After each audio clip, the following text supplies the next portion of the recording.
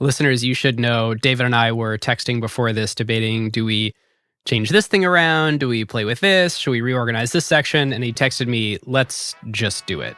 So in the honor of bad jokes by David Rosenthal, here we go. Who got the truth? Is it you? Is it you? Is it you? Who got the truth now? Is it you? Is it you? Is it you? Sit me down, say it straight. Another story on the way. Who got the truth? Welcome to Season 13, Episode 1 of Acquired, the podcast about great technology companies and the stories and playbooks behind them. I'm Ben Gilbert. I'm David Rosenthal. And we are your hosts. There's an age-old question in business. What is more important, a great product or great marketing? Well, today we have literally the perfect case study in that very question in Nike. Does breakthrough innovation drive that business? Or is their core competency really around their profound advertisements and their sponsorship deals with athletes and teams, or their probably best in the world brand positioning? To understand it, we have to examine Nike's entire 60-year history, of course, because this is Acquired. And because Shoe Dog is so good. It's amazing. You got to start at the beginning. So really, the question is, what makes this company the single largest apparel business in the world today, outside of luxury, of course? And how is it possible to be a shoe company that does over $50 billion in revenue when they technically don't make a single shoe? So you may think you know Nike from the movie Air or Shoe Dog, but what hasn't been told is how those old stories tie to the gigantic shift in strategy that Nike is really in the middle of right now. Well, LPs, we got to thank you for voting for this episode. David and I have had it sort of in our episode backlog for 2-3 years. And when we put it up for a vote, the overwhelming majority of you selected this as our next episode. So if you also want to vote for future episodes and become an Acquired LP, that is acquired.fm/LP. If you want an update every time we drop a new episode so you don't miss it, you can sign up at acquired.fm/email. And we'll be dropping little Easter eggs and hints in those emails to tease about what the next episode is going to be. So that's acquired.fm/email. Don't miss a new episode. And lastly, make sure you check out ACQ2, our second show where we interview people who are building their companies today, available in any podcast player. And without further ado, listeners, as always, this show is not investment advice. Dave and I may have investments in the companies we discuss, and this show is for informational and entertainment purposes only. David Rosenthal, what is that stack of books on your desk? Oh my God. I think Amazon owes a thank you note to Acquired LPs because I bought every Nike book out there. I mean, my 6-foot-long desk is covered in Nike books. It's so fun to read all of them. I thought there was just Shoe Dog. I didn't realize there was the literally over a dozen that you and I collectively read. There's so many of them. I read thousands of pages. But there are 3 books that all basically tell more or less the same story that we weave together to come up with our core Acquired Nike story here today. And I bring it up because it's actually pretty important what these 3 books are. The first, of course, is Shoe Dog, the GOAT business memoir of all time. The second is a book called Just Do It that was written by the journalist Donald Katz. Ben, do you know who Donald Katz is? Ooh, I do not. So Don, after he wrote this book, and I think he wrote 1 or 2 other books, he had quite the career change. He went on to found the company Audible. Oh, really? Isn't that crazy? It's kind of cool that that was founded by a journalist. Yeah, just wild. So he wrote kind of the canonical third-party journalist take on Nike. And then the third book is a book called Swoosh, which I bet most people have not read, but kind of like Taste of Luxury. I think people who are really in the know in the footwear industry have read this book. It was written by one J.B. Strasser and her sister, Laurie Beckland. J.B. Strasser is Julie Strasser, who was the wife of Rob Strasser. Now, Rob, if you've seen the movie Air, the character played by Jason Bateman is Rob Strasser, Nike's legendary first head of marketing. An item among many that is not discussed in the movie is that Rob, shortly after signing Jordan, had an enormous fight with Phil Knight, left the company with Peter Moore, who was the designer behind Jordans, and ended up joining Adidas as CEO of Adidas America just a few short years later. It's like an incredible betrayal. This is like a Judas level betrayal. I mean, to say he was persona non grata around Nike is understatement of the century. And here's this book that was written in real time by his wife as this was all happening. Incredible. Yeah. So Strasser, we'll get into his contributions, but he is probably second only to Phil Knight in willing Nike into existence. We start, however, with the Shoe Dog story, the origin of Blue Ribbon Sports.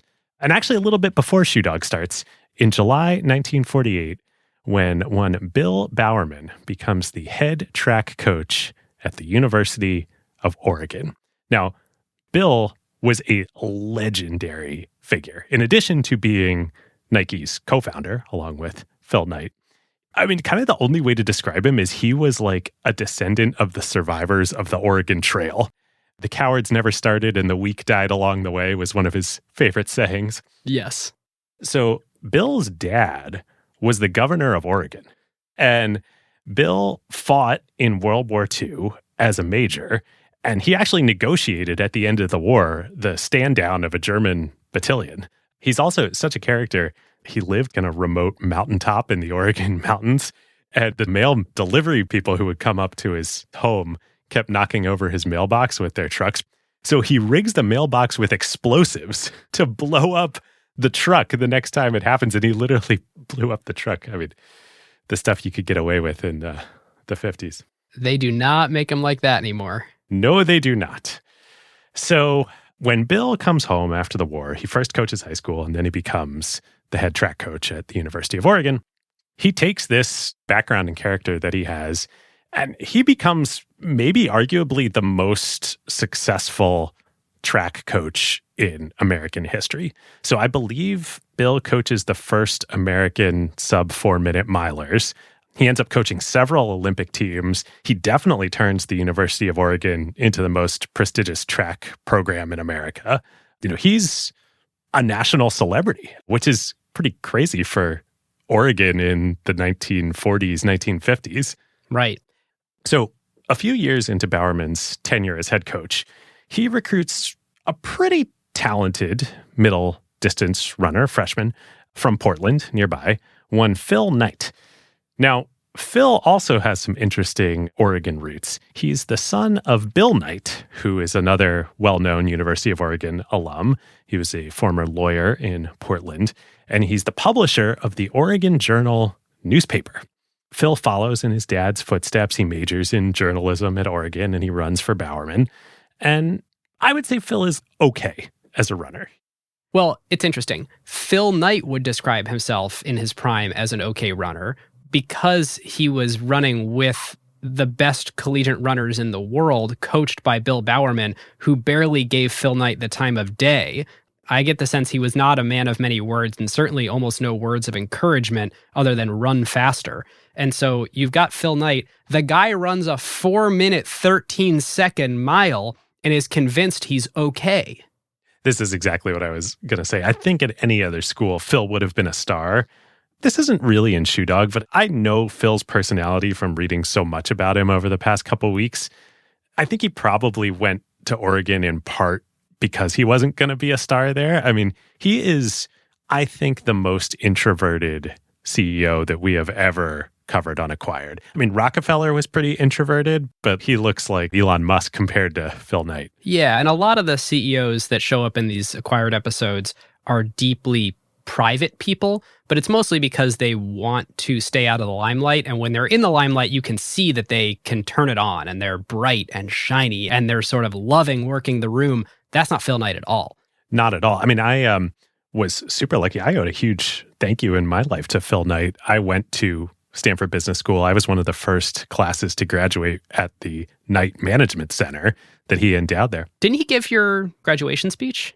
Exactly. It was amazing. It was kind of the first draft of Shoe Dog that he had been working on. The book came out a couple years later. So great. But I remember thinking, this does not seem like the founder and CEO of Nike. You know, even here talking at Stanford, the most warmly receptive audience possible, like he was very nervous.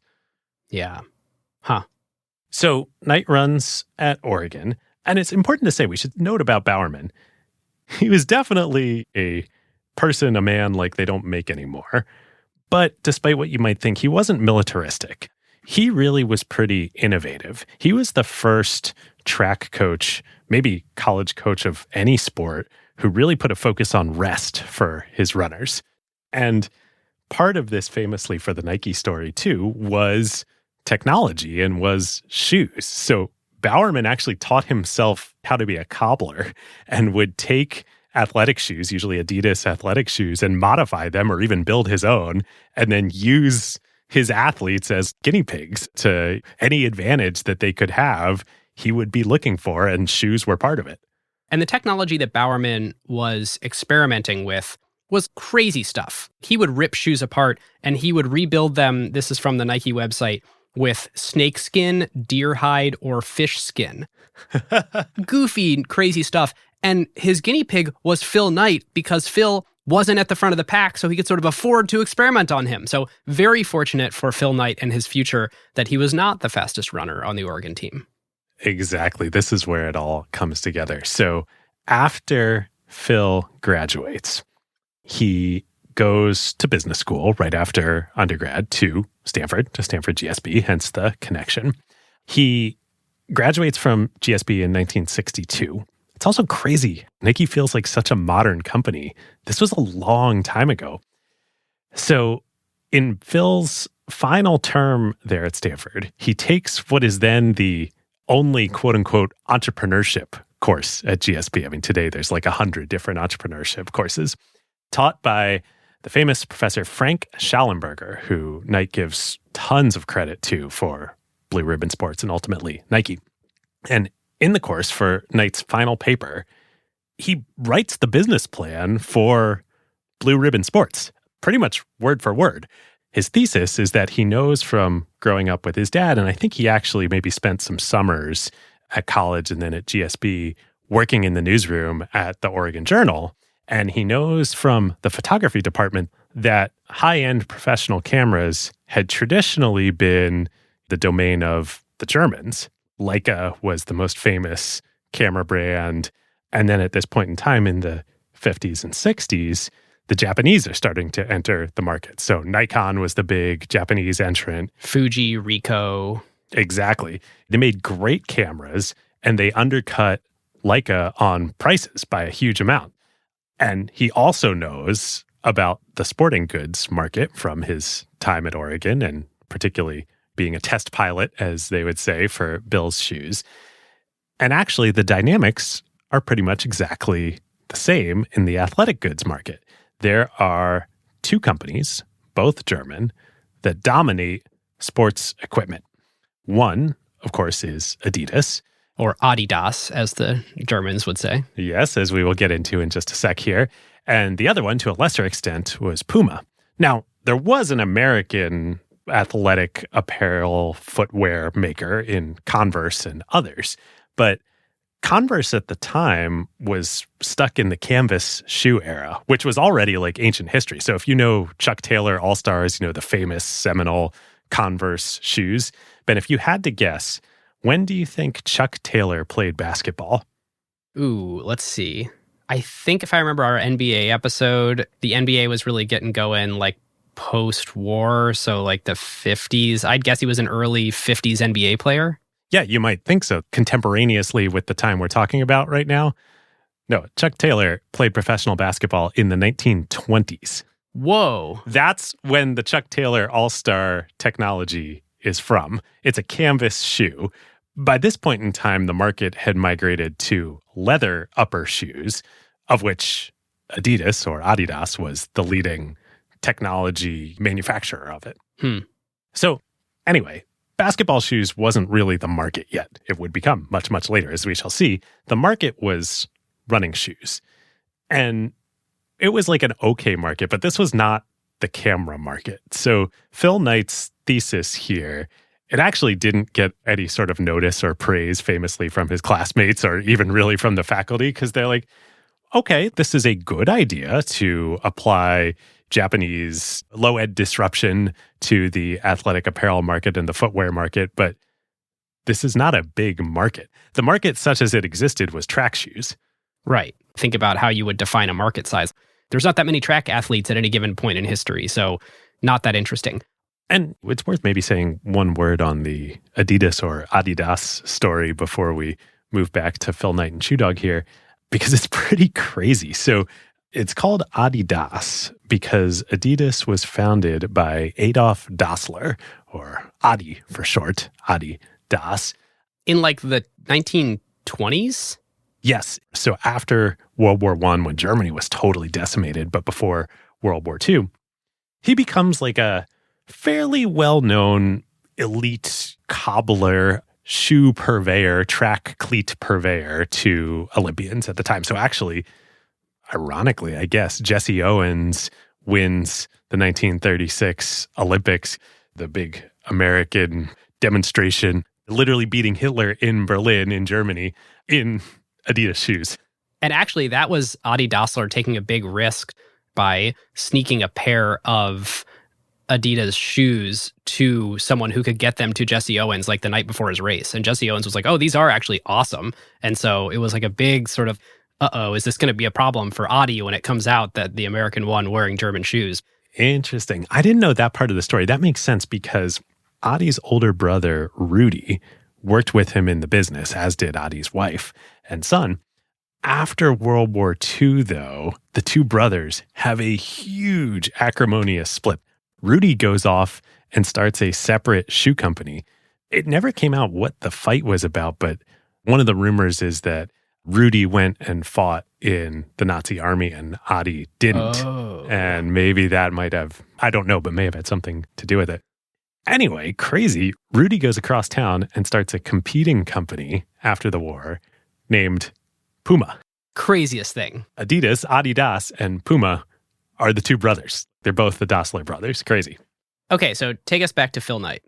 Phil has this idea in this class in business school, this good idea but small idea to sell Japanese track shoes in the US and undercut Adidas. In 1963, after he graduates, Phil decides that he's going to go off before he really starts life. He's going to go take a trip around the world, and he convinces one of his buddies from GSB to go with him. They go first to Hawaii, famously, and the buddy meets a girl in Hawaii. And It's like, why would I leave Hawaii? yeah, I mean, smart guy. Phil, though, goes on to Japan, and he's still thinking about this idea. When he's in Japan, he starts going to tracks in Tokyo and watching what people are wearing, running around the tracks. And he observes and he decides that the Tiger brand shoes that he's seeing are the best. So he looks up the company that makes Tigers. Turns out they're made by a company called Onitsuka, which is based in Kobe in the south of Japan near Osaka. And Phil, for a desperate introvert, kind of crazily, this is how passionate he is about this idea. He gets it in his head that he's going to hop on a train from Tokyo and just go knock on their door and say hi to the Onitsuka Corporation and maybe ask them if he could import some of their shoes. So the story goes that he shows up on the door, and I can only imagine what 23-year-old Phil Knight is feeling as he's going through this. Well, this is the other side of Phil's personality, where he's sort of a tortured soul. He's introverted, but he's unbelievably driven. He has a splinter in his mind where when his buddy's like, actually, this is pretty good, I'm going to stay in Hawaii, Phil's like, but I'm longing for something. Yes. There's something wrong with my existence in the world that needs to be fixed, and I need to go and find out where I belong and what to do and how to change the world and how to build something. And I think he's got a motor that's just different than the way that other humans operate. I've been thinking a lot about, I think this is a David Senra saying that the CEOs and the founders of these companies that we cover, that he covers, they are the Genghis Khans of our time. And Phil doesn't present as a Genghis Khan. Yes. But he still is. Right. Deep down underneath all that introvert, he has that same drive that John Rockefeller had, that an Elon Musk has, that a Mark Zuckerberg has. And this unbelievably competitive spirit is the founding element of Nike's culture that permeates to this day. At Nike, you play to win. And I think everyone shows up to work and you wear Nike stuff and you don't ever wear any of the competitors. Not to, hey, I want to try out this stuff. It's like, hey, we don't do that here. That's playing for the other team. Get off the other team. You're on our team. And you wake up every day and you show up to go to work and kick your competitors' asses. And sometimes that takes them to questionable places that we'll talk about later in the episode. But Nike is among the most competitive cultures in the world. It's funny you say Nike there as sort of founding principles because Nike isn't going to come for quite a while here. While Phil is making this train trip down to Kobe, he suddenly has a realization. His plan is he's going to show up at the door. He's going to say that he's an American businessman, a distributor, and he wants to distribute their shoes in America, literally his business plan from the GSB class. He doesn't have a company, though, and he doesn't have a name for the company. So he has to think fast and come up with a name. And there are multiple conflicting stories about where the name comes from. The one that Phil tells is that the name Blue Ribbon Sports comes from him thinking back to his childhood days, becoming a track athlete in middle school and high school. He talks about he got cut from the baseball team and his mom encouraged him to go out for track. And then the blue ribbons that he won at his track meets, really helped define his personality. It's a very nice story. Very nice story. That's where the name comes from. The other story that appears in the other books is that Phil was out drinking the night before, either drinking Pabst Blue Ribbon, PBR beers, or I think more likely the other one that I read is Suntory Blue Ribbon Whiskey, which is a Japanese whiskey brand. He saw a billboard or something like that, and that's where the name Blue Ribbon came from. As with any of these stories, we'll never know, and it's probably some of both. Yes. Either way, perhaps driven by this drive to succeed, Phil puts on the performance of a lifetime in this meeting.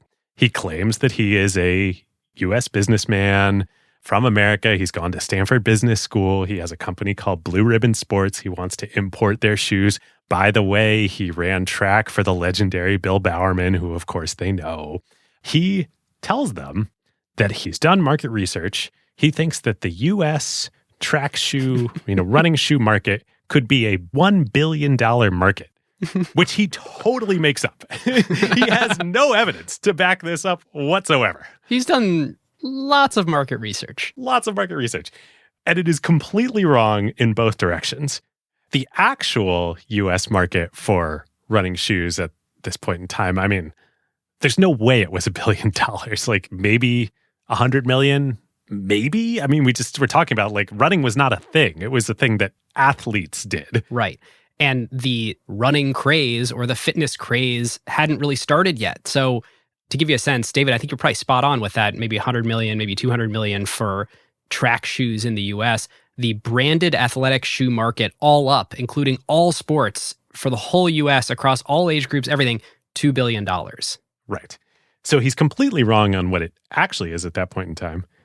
He's also completely wrong on what it would become in the other direction, thanks to Blue Ribbon and Nike. Right. They had a large hand in growing.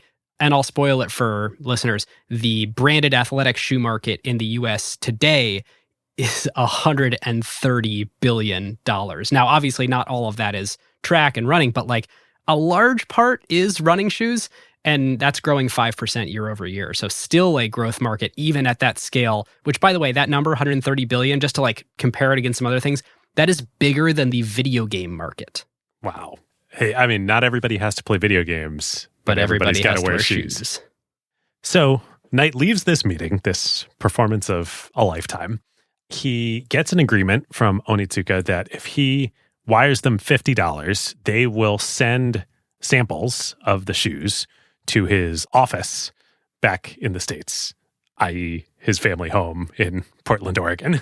So first thing Knight does, he gets in touch with his dad. I don't know, he sends him a telegram or something back in Portland and asks him to wire $50 to the Onitsuka Corporation of Japan for purchasing these samples. He gets home, I think it's 2 or 3 months later after this. Surely the shoes would have arrived by now. Surely the shoes would have arrived. He rushes home, says, "Hi, Mom. Hi, Dad. Did the shoes arrive?" His dad's like, "What shoes?"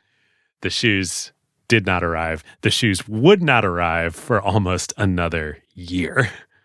Wow. A little foreshadowing in what doing business with Onitsuka is going to be like for the fledgling Blue Ribbon Sports. And this is just to like get some samples to see if he can sell $50 worth of shoes. That takes over a year. So Phil gets home. He's disappointed. He's got to start his life. He gets a job as an accountant. He's got a business school degree. He's studying to take the CPA exams and become a licensed CPA. And then finally, at the end of 1963, I think right around Christmas, Phil writes in Shoe Dog, the samples show up. And Phil gets them. They're great. They're what he remembers. He thinks, these aren't quite maybe as good as Adidas, but they're good enough. And I can sell them cheaply enough that my business plan will work. Right. They're way cheaper.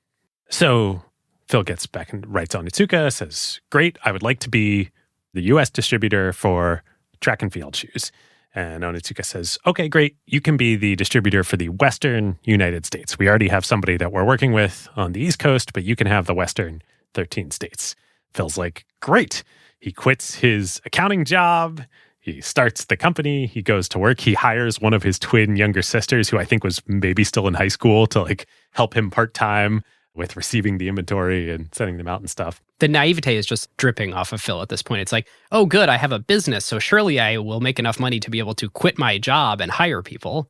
Yes. And now he doesn't have enough money to open a retail outlet or even really to get enough inventory to sell wholesale to other retailers. So his genius business plan, I don't know how much of this was part of the Stanford paper or not, is he's going to drive around to track meets in Oregon and up and down the West Coast and sell the shoes out of his car.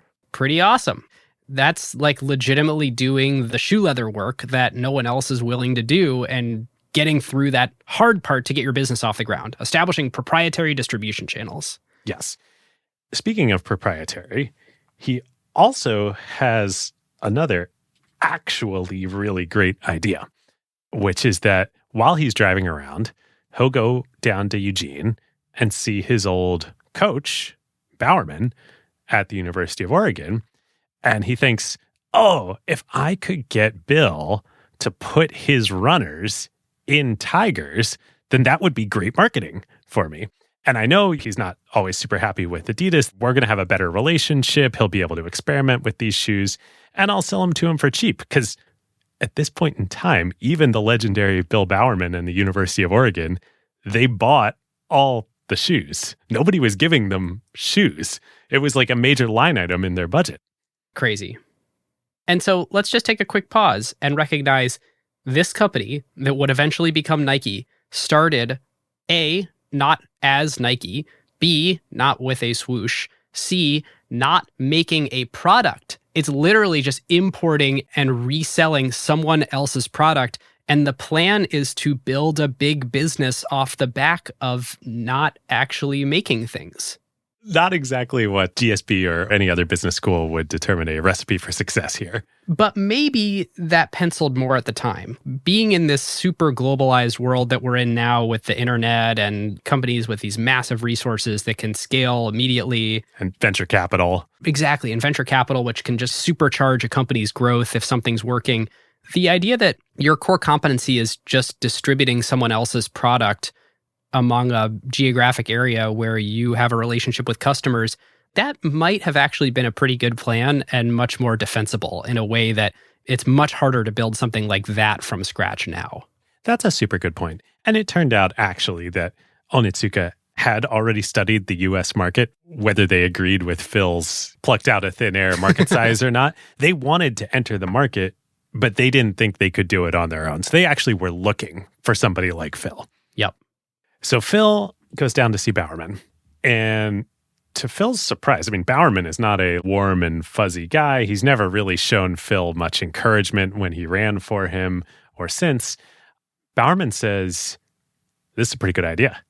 Not only do I want the shoes for cheap, I want you to cut me in on the deal. I want to be partners with you in this company. And Phil is like floored. And like real partners, 50-50-ish. It's not like I want you to like toss me a percent here or there for being an advisor or something. It's like, okay, great, co-founders, just like that. So Phil's like, what's the deal you have in mind. I think originally Bowerman says 50-50, and then he sleeps on it and he comes back with his lawyer and he says, actually, let's do 51-49. I want you to have 51, me to be 49, because I don't really want to be involved here. Now, on the one hand, this is super exploitatory of Bowerman, of his old athlete that still obviously looks up to him like a father. It's kind of like there weren't really VCs yet in this era, but when there would be, like, VCs taking 50, 60, 70% of the company. On the other hand, this is a no-brainer yes for Phil. Right. He's giddy about it. He's like, oh, only half the company? Great. Well, and if Phil doesn't do this deal, he would have 100% of Phil Knight's Blue Ribbon Sports. But he does do the deal, and he gets 51% of Bill Bowerman's Yes. Blue Ribbon Sports, which is a completely different animal. Yes. So I was thinking about this. After reading Shoe Dog, I was like, because I just read it for the second time. It just feels a little weird that Bowerman would just kind of immediately be like, yes, I'll go into business with you, person who ran for me that I never had a particularly close relationship with. And so I've always wondered, like, why was he so eager to do this? And as part of the research, I stumbled upon this guy named Scott Reams, who was formerly a Nike historian. He worked in the marketing department and then for over 20 years worked at Nike and became the company historian. He has an epic set of LinkedIn posts that are really like these incredible gems pointing out things in company history. And so he's got this post. He says, based on letters in the University of Oregon and Nike archives, Bill Bowerman corresponded directly with many footwear manufacturers in the 1950s, so like 15 plus years before this, including Adi Dassler, directly to Adi Dassler, trying to purchase shoes for his runners directly to avoid retail markup. He made it clear he had ideas on how to make running shoes better. Remember, these are in letters to Adi Dassler years before. But the responses he received referred him to footwear distributors in the United States for Adidas and ignored his design offer. So Bowerman is sitting there and he is primed. He's like, oh, you're going to import foreign shoes and give me a deal? I'm in. Just like Onitsuka was primed to receive young Phil Knight, so was Bowerman. Ben, this is so awesome. I was going to save this for a reveal later in the episode. Scott Reams is legendary. He was, as you say, Nike's corporate historian. He worked super closely with Phil on writing Shoe Dog. Oh, did you read his post too? I sent you his LinkedIn. Did you look through them all too? Not only, I sent him a message on LinkedIn. I talked to him. I spent hours talking to Scott. Really? He spent a few days helping me put our version, Acquired's version of the Nike story together. We have a huge, huge thank you to him. But I was going to surprise you with this. This is super cool. That is so awesome. Oh, that's so cool. I guess I should tell you. So, listeners, we talked to like nearly a dozen people to prepare for this episode. I also want to thank Eric Sprunk, who is a 27-year Nike veteran.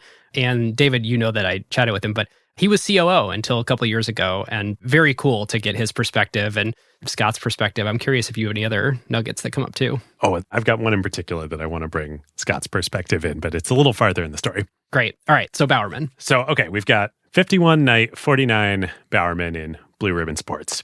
They each put in $500 to finance the first big shipment of inventory of Tigers from Onitsuka.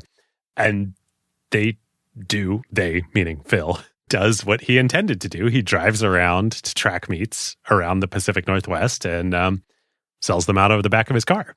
And even with that funny sales strategy, and in Shoe Dog, Phil talks about this, while he was in Hawaii with his buddy, the way they made money was they sold encyclopedias door to door, and then Phil gets a job as a stockbroker trying to sell stocks. He doesn't make any sale. Like, he's the most introverted person in the world. He can't be a salesman. But for some reason, when he's selling shoes, when he's doing his crazy idea, he can literally just go to track meets and convince kids and their parents to buy these shoes out of the back of his car. When you believe in something, sales are just natural. It's so true.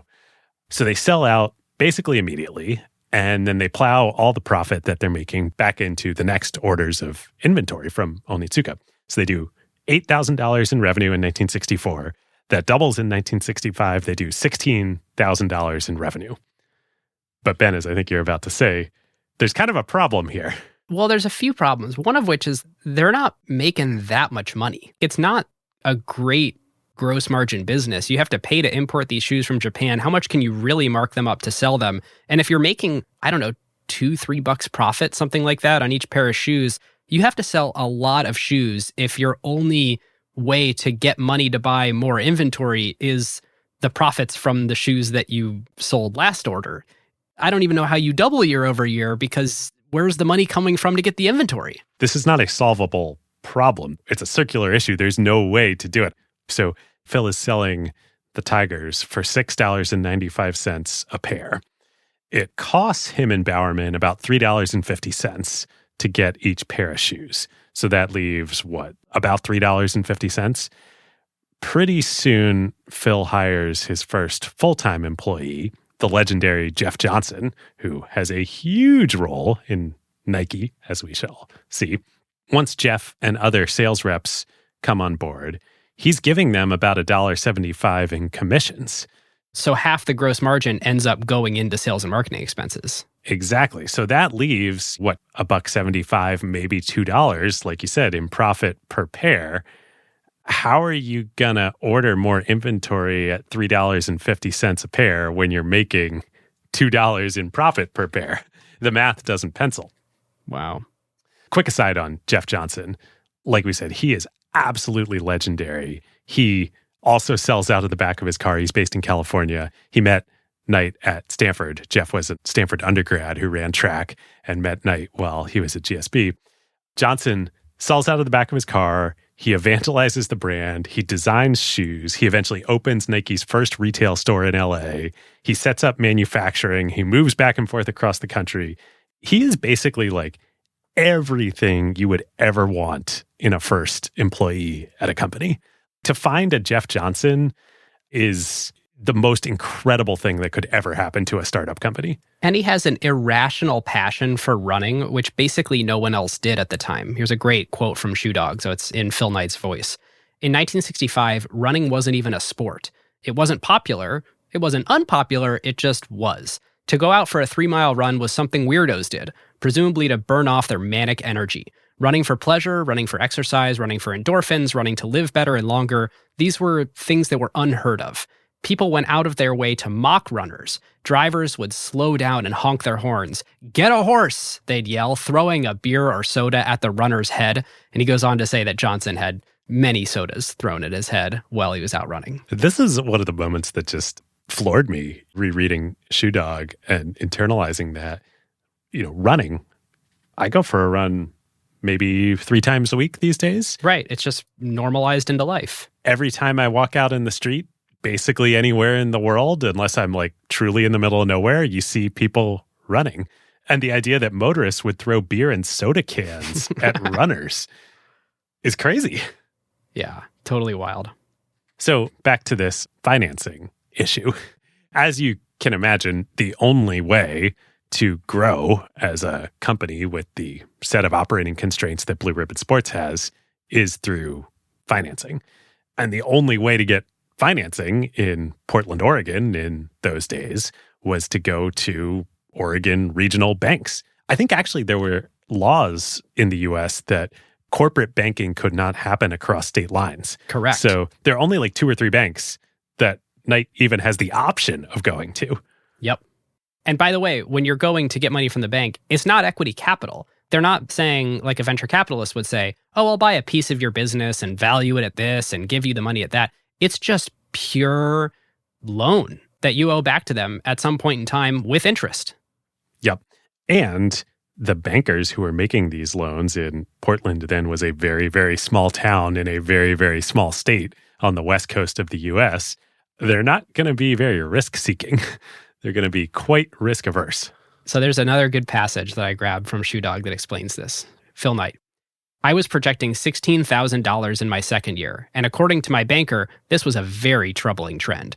A 100% increase in sales is troubling, I asked. Your rate of growth is too fast for your equity, he said.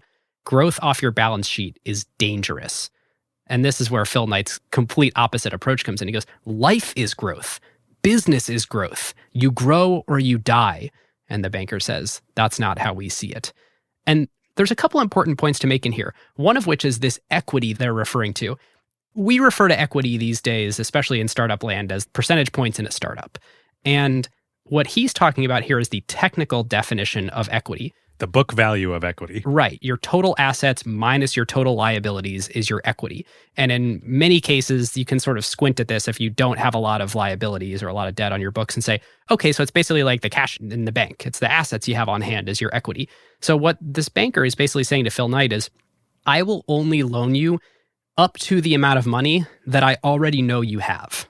Yep. Now, that's not terribly helpful. It's basically a cash advance. It's like, well, the money that I have is sort of tied up in other stuff like inventory, and you're just loaning me enough money for me to make my next order. But there's not actually any real new capital. It's not like there's a post-money valuation. You're basically just saying you can borrow these dollars, then you can give them back to me, and I'm going to cap your dollar limit super low.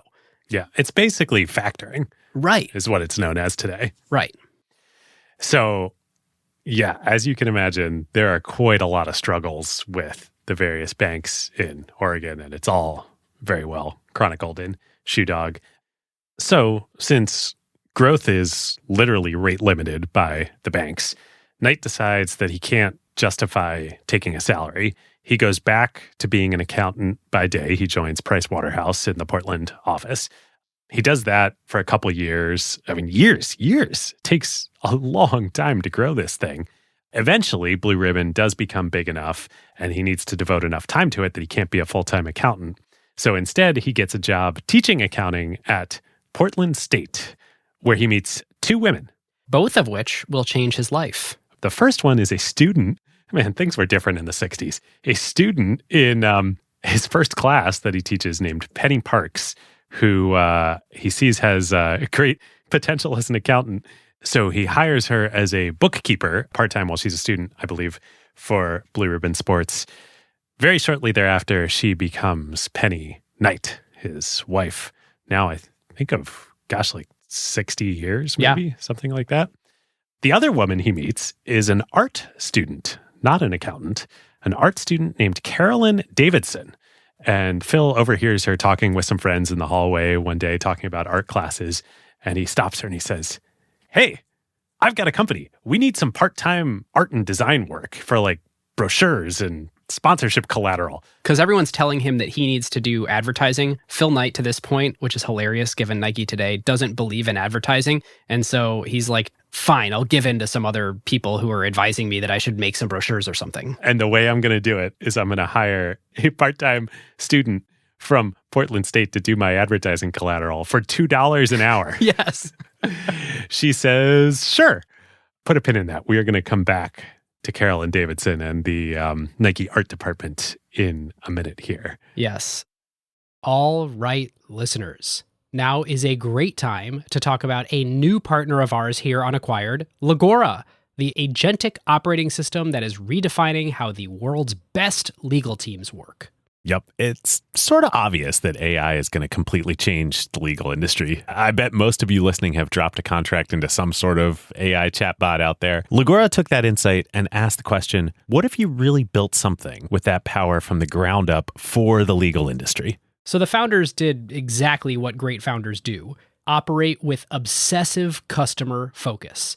They embedded inside a massive law firm for months.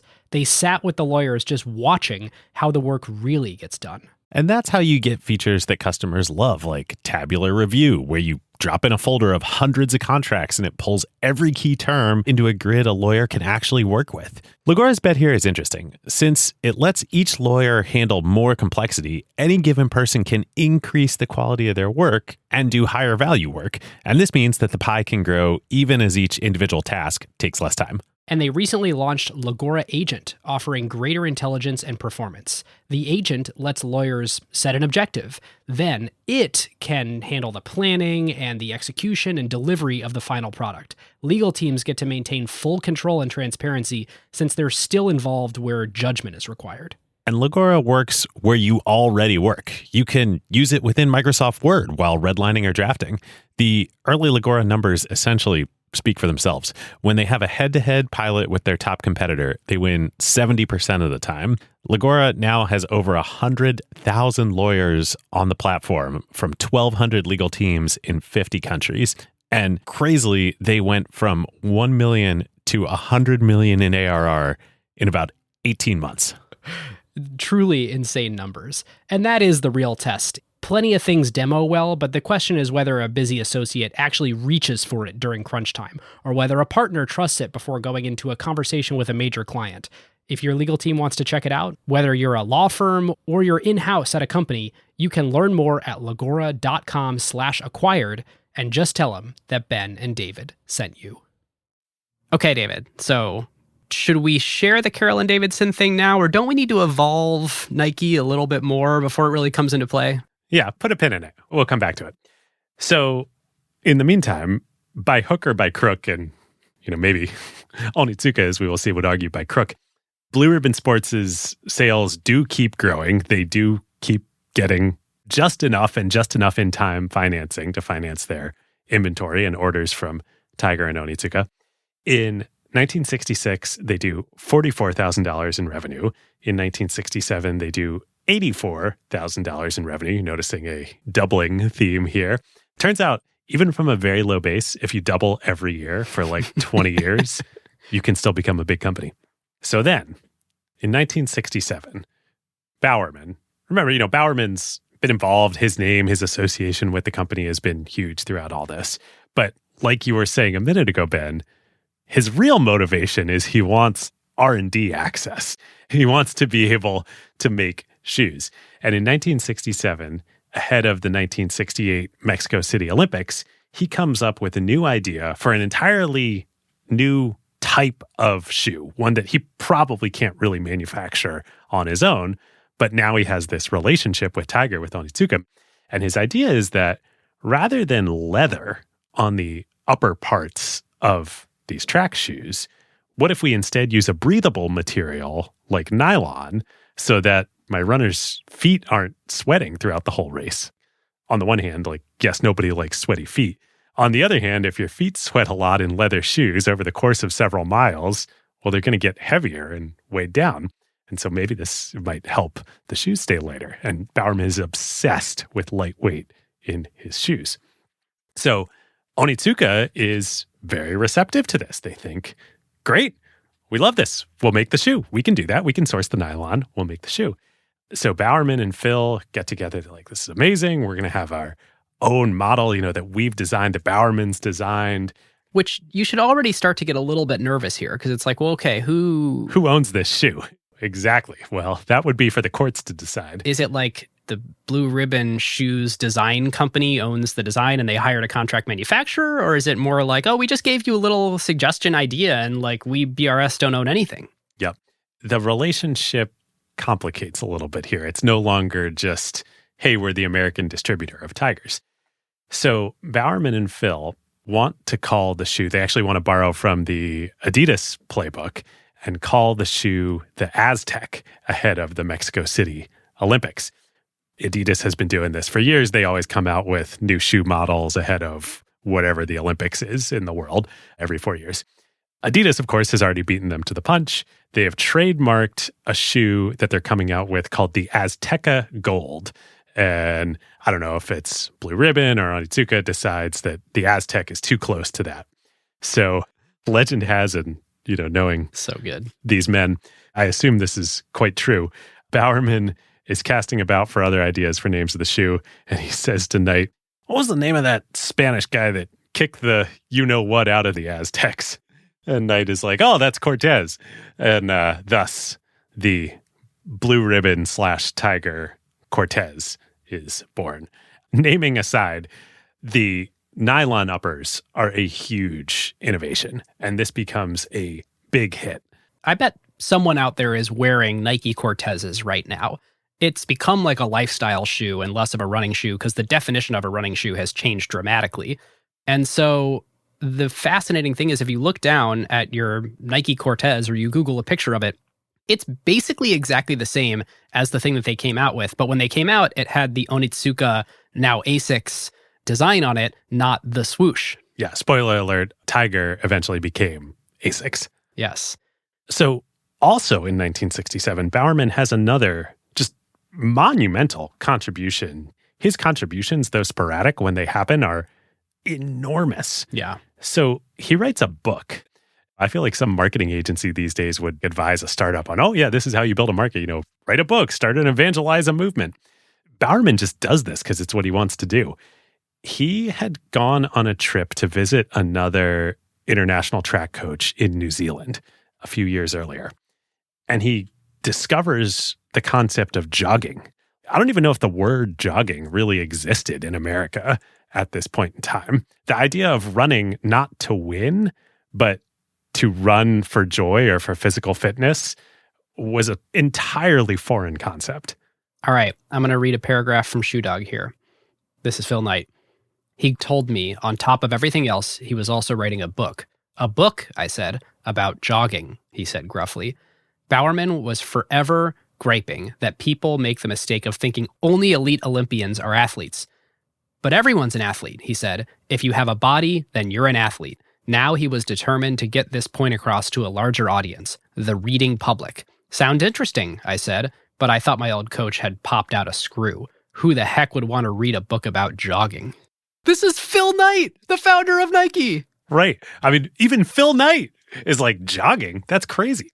So Bowerman writes this book. It's called Jogging, a Physical Fitness Program for All Ages. He writes the book. It comes out in 1967.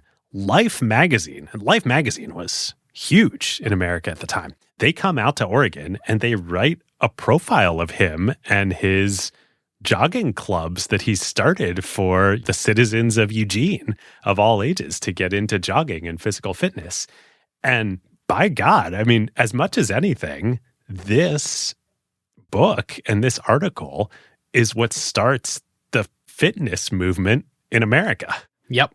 It's the craziest thing. I keep going back and forth when looking at Nike and say, did they benefit from this enormous wave that they were riding, or did they create a wave? And I think it was actually both. Yes. So Knight has this great quote about this later in life. He's asked literally this question, if Nike started the fitness revolution. And his answer is so typically Phil Knight. He says, we were at least right there, and we sure rode it for one hell of a ride. I love it. Here's a crazy bit of trivia, David. So for me, when I reflect back on like the birth of the jogging movement, because I'm a millennial and I wasn't there, I think of Forrest Gump. You know, he's running across America and all these people are running with him. And that time and that aesthetic to me is like, oh, that's when jogging sort of really took off. He was wearing Nike Cortezes. Yeah. Perfect. So great. And the fact that Blue Ribbon really did have starting to become pretty real distribution at this point to the West Coast. They actually had built a brand and a trustworthiness with customers and coaches and that sort of thing for themselves that not only could Bowerman write the book and evangelize and have the idea, but they could actually get shoes onto the feet of people because out of this budding company, they actually had a little bit of distribution. And more than just athletes. Yeah. Or more importantly, changing the definition of athlete. Yes, I like that. Changing the definition. More than just people who define themselves by their occupation, whether amateur or professional, as athletes. Right. So by 1970, just a short while after this, Blue Ribbon is now doing over $500,000 in annual sales. So they're like a real company now. They're selling out of the Cortezes literally as fast as they can get them off the boats from Japan. Onitsuka renews Blue Ribbon's distribution agreement in 1970 for 3 more years to run through 1973. When this happens, Phil then goes to the bankers in Oregon and asks for, hey, great. The Cortez is selling out great. Fitness is this new thing. We're a $500,000 revenue company. We've got a 3-year ironclad deal with our manufacturer. Surely you could assign some value to that contract, if not to our brand and our team and all these other intangibles. You won't just treat us as if we're book value now. Like, we'll have some real enterprise value because you can invest in our enterprise here, our enduring institution. So he asks for a line of credit of $1.2 million to finance inventory. He never asked for a over $1 million line of credit before. He trips the alarms. He trips the alarm system. $1.2 million. A kid off the street can literally walk down Sandhill and raise $1.2 million today. Inflation adjusted, it's probably like $8 million or something. Sure, whatever. But a kid off the street can walk out of Stanford and raise $8 million today. Exactly. Just say it's an AI company. So the bankers, not literally, although literally they would do this very shortly thereafter, they throw him out. They're like, no. We're done here. You can't be doing this. We're done. I'm just fascinated by this concept of it's almost as if the idea of enterprise value didn't exist, that literally a company could only possibly be thought of as its assets minus its liabilities. So what that meant was if you want to grow your company and you want to grow it as fast as possible, then it means you can only take out as much debt as you have assets in the company. But you probably shouldn't, because then if anything goes wrong, your company is like immediately wiped out because your debt to assets ratio is like literally 100. And what Phil Knight did was all of the time kept it at a 100% ratio or close to it, like a 90% ratio. He'd look and see how many assets they had and say, great, we should have exactly that much debt too, so I can grow as fast as possible. And so it kind of becomes this game of musical chairs where when you're levered that hard, you need to be growing super fast because you need to get that inventory off the boat, sell it so you can, as fast as possible, go and pay off the bank so that A, the interest doesn't pile up and you don't trip a bunch of covenants, but B, so that then you can go ask them for another loan to do the same thing again. And you literally need growth as the only way to keep the lights on. It's not just growth as a virtue, it's growth as a necessity. And this, in addition to the competitive thing I mentioned earlier, where Nike is a competitive company, Nike is a growth company. And if you go to their investor relations page to this day, across the top in big bold letters, it says, Nike Inc. is a growth company. They were born out of this is the only possible way to continue our existence is grow so we can pay off the bankers. Two things here. One, this is so sad.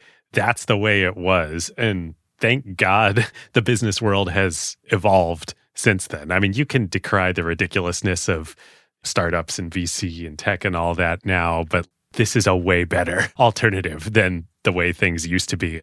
Two, though, ironically, I actually, as crazy as this sounds, think it was a critical element of Nike succeeding and becoming Nike. Because if it were too easy, there would have been a flood of other competitors. Or Onitsuka and others would have just done this themselves. Right. It's like many of the stories we tell, that it's path dependent.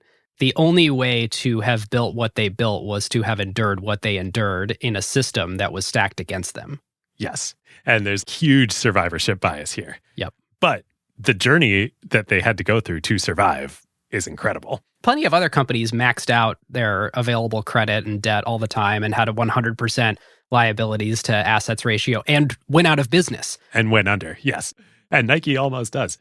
So when this happens, when he gets thrown out of the banks, Phil needs to do something to raise money. So he decides the only thing he can think of is to do a small public offering, like a local IPO. Remember how Ben & Jerry's was the first direct listing? Yeah, I think it's something like that where they sold shares, Ben & Jerry's sold shares in Vermont to like their neighbors. Yes. This is what Phil wants to do. And this is how bad it is. So A, he changes the name of the company. This is so good. Nike isn't anywhere in the picture yet.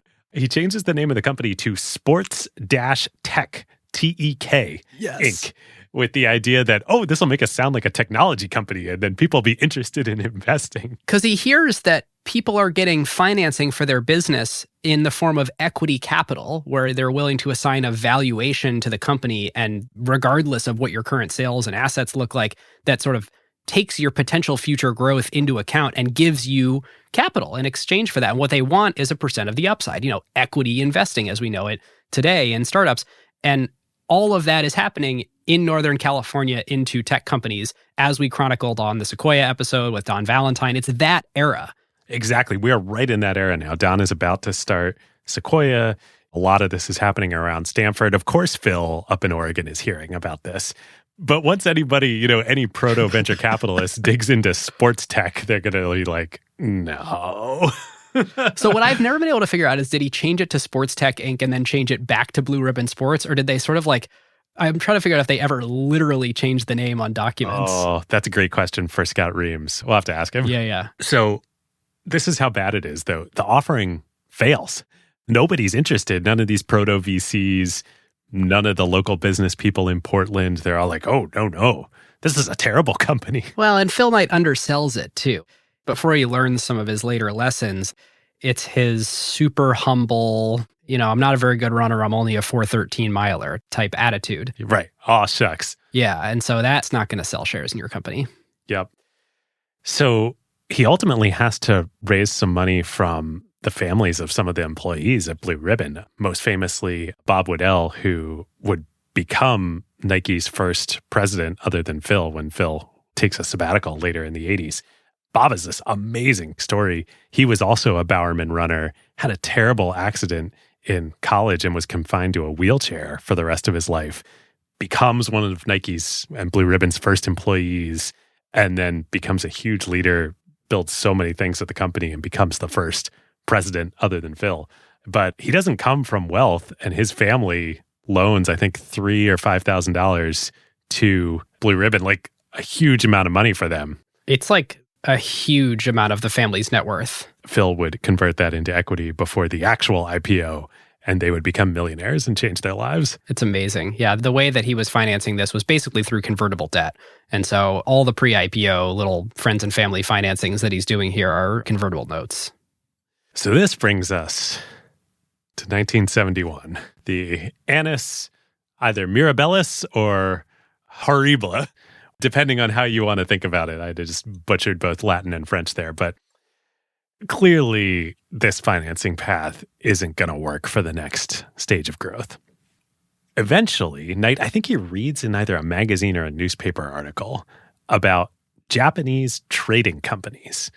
How he had never heard of Japanese trading companies before then, given the amount of business he was doing in Japan, is crazy. Although it was in Onitsuka's strong interest for Phil and Blue Ribbon not to find out about Japanese trading companies, as we shall see. And what they are is this very strange type of company that we don't really have, at least in the tech ecosystem today. No, does not exist in America or in most countries. And it's sort of a hybrid between a lender and a supply chain partner, where it's a company that has some primary business that they're doing. / private equity firm / holding company. Yes. It's a company that, in this particular instance, has a business that they're in and generates a bunch of cash. So what do you do with the company's treasury? Well, you could do boring stuff with it, or you could make strategic investments with it, or you could operate a financing business where you leverage all of the unique relationships you have from the parent company to due diligence, to advantage your investments, to put your foot on the scale, and you're using the fact that you have a large treasury to open a competitively advantaged bank, especially in sourcing international goods. Yes, to do asset-based financing, exactly what Blue Ribbon needs. So the company that he ends up meeting at the local branch office of it in Portland, I think they might have been the only Japanese trading company with a branch office in Portland, is Nisho Iwai, which is one of the smaller ones. Today, the company is called Sojitz. Today, it is still a $40 billion revenue company. Back then, in 1971, it was a $100 billion annual revenue company. And it was, I think, the 6th largest Japanese trading company. The other ones that many listeners probably will have heard of are companies like Mitsubishi or Mitsui or Sumitomo. These are enormous companies, and especially in the 70s, as Japan was really rising. We told the story on the Sony episode. Nisho Iwai was a godsend for Blue Ribbon. And it could have gone either way. That was the thing with these Japanese trading companies, is if you weren't super clear on exactly what you wanted up front, it could totally go the way of private equity, where, you tripped one covenant, or you this, that, the other thing, and suddenly they're able to own a controlling interest of your company, or they're able to take over management and install their own people. It was a PE-style financing where oftentimes they would sort of take over and absorb the businesses that they were financing. So Phil Knight was going into this saying, okay, that really, really, really can't happen to Blue Ribbon. What can I possibly negotiate with these guys to make it so that their interests are aligned with mine, but not in a way that could compromise my control? Right, because he gets a little spooked. According to Shoe Dog, Phil walks into the office of Nisho Iwai in Portland. This is like the Portland, Oregon branch office of Nisho Iwai, meets with one of the officers there who would go on to become an incredible personal relationship for Nike and for Phil, a guy named Tom Sumeragi. And he offers on the spot to finance all of Nike's inventory on the spot in a meeting in the branch office in Portland. So Phil's like, whoa, how do I deal with these guys? Right. They're a little too eager. This can't be that good of a deal. What's going on here? It turns out ultimately it's a great deal. And why is it a great deal? Well, the first thing you have to know is Nisho knows Japanese manufacturers. And so they start asking Phil Knight questions like, well, who do you work with in Japan? And like, would you ever make your own shoes? And are you looking for relationships with more factories? And so they start to get the sense that like, maybe eventually we could put our foot on the scale in certain ways and help this company win. And so if we're doing business with them as their financing partner, this could be really good for us too. So Phil, in retrospect, makes the mistake of calling up Onitsuka and saying, hey, I'm in this lurch with financing. I just met Nisho Iwai. They offered to finance all my orders with you guys. Would you be okay if I do it? And they immediately say, absolutely not. And the reason they say absolutely not is, Ben, just like you're saying, they know what's going to happen here is Nisho is going to say to Phil, hey, this is nice that you're buying Onitsuka's inventory. Onitsuka, I think, is like a 20, 30, maybe $40 million revenue company in Kobe at this point in time. Right. This could creep into us. Nisho is a $100 billion company, right? Nisho is going to say, hey, we'll introduce you to manufacturers, to factories here in Japan. Build your own shoes. Make your own brand. Screw these Tiger guys. And that is exactly what happens. All right, listeners. Now is a great time to tell you about a longtime friend of the show, Vanta. AI has scrambled the whole security picture. It used to be that you proved that you were secure once a year, an audit or a static PDF, then everyone would nod and you're done. But in an AI-first world, that doesn't hold up anymore. Yep, your risk surface changes every week now. A vendor turns on an AI feature or someone writes in a new model without telling IT, and your posture is different than it was last week, let alone at your last audit.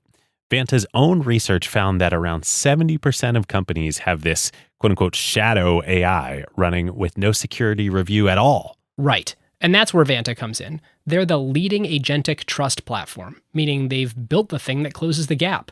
And the way that they close that gap is Vanta Agent. Think of it as a GRC engineer, that's governance, risk, and compliance, except that it's software and it doesn't sleep. It finds the issues, drafts the fixes, and cuts the time that you'd spend on vendor assessments in half. In half!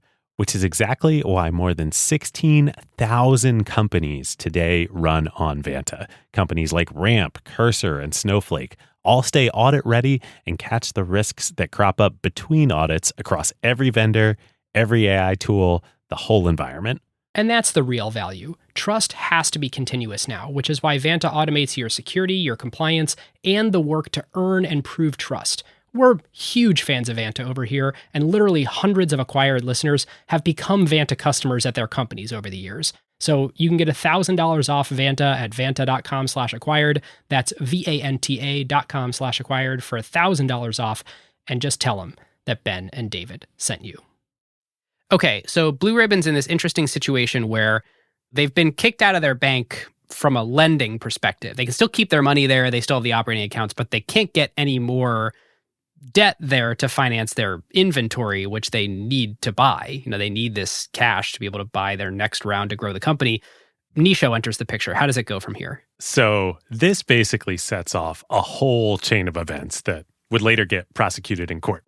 So Onitsuka, as we said, they are super nervous. They know what this Nisho relationship is going to mean for Blue Ribbon, and it's not good for them. So they start looking around at working with other potential distributors in the US. They assume that Blue Ribbon, one way or another, is going to end their relationship with them here. They also, as kind of a last-ditch effort, make an offer to buy Phil out, to buy Blue Ribbon. And Phil thinks he's being smart here. He stalls. He doesn't say yes. He doesn't say no. He's like, oh, let me talk to Bowerman. Yes. And one thing I was trying to figure out, so in Shoe Dog, it doesn't give a value. Phil just says that his contact at Onitsuka offers to buy 51% of Blue Ribbon and keep him as a minority partner. And from some other sources, what Phil Knight says in interviews is that they offered to buy it for book value. Yes, that's what I read too, which I imagine is like 0. So it's a pretty terrible deal, because what is the book value of a company that 100% of the time has its capital tied up in inventory? Right, it's 0. So it's 0, or most generously, it's the value of the inventory. So in 1971, I believe they did 1.3 million in revenue, which best estimates would be that their cost was something like 600,000-700,000. Right. But they probably turned that inventory several times. So at any given point in time, the inventory is less than that. Right. So it's a terrible deal. It's a takeover. And so Phil Knight's basically just like, I don't want to piss them off by declining, so I'll just say nothing. Right. He knows at this point that he's done with Onitsuka. They're going to go with Nisho, and they're going to set up their own factory relationships and make their own shoes. But he can't just shut off Tiger. It's going to take time to spin this stuff up. He needs the Tiger shoes in the interim, so he stalls. And by the way, this relationship so far has been unbelievably fruitful. They're at the point now where, because of Blue Ribbon, 70% of runners in the US, mind you, runners is not a large category yet, but runners in the US have Onitsuka shoes. Yeah. So this is pretty important. Yeah. So there's a whole bunch of stuff. Phil hires a spy. There's a thing where the Onitsuka management team comes over to visit Blue Ribbon headquarters. Phil steals some documents out of the guy's briefcase. Literally, the guy gets up to go to the bathroom or something, and Phil grabs it out of a folder and photocopies it. Yeah, it's pretty bad. Even worse, Phil is a combination, as we keep saying, of Genghis Khan and like extremely introverted and really naive. He writes a memo to the whole company saying that he's hired a spy at Onitsuka. This is not the kind of stuff that you want coming up in Legal Discovery later. A whole bunch of this stuff happens. They end up in this literal Mexican standoff here where like there's no way out without firing shots, and somebody has to fire a shot first, and it's Phil. Phil shoots first. He's like Han. He shoots first. And I say Mexican standoff too, because A, that is the situation they're in. B, the first shot gets fired in Mexico. So while Phil is waiting on spinning up the Japanese factory relationships with Nisho Iwai, he remembers from back in the Mexico City Olympics in 1968, I think, that there was a factory, I believe in Guadalajara, that Adidas had used to make soccer cleats for the Olympics. And he says, you know, those soccer cleats that Adidas made were pretty good. Let me go down to that factory and see if I can get some of those cleats, and we'll sell them here in America as Blue Ribbon American football cleats. Now, technically, he thinks this won't violate his exclusivity agreement with Onitsuka because Onitsuka doesn't make football cleats. Now, that's debatable. Yeah. There's a paragraph in the written agreement that gives Phil Knight 3 years or whatever it is of exclusive distribution. In exchange, he is forbidden from importing other brands of track and field shoes. And so theoretically, he thinks as long as they're not track shoes, it's fine. So he goes down to the factory in Mexico. He's like, can I get the shoes? And they're like, yeah, sure. What do you want to put on them? When we made them for Adidas, you know, we had the 3 stripes on them, the Adidas stripes. What design do you want on your version of these shoes? And oh yeah, by the way, what do you want to call them? And Phil's like, let me get back to you on both of those. So he goes home to Portland and calls up who else? Carolyn Davidson. Yep. The part-time art department at Blue Ribbon Sports for $2 an hour. And he asks her to design something like Adidas's stripes that can go on the sides of these soccer/football cleats. And huge thank you here to Scott Reams for helping us sort out exactly what the timeline is and what the details are, because it's not well understood how this all went down.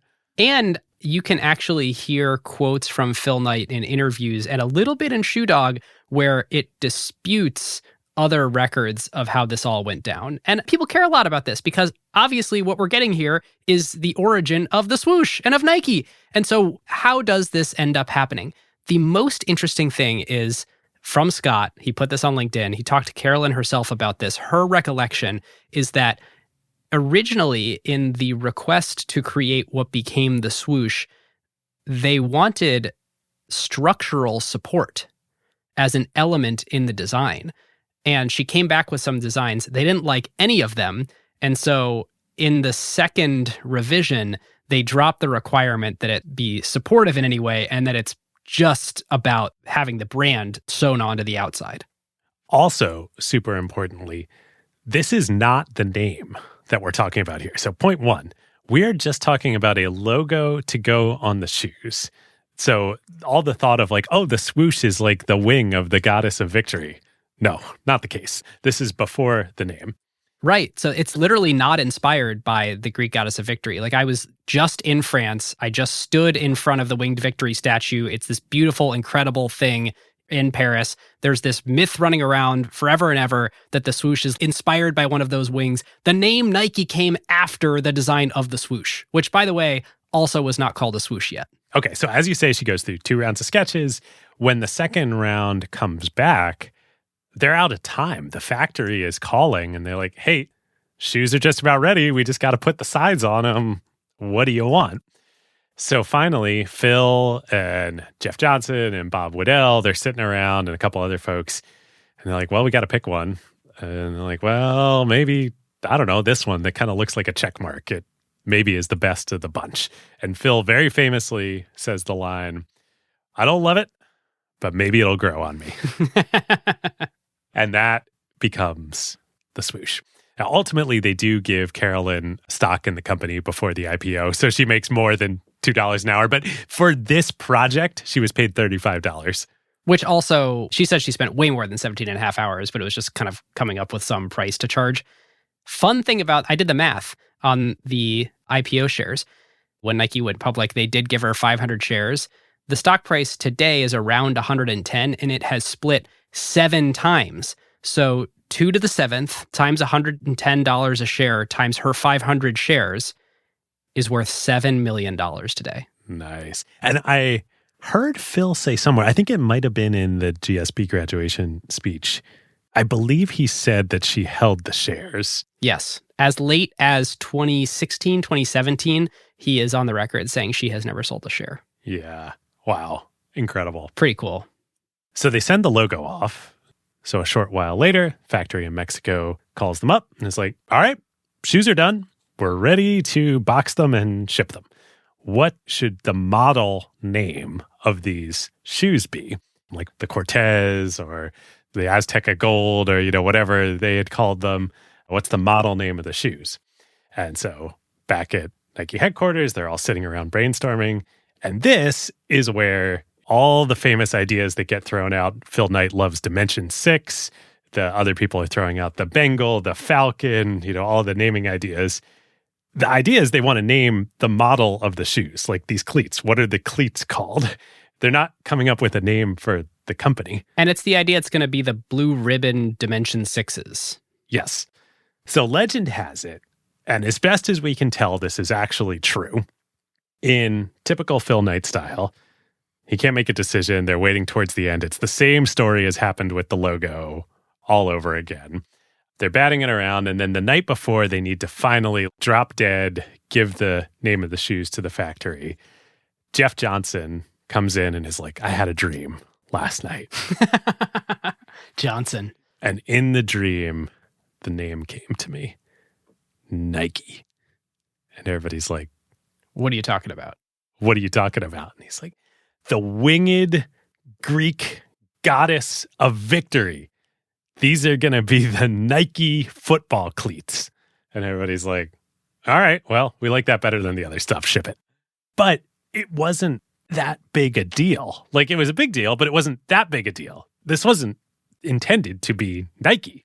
This was intended to be the name of the model of the football cleat. That they weren't even sure was going to work. Right. And it didn't work. Turns out this factory, not very high quality. Well, no, I don't think that was the problem. I think the factory was fine. I mean, they made shoes for Adidas for the Olympics. The problem was it was in Guadalajara.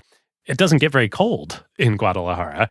So the shoes were great, but in freezing temperatures, they would crack. They'd never been tested in the cold. And, as Americans at least know, many American football games are played in cold temperatures.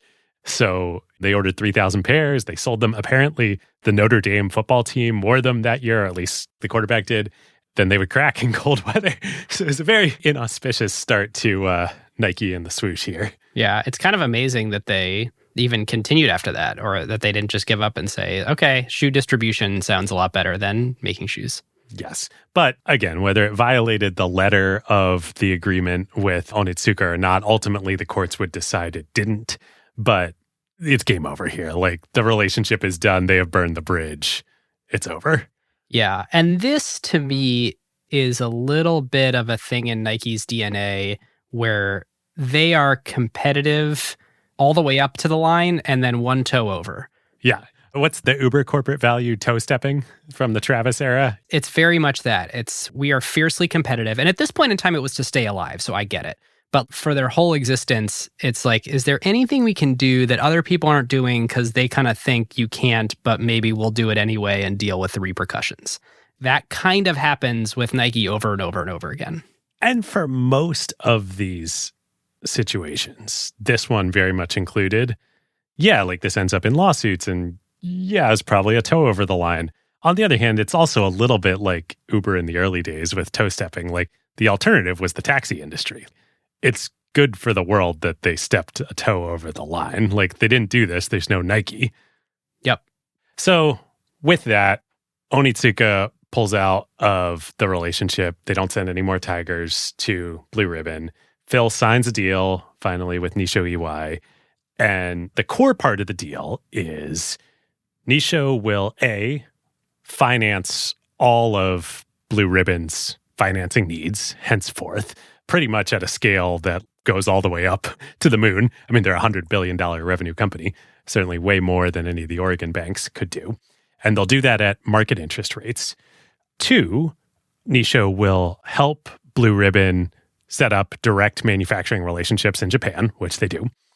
And then 3, in exchange for all that, Nisho gets a 4% royalty on every shoe that Blue Ribbon sells, which ultimately ends up being a great relationship. And that's on top of the financing. So they already owe interest on borrowing the money, but now they additionally owe a 4% royalty. Yes, this is sort of like the trading company playbook.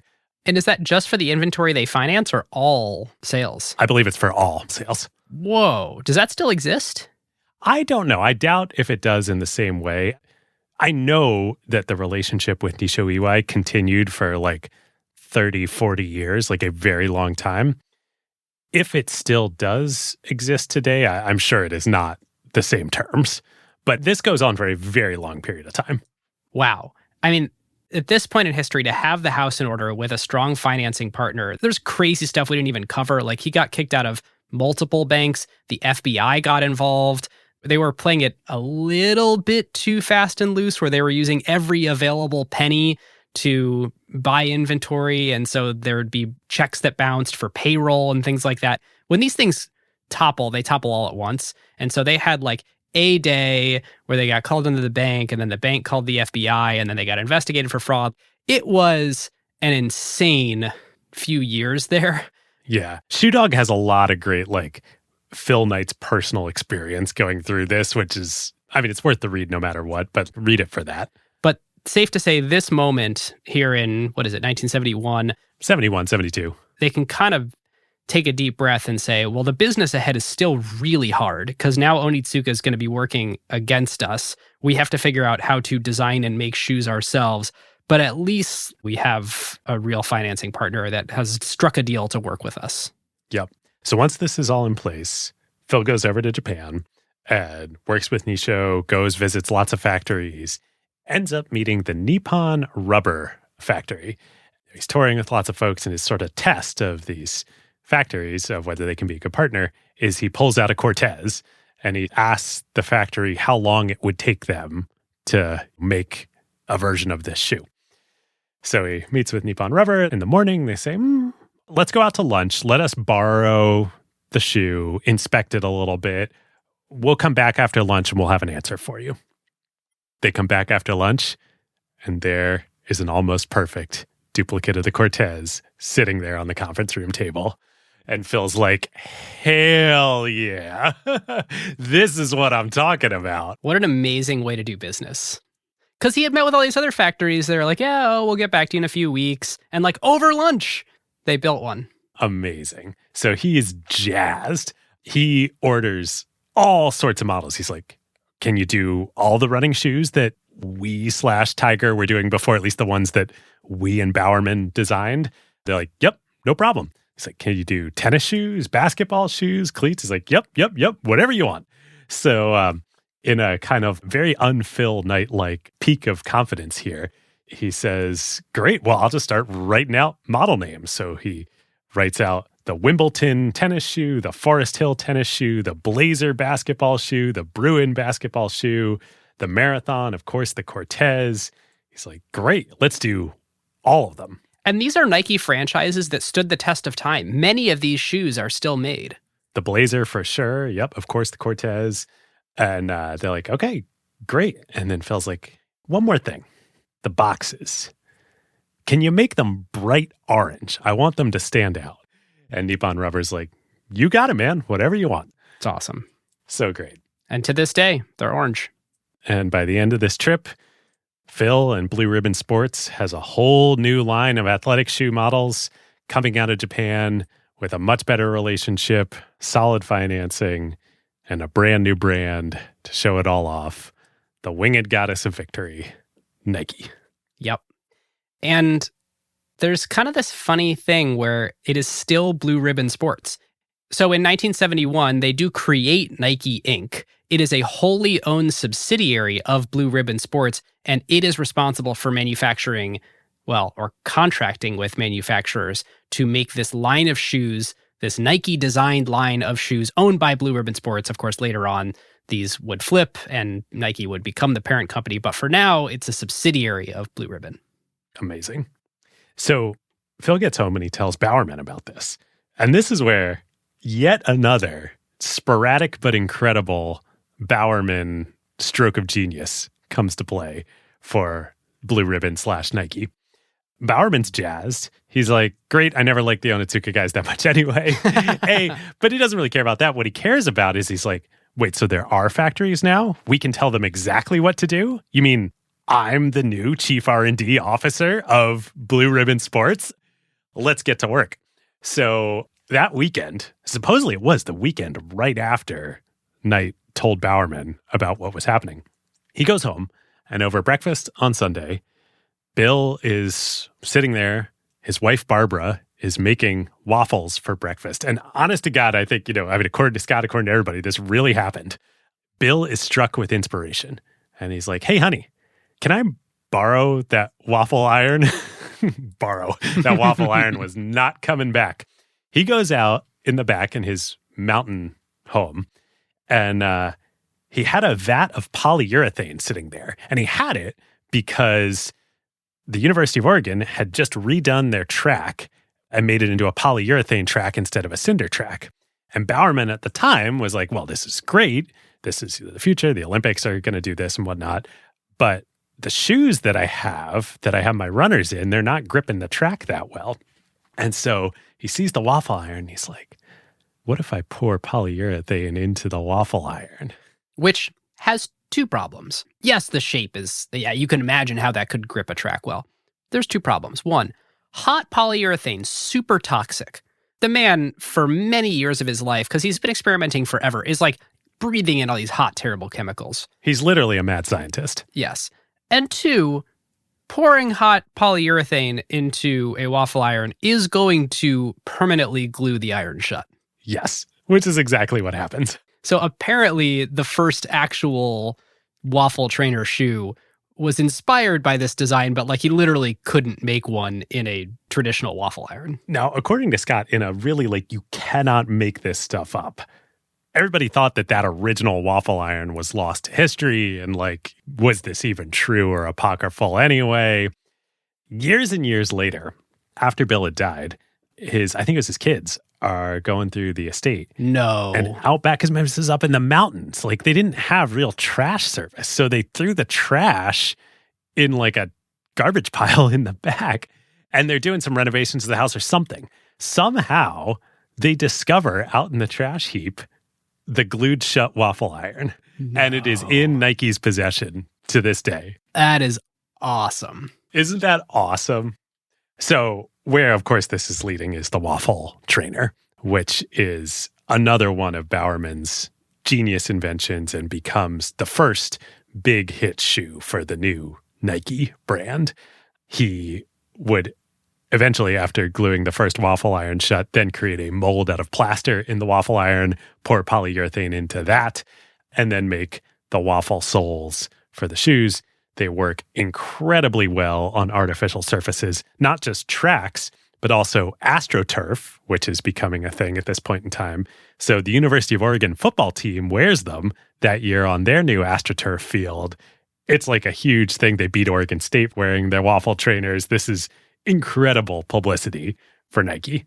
And I think the waffle trainer is starting to be worn outside of track situations. This is the first hint of a lifestyle sneaker. Yes. I forget what the first colorway that they do it in is. Look at you sneakerhead over there, colorway. Right, colorway. Eventually, I think it's Phil who's oh, we should do this in a blue that'll go well with blue jeans. Ah. Yeah. The canonical old school waffle trainer is blue with a yellow swoosh. And I think a lot of those were sold to be lifestyle shoes going with blue jeans. Which turns into Nike's real business eventually. But the success on the field, on AstroTurf fields, the success in track, that year, so this is 1972, Blue Ribbon's first full year doing sales as Nike purely on their own. They do $3.2 million in revenue. Remember, just a couple of years before, their last kind of full year with Tiger, they were doing $500,000 in revenue. So to go from all the crazy drama, ending the Tiger relationship, starting up their own factory production, making the waffle trainer to be at $3.2 million, fully financed by Nisho. What a great spot to be in. Nike is designing their own shoes and going direct to the manufacturer. I think the benefit to the business at this point is not margin expansion. It's purely aliveness. And can we convince people to buy things from us that aren't Onitsuka Tigers? Because to this point, it's still unproven if it's, hey, Blue Ribbon has great distribution and people will buy anything from these guys because we trust the company, or if it's people really wanted Onitsuka Tiger because they were really good shoes for runners, and I don't really want whatever this new thing you're selling is. Yes. And it turned out that it was the former. People were definitely willing, to buy Blue Ribbon shoes and to buy Bill Bowerman shoes, regardless of Tiger and Onitsuka. Which is kind of amazing. That is completely opposite to what my intuition would have suggested. I would have definitely believed there's these shoes that are popular among other competitors, so I should be wearing them to be as competitive as them. If I run in them myself, I learn to like them. It's very strange that it ends up being the relationship that matters. Thinking, oh, I trust whatever this running shoe distribution company is now making because they say it's good. I'm sure it's good. Well, this is how important Bowerman was. He started jogging. Not only was he Bill Bowerman, legendary track coach, he also started jogging. So the convergence of things, all the butterfly wing flapping that had to happen for Nike to become Nike, right at this time, right as Nike is being born and Blue Ribbon is going out on their own, Bowerman gets a generational runner at Oregon. Steve Prefontaine. Tragedy. Weirdly, so many people we've covered recently on Acquired dies in a car crash way too young, James Dean style, which ironically, of course, just cements his legacy. But Pre was the American runner. He was on the cover of Sports Illustrated while he was a runner at Oregon for Bowerman. He simultaneously held every American record for every distance between 2,000 and 10,000 meters. It's crazy. He died holding every single one of those records. Yes, incredible. And he did this at Oregon and then later as a professional, but still for Bowerman and his Olympic teams in Nikes right as Nike was starting. You can't script this any better. And in fact, he was not allowed to take a paid endorsement due to AAU rules. Yes, this is another toe stepping that's going to happen here. Just like snatching the document out of the briefcase, whatever it takes to win, Phil Knight figures out a way to A, make sure that he's running in Nikes, and B, make sure that he doesn't need to worry about money by finding a clever way to not do a paid endorsement, but something else. And this is one of those things that the AAU and the amateur rules and all that, like Nike was 1,000% on the side of right here. And Nike was on the side of the athlete, which is a thing that they've always been and is a huge part of their strategy. Yes. So what was happening was amateur athletic rules and the Olympic organizing committee's rules were that you had to be an amateur. You couldn't be a professional athlete. You couldn't take endorsements or take money to race. Pre was this poor kid from Oregon. So after he graduated and wasn't at the university anymore, he literally had to bartend to make money while he's simultaneously holding the American records in every major distance event. This is criminal. So what Phil does is he decides to employ Pre as a corporate employee of Nike as the National Director of Public Affairs for $5,000 a year. With no responsibility. Yes. And there's this amazing quote in Shoe Dog. Phil says, "People asked me what that meant. I said it means he can run fast." So great. So great. This is the perfect encapsulation. I'm going to foreshadow just a little bit here of the later number 3 in the later Nike document of the 10 principles of Nike that we will talk about in a bit. Number 3 is so great. Perfect results count, not a perfect process. Break the rules, fight the law. That's exactly what Phil and Nike are doing here. Yep, you bet. So that's on the sort of proto-marketing front that this early Nike playbook is getting going. $5,000 for the best publicity you could possibly ever get. It's Phil Knight basically inventing sports marketing. I mean, there was a sort of nascent idea of athlete sponsorship at the time, but this is the invention of it as we know it today. And all athletic brands are defined by athletes, and this is really the first instance. Yes, that's part 1 of just the brilliant kind of re-startup of the Nike startup playbook that Phil puts together here. Part 2, equally brilliant and innovative. He comes up with an idea for what he calls the futures program. So the way retailing worked back then, and Nike had their own stores always, but they also sold through retailers, of course. The retailers would place orders with Nike to buy the shoes, and then they would resell them at retail, and then they would pay after they got the inventory. This is how retail works. This is like the law of the land, not the official law, but the way it all works. Yep. Phil comes up with the idea, because remember, he's got the Nisho UI partnership, but financing is still like he's scarred by this. So he goes to the retailers and says, if you commit and pay for your orders 6 months in advance, Blue Ribbon will give you a 7% discount. And we're going to call this the Nike Futures Program. So he's essentially moving his financing from banks and Nisho UI over to his retail partners, to his customers. And the retailers, of course, tell him to take a hike at first. But then the waffle trainer comes out and they can't make enough of them. And retailers can't get enough of them. And the only way that they can get the waffle trainer sweet, sweet inventory, those delicious waffles that they want, is to sign up for the Futures Program. And this really starts Nike down a path of their distribution strategy being a wholesaler. They sell to retail chains. And for decades, starting here in the early 70s, they are predominantly someone who reaches their customers through an intermediary, through retail. Yes. So that's the second piece. The third piece then is sort of obvious and has happened all along, but now as Nike is making their own shoes, is outsourcing and global outsourcing of manufacturing.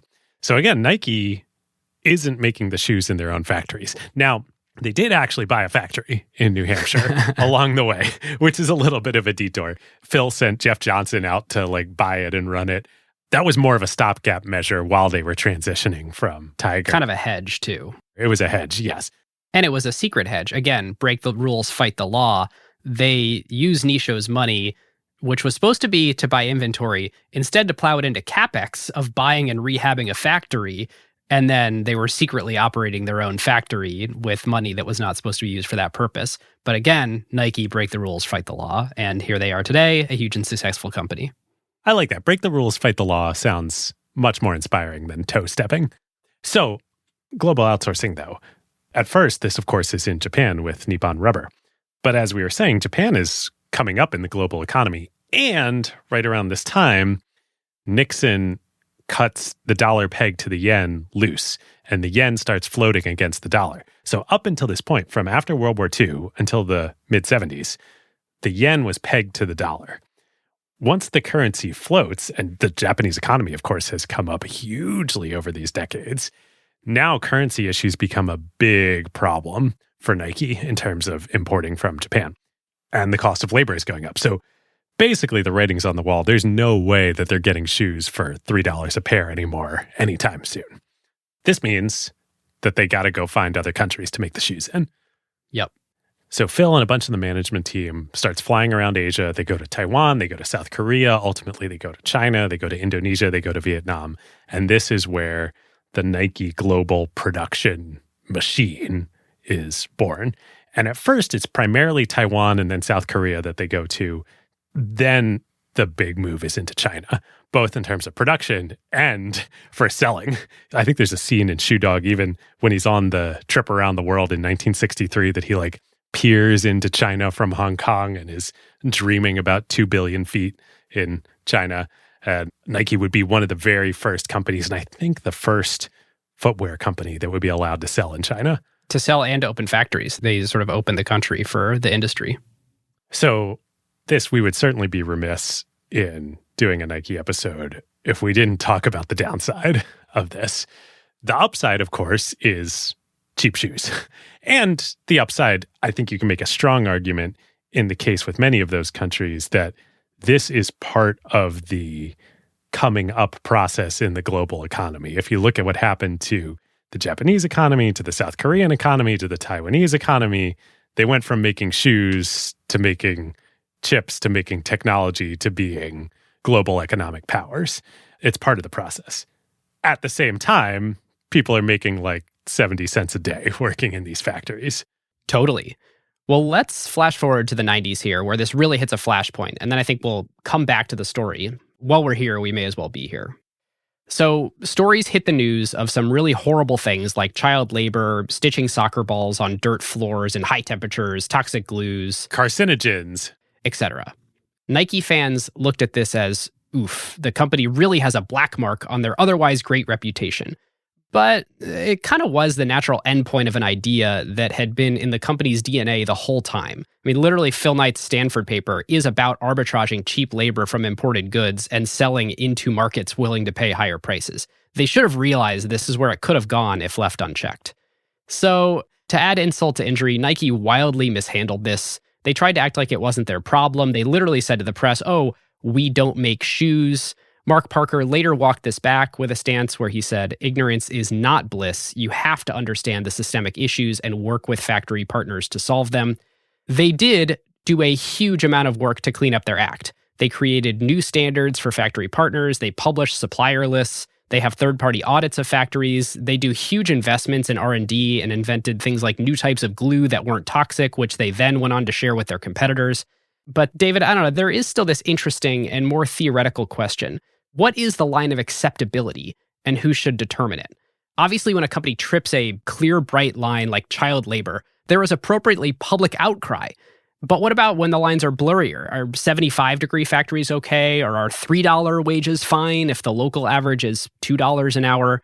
At the end of the day, there's a discomfort of sitting with the idea that in order to manufacture a product that you are buying, from shoes to smartphones, somebody has to work in conditions you wouldn't endure, even if it's better than all of their other options. And companies need to grapple with a spectrum that they sit on. On one end, there's making the absolute maximum margin. And on the other end, there's creating labor conditions that customers would totally be fine with if they learned every single little detail. And in the 90s, Nike chose to sit too far on maximizing the margin side of things, and they intentionally turned a blind eye to what was going on in the factories, and they were in the wrong because it led to exploiting people.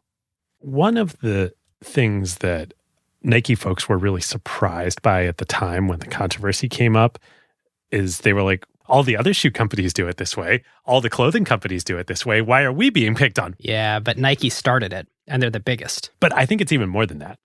People had come to love Nike so much, and the brand represented so much, that it was like a huge betrayal. It was a disappointment. It was like, oh, I thought you were better than that. You are about inspiring greatness, and this is not greatness. And I think that's really interesting that, like, yeah, this was part of Nike from the beginning, but because of everything else that made Nike successful, it's super ironic that they didn't hold themselves to the high standard that the whole company was all about. And then their customers were like, yo, this doesn't compute. Yeah, they sort of discovered they couldn't have their cake and eat it too, of saying, we are the brand that inspires you. Oh, but by the way, anytime there's an issue, oh, that's one of our suppliers' problems. We simply don't make shoes. Even though it is technically correct, the court of a public opinion will find you guilty. So, okay, back to the mid-1970s. In 1974, these pieces of the Nike startup playbook, the inventing sports marketing, basically, sponsoring quote-unquote pre for $5,000, the outsourcing your financing to your retail partners, and then the global outsourcing of manufacturing. All of this combines in 1974 for just an explosive year. I can't remember exactly the phrase, but in Shoe Dog, Phil says something like, the limiters were off. The governors were off. We could run.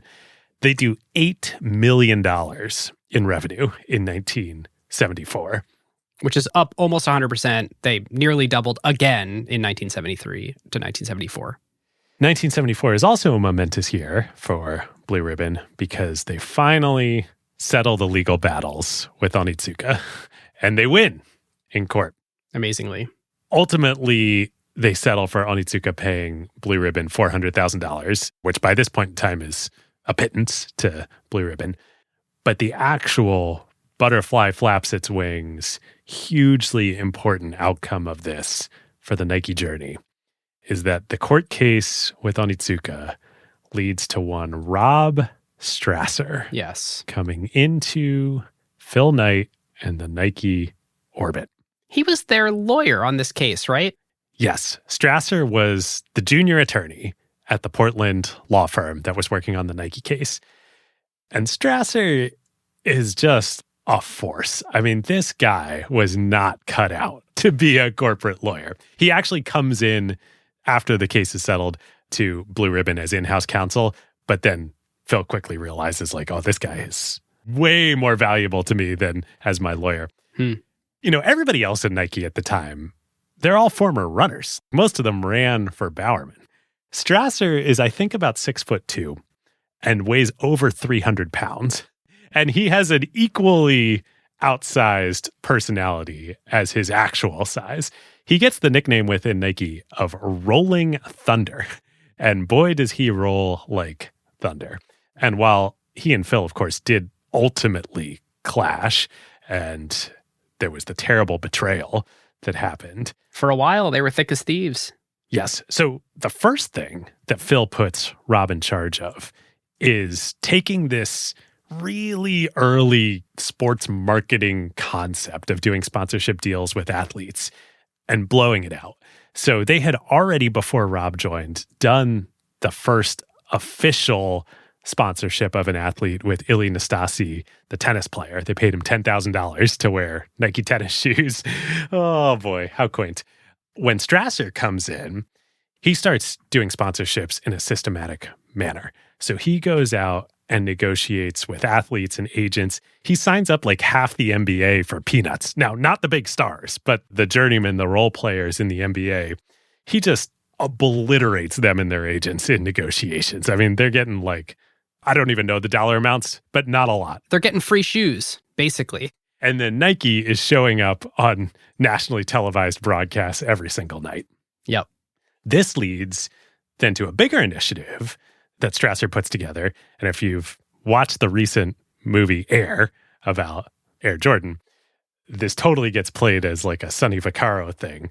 Strasser hires Sonny Vaccaro to come in and build the college basketball program for Nike. And this is another just equally brilliant move.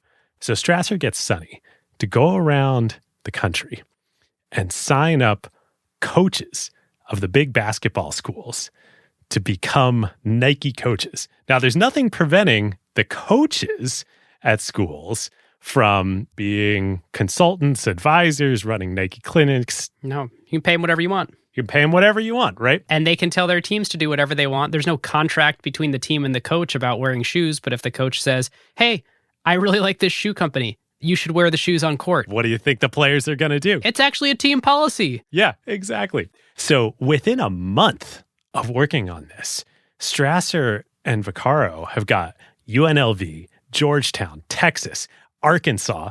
They get legendary coach Jimmy V at Iona to sign up to be committed to being Nike coaches and their teams wearing Nike. And this is hilarious. So all this is happening.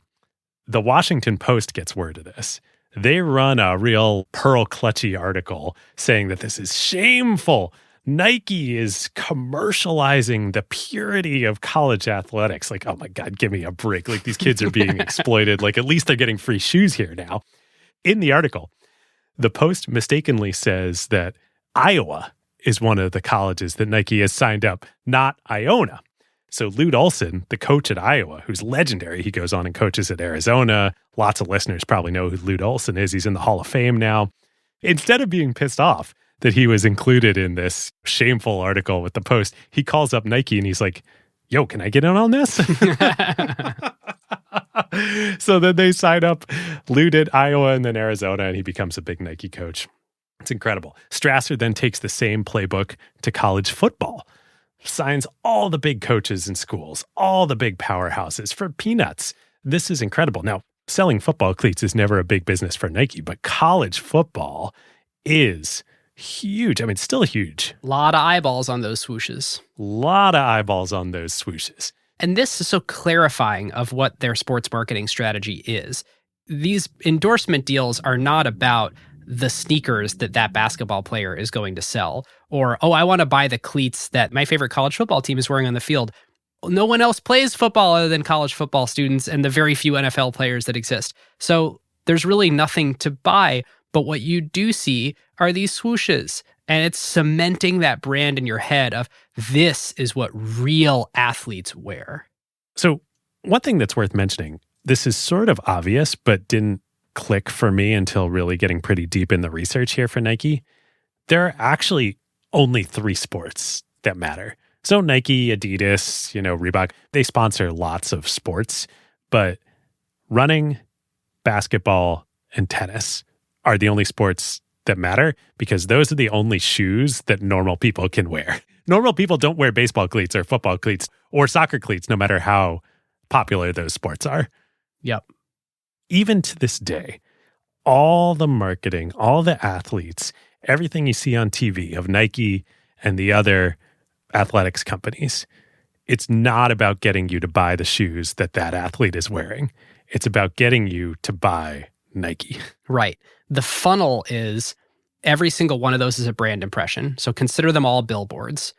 And then they just need to manufacture enough products to meet needs in your life that you can go and participate in the brand story by buying things that you need in your life. And you're inspired to do that because what you saw on those moving billboards on all the players running around.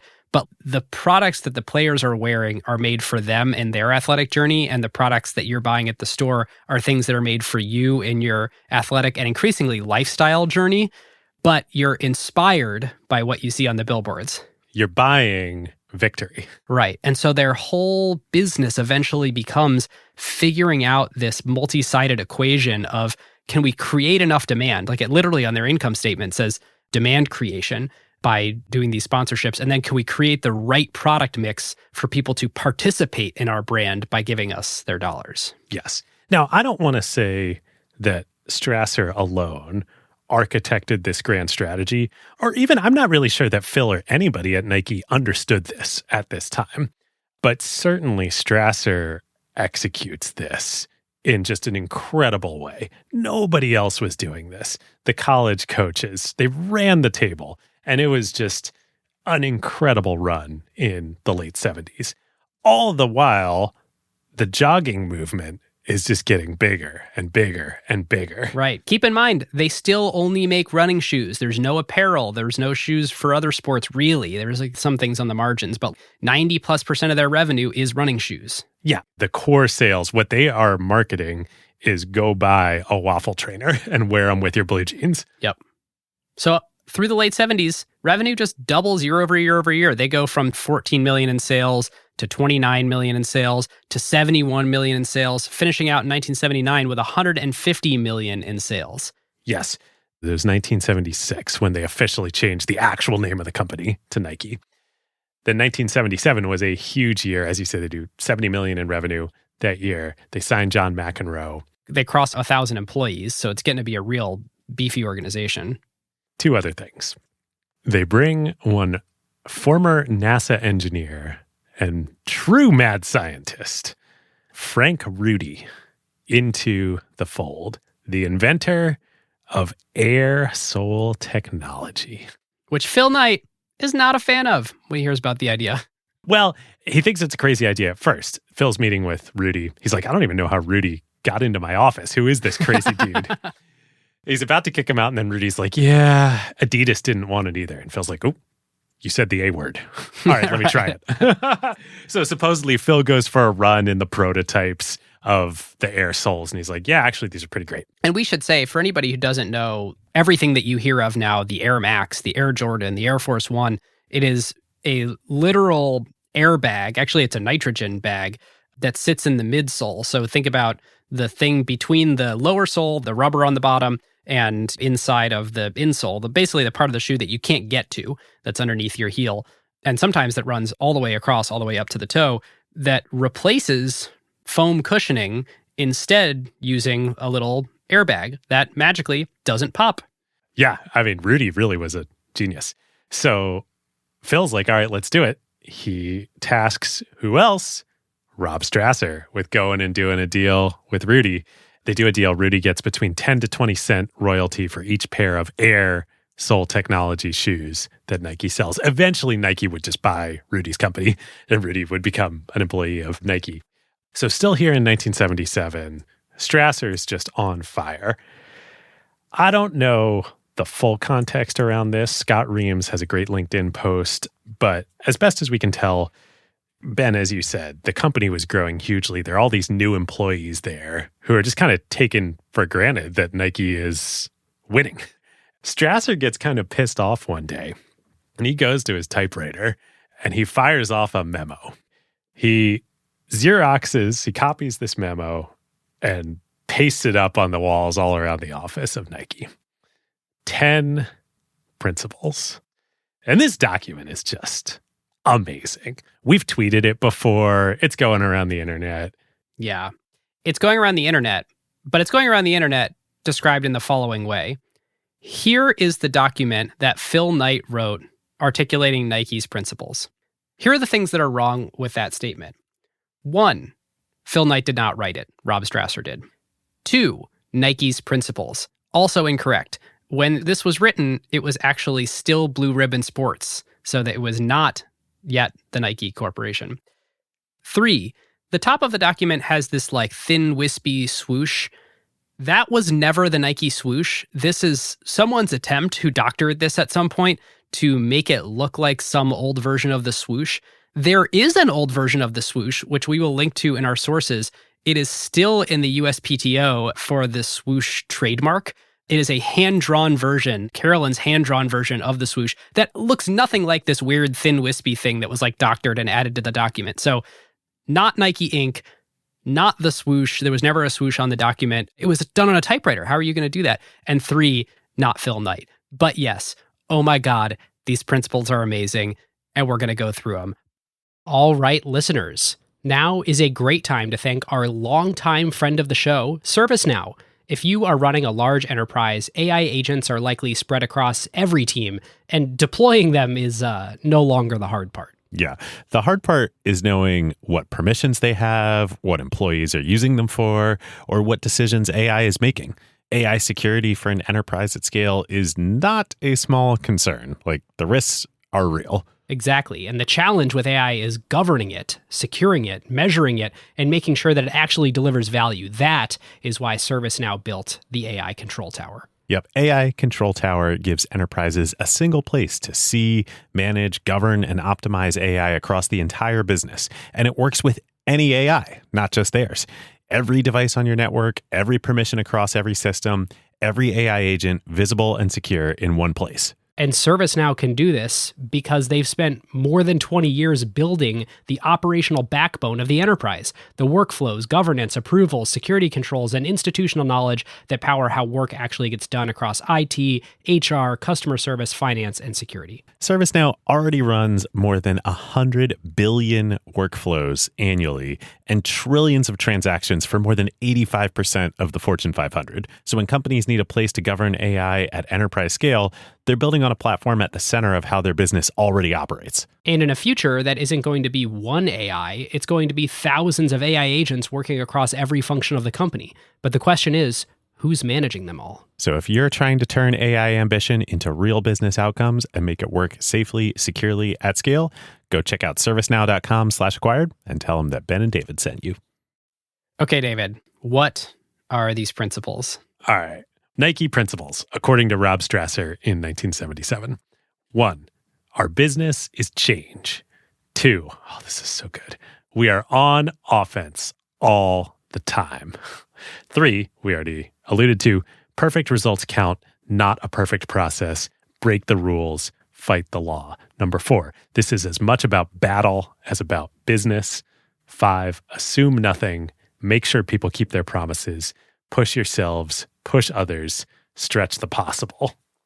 6, live off the land. 7, your job isn't done until the job is done.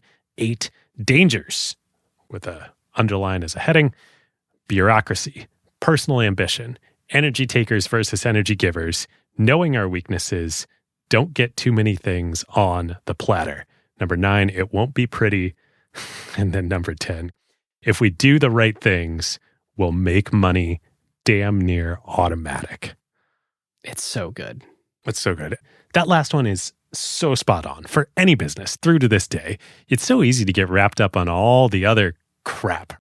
You do the right things, you make product that customers love, you market it right, you build a brand, you will make money damn near automatic. So I read these differently than I used to read them. Because when I didn't know Nike's journey, I sort of would just read them and be like, yeah, that's awesome. Or like, wow, that's so pithy. I can't believe their official corporate values are in such a pithy way. No, this is stream of consciousness, all from Rob Strasser, all into the typewriter. And like, some of them are things that Nike would never say today because it shows the trade-offs inherent in their business. I mean, live off the land is cringeworthy, right? It's almost like, you guys, you had this huge labor issue. It's not good. So you sort of see where some of this stuff comes from. Break the rules, fight the law. I think there's also something very clear. Dangers, bureaucracy, personal ambition. Like, this is a foreshadow of Rob Strasser hating the bureaucracy at Nike after its IPO that we'll talk about in a second, clashing with Phil Knight. Developing his own personal ambition. And developing his own personal ambition, leaving and going to Adidas. So there's like so much in here that when you really start to know the company's history and story and the headspace that he was in when he punched this out, it reads entirely differently to me than I sort of used to just read it as a, hey, I love Nike, a brand. Wow, so cool. I wish I could work at a company that had these pithy, punchy values. Yeah, this is definitely one of those cases where ignorance is bliss. Yeah, but man, they're awesome. The one that is still in Nike's Maxims today that they distribute to employees, that is, David, something you and I both hold near and dear and think of with Acquire It, is we're on offense all the time. You don't win by playing defense. Nope. Okay, so we're approaching 1980. They're about to go public, and they are entirely a running shoe company. Still no sign of the Nike that they are today, where they have apparel, where they're diversified across a zillion sports. And from their revenue, they're basically a running shoe company that makes shoes for men. That is where their revenue comes from. So Nike IPOs the second week of December in 1980, the same week as Apple. Unbelievable. It's amazing. You get all the way through Shoe Dog, there is basically no mention of market cap at IPO. It's the craziest thing. Like, it really underscores how much nobody believed enterprise value mattered then. Yep. It was about $400 million, the market cap at IPO. Apple, for comparison's sake, was $1.8 billion. Now, interestingly, before they went public, Bowerman sold most of his stake back to Phil Knight. Actually, this was related to some of the financings earlier, but as Nike got bigger, he just didn't want to be a major listed shareholder in a highly visible public company. Certainly, he was in retirement age towards the end of his life. He was like, I'm going to sell my stake back to Phil. So when they went public, after the IPO, Phil owned 46% of the company and was overnight one of the richest people in America. And the craziest thing is, like, one of the richest people in America then was $178 million. Yes, quite different. Now, he was far from the top richest person in America, but still, this made national headlines. Yeah. So this is where Shoe Dog ends, which is kind of crazy. I had forgotten this before I went back and reread it. There's no Jordan. There's no huge fall from grace that is about to happen for Nike, basically right after they go public. Phil picked an interesting time to end the story. Very much so, especially because right after they go public, Phil goes on sabbatical for a year. It's sort of like, the job's done. Wash my hands of it. Ben, the job's not done until the job is done. There you go. But like the whole company, there was a lot of hubris going on. They're on top. We own the running shoe market. We've been in this magical, secular, growing trend forever. And it's just surely going to continue, right? And the fitness boom continues, but running is not exactly the thing that keeps carrying. I mean, they have 50% market share in running shoes at this point in America. And yet their growth in the future is going to be dictated by where they go from there, because it's really hard to have more than, 50% market share in an industry like this. Early Nike did so many things right, but they made one critical mistake. They mistook the running and the jogging boom for the broader fitness boom. The broader fitness boom was a massive secular trend that continues through to this day. The running boom was a cyclical trend that was part of the fad-driven fitness cycle. And by the early 80s, as we're heading into everything that the 80s was and that the 70s were not, running and jogging is out and aerobics are in. And Nike absolutely refused to see that and refused to do aerobics, like, on principle. It's fascinating. I mean, in 1980, Reebok USA is founded, and by 1988, Reebok eclipses Nike in sales. Yes, at well over $1 billion. And it's not like Nike fell out of favor in running, and it's not like people who were running stopped running, but Nike had ridden the running boom at this insane growth rate of running. And even if running continued, its growth rate was going to massively taper off and they were going to stop growing their market share. So like they really did need to look elsewhere. And I think it was pure hubris that blinded them from finding their next market. So Reebok, funny, originally a British company, started as Foster and Sons. They were the company that made the track shoes for the 1924 British Olympic team that was the basis for the movie Chariots of Fire. Ah. The Reebok we all know, well, not today, but back then, is a completely different animal. It's a marketing-driven company started by a guy named Paul Fireman, who is American.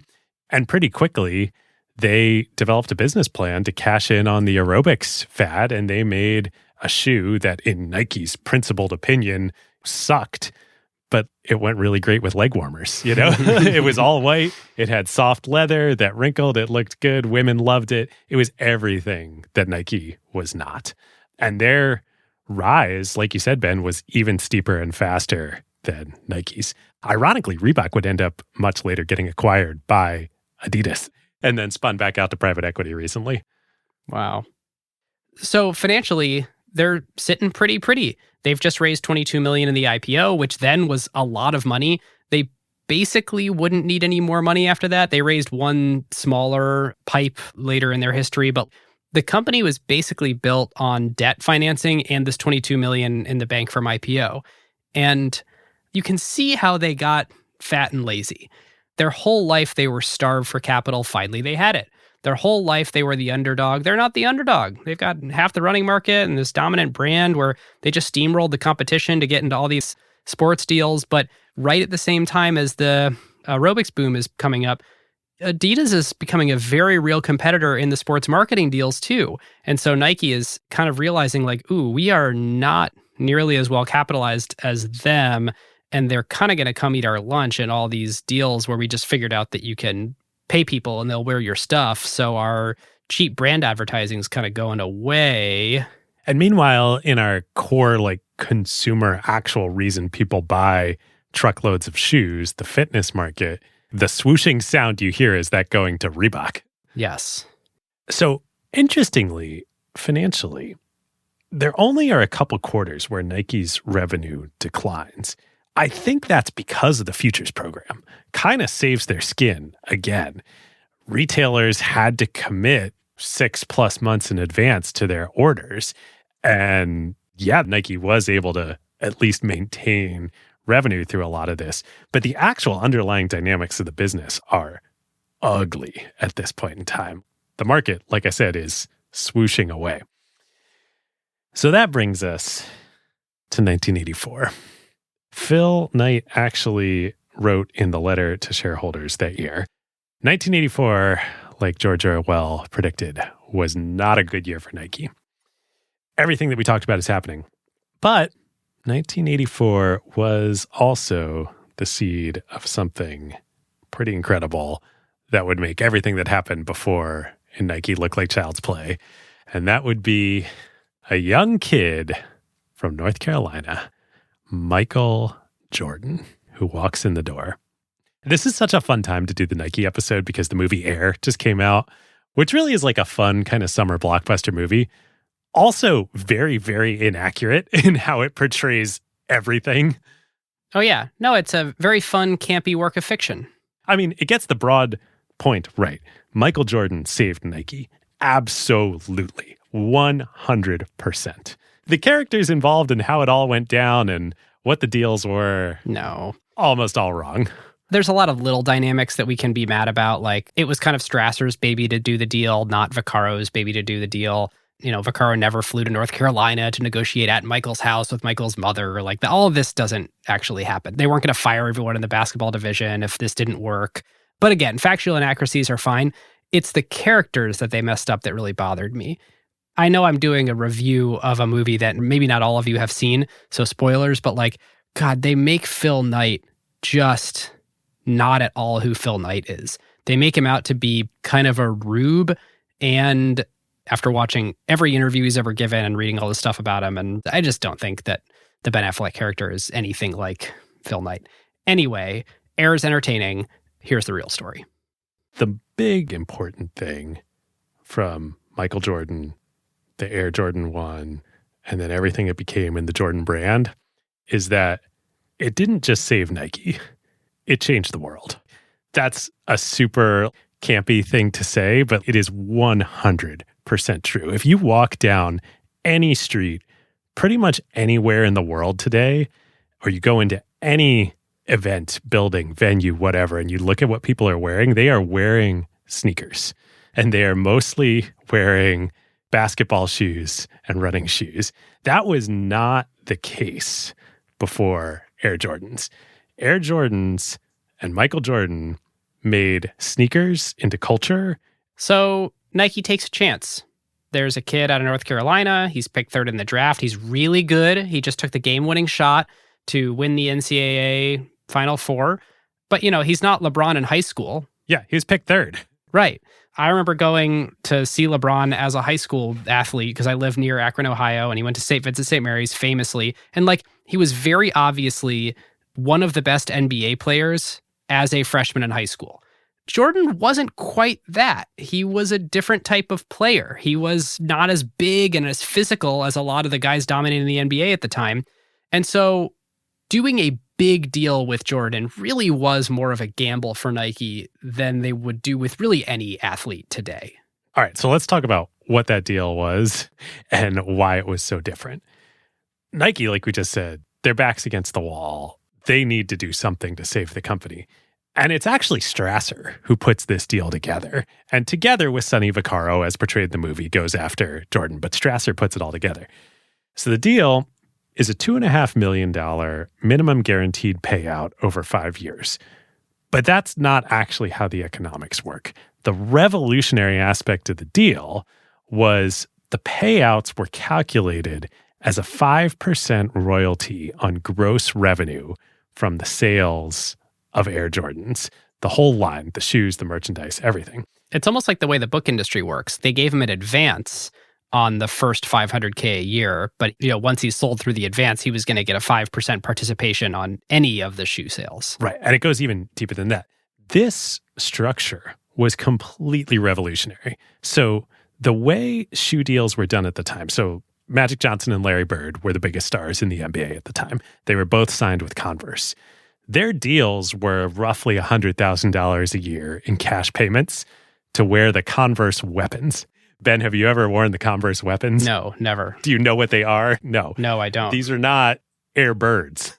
They weren't signature shoes. Nike says, we are going to make you a signature shoe, and then you are going to participate in the upside from that. They did that intentionally. It wasn't Jordan who asked for that. Nike wanted it that way. They thought, we need to incentivize Jordan to build the dream here. We need to tie this all together. And it's brilliant counter-positioning because all their competitors basically couldn't do it. Converse has too many stars to go all around signing these, you get some of the upside deals. Like Nike had freaking nothing to lose. Of course, they could give away some of the upside. If Converse is going to do this or Adidas is going to do this, they actually do have quite a bit to lose by giving away upside. Of course, Nike, turns out, it was a big paycheck that they cut Jordan for years and years and years. But Nike was truly doing something here that their competitors could not. And it was smart to figure out what are the things that by being small and cash constrained and underpenetrated in the NBA, what strengths do we have? Right. It goes even further. Also in the deal, the previous year, Nike had sold 400,000 pairs of Nike basketball shoes.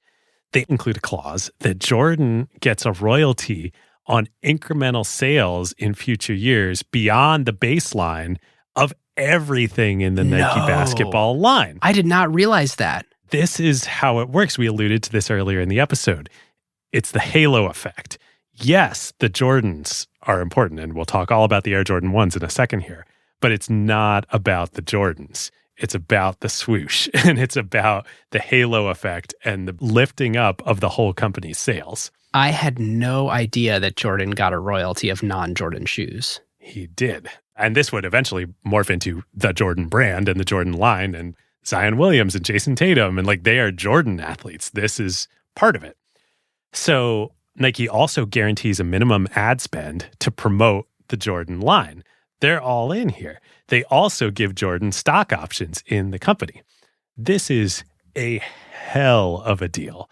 And it's smart for Nike. So there's something kind of interesting here, which is I was trying to figure out if I would describe this as a partnership. David, you and I are partners in Acquired. We together benefit from the upside and the downside. That is what makes a partnership. Is this a partnership? Is there any scenario where Jordan has any downside, or is all of the downside owned by Nike?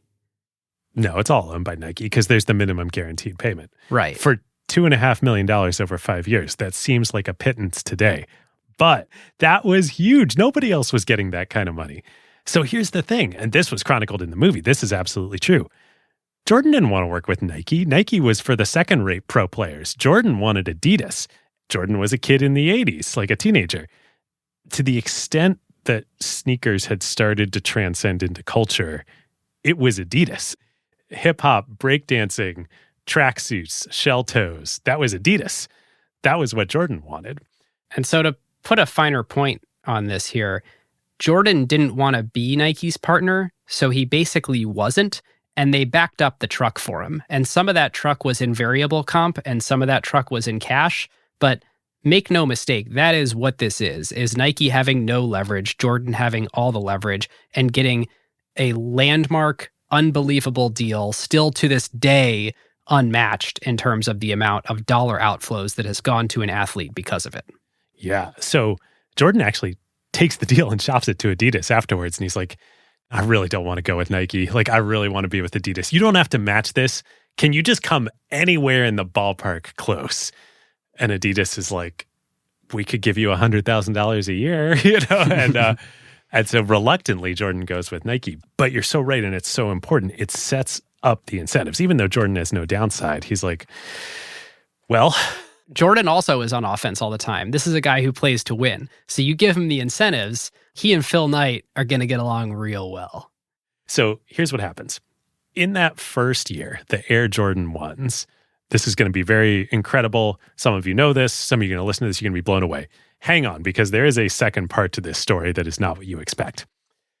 In the first year, Air Jordan 1s sell $126 million. That's the shoes and the associated merchandise with it. David, do you know what their goal was? $3 million over 3 years. So it's about 15% of Nike's entire revenue for the whole year. In the first year, they sold 1.5 million pair in the first 6 weeks after releasing them. So put aside the halo royalties that Jordan is getting on the rest of Nike basketball. Let's take just the 5% of that $126 million that he made in his first year. That's $6.3 million that Jordan got from Nike in 1985. Do you know what Jordan's contract with the Bulls was? It's too perfect. $6.3 million over 7 years. So he made the exact same amount from the Nike deal in his first year. He made his entire 7-year contract with the Bulls in his first year. Wow. I always wanted to think of the story as like, wow, Jordan took some risk and it paid off big on the back end. It's like it paid off immediately and he had to make no trade-offs to do it. He got the cash guarantees and he got the royalty upside and it happened immediately and it only got bigger from there. Well, trade-offs. I think there are two things. One, none of this would have happened if Jordan didn't turn out to be Jordan. Totally. And in fact, that's literally true. If he wasn't, what were the 3 clauses? If he didn't either win Rookie of the Year or win the NBA Finals or win the MVP or something, there was an out in the contract. Oh, interesting. I didn't know that. They were basically like, we will give you the entire farm or 5% of the farm if you are a phenom. And if you're not. Interesting. So there was some protection for Nike. Yes. And I think he's Michael Jordan. So whatever the thing was, he got all 3 of them. Oh, it wasn't the NBA Finals. It was become an all-star. Ah, interesting. Which I think he did in the first year. Yes. Yeah. Yes, that's right, because the other players kept the ball away from him and they froze him out because they were so jealous. Okay. 1, Jordan had to become Jordan. 2, though, he sacrificed a huge amount. There's this great quote from Jordan when he retired for the first time. He said, Phil Knight and Nike have made me into a dream. And that's very sweet on the surface, but that's very dark underneath of it. Michael Jordan's life was no longer the life of a normal person or anything close to it. And now, to a certain extent, that happens to every star. But like today, you're like, duh. But back then, this was the first time this happened. Jordan became a dream. And that's very hard to live with as an actual human being. So there was some downside. Yeah, David, you're so right. Imagine that I come to you and I say, hey, I'm going to pay you and give you revenue upside. And, all you have to do is do the thing that you're already good at and work hard at the thing you're already passionate about. By the way, I'm going to use your face on $5 million of media, of paid media in the next few months. It's like, whoa, what? But that's it for any normal life that I get, like right out the bat. Right. And he's a kid. Yes. So again, like this is all normal today. Everybody understands this. LeBron knew exactly what he was getting into when he signed with Nike out of high school and went to the NBA. But like this was the beginning of all of this. So why did they sell so well? That's sort of this interesting $126 million in the first year. Like, why was the demand for them crazy? Did people just love Michael Jordan? Nike, this is, I think, the first time they really flex their ability to recognize an opportunity for an incredible marketing moment. So back in 84, Jordan starts wearing in preseason and in warmups some modified Air ships because Nike's actually not done making the Air Jordan 1 yet. And so he's wearing these black and red shoes that are now called the Jordan Breds, BRED. And these shoes are black and red. And in the NBA, you wear white, and that's it.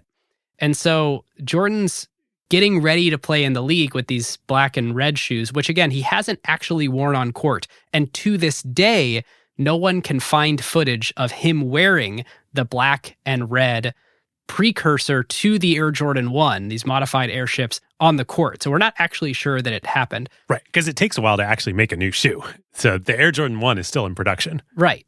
But this black and red catches the league's attention. David Stern says, hey, you can't wear those. We're going to fine you if you do. In fact, this results in literally writing a letter that doesn't state the dollar amount, but does say, hey, it's against league policy to wear the black and red shoes. It doesn't mention the Air Jordan. It doesn't mention the Air Jordan 1. It just says those black and red shoes. And this gives Nike this incredible opportunity to make a marketing moment out of it. Now, it would have actually been very expensive because the way that the fine worked technically, after you dig into it for a while, is $1,000 for the first infraction, $5,000 for the second infraction. It may have even been the case that it was $10,000 for the third. Over an 82-game season and facing possible ejection, it's a big tab for Nike and it's a big problem for Jordan.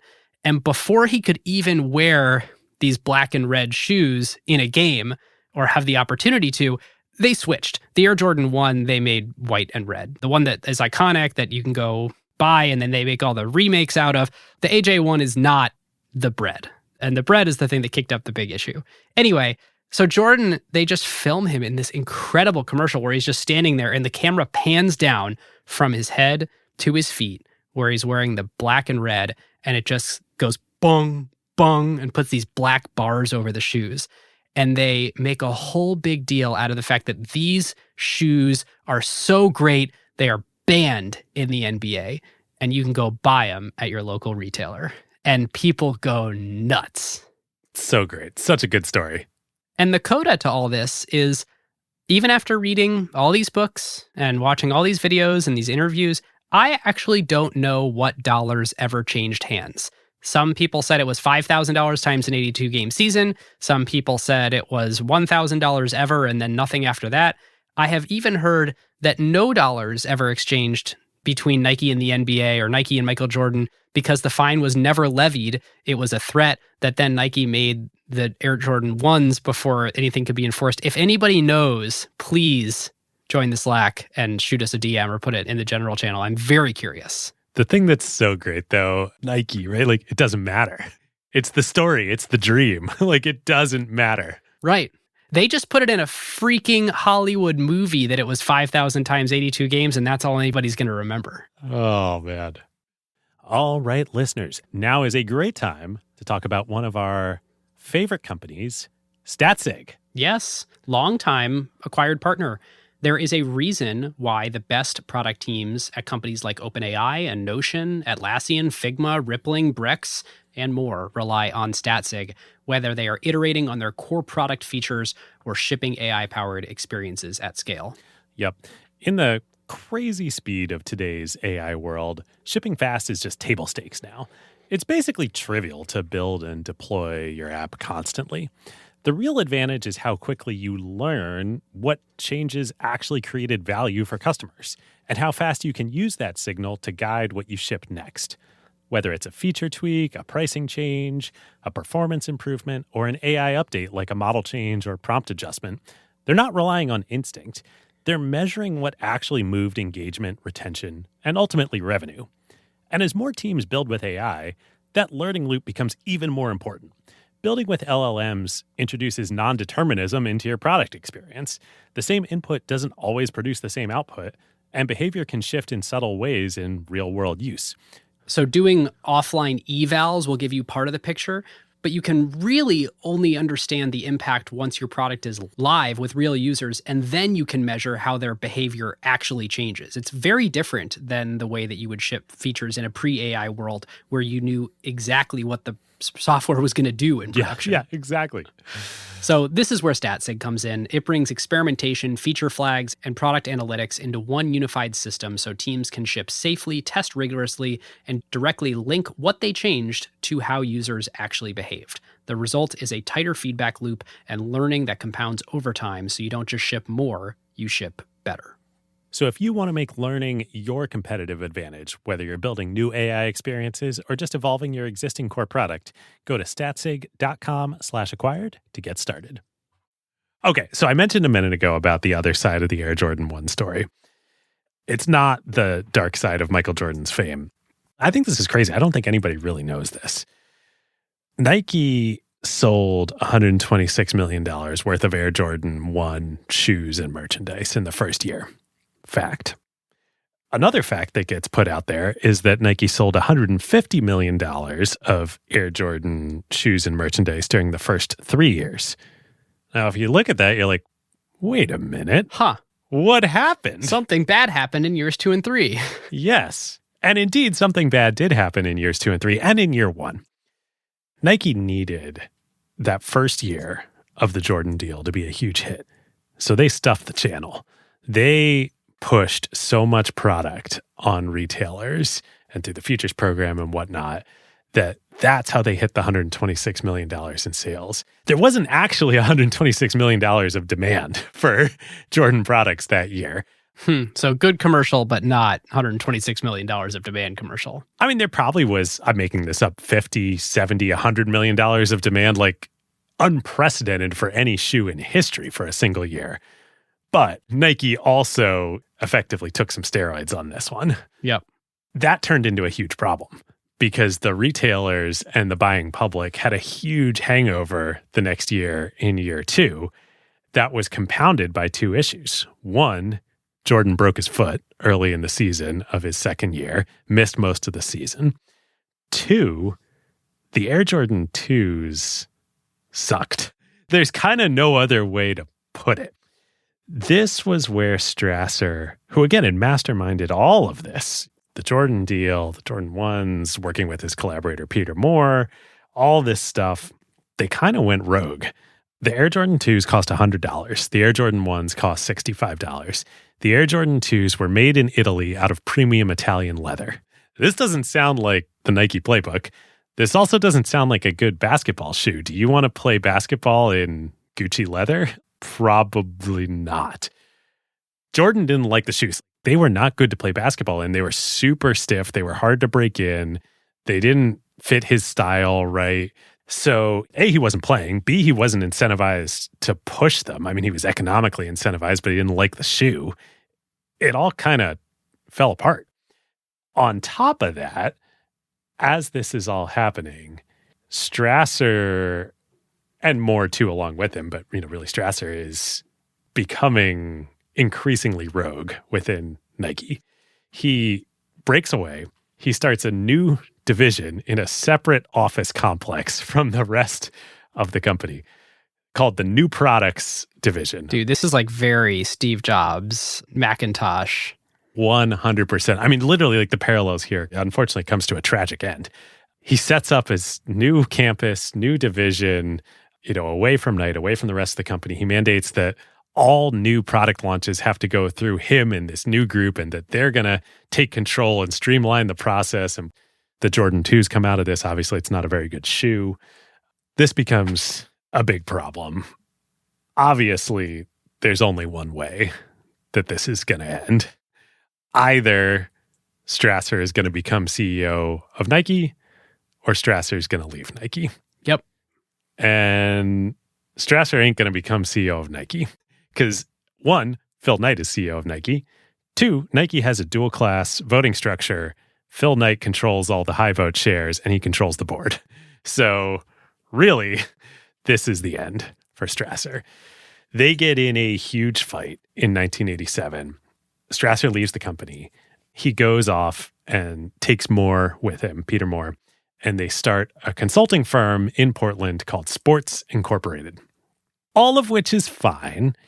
And you could imagine a future where one day Knight and Strasser might reconcile and they could be friends again and say, wow, Rob, you've had such, incredible part of the Nike journey, contribution to everything. We can bury the hatchet.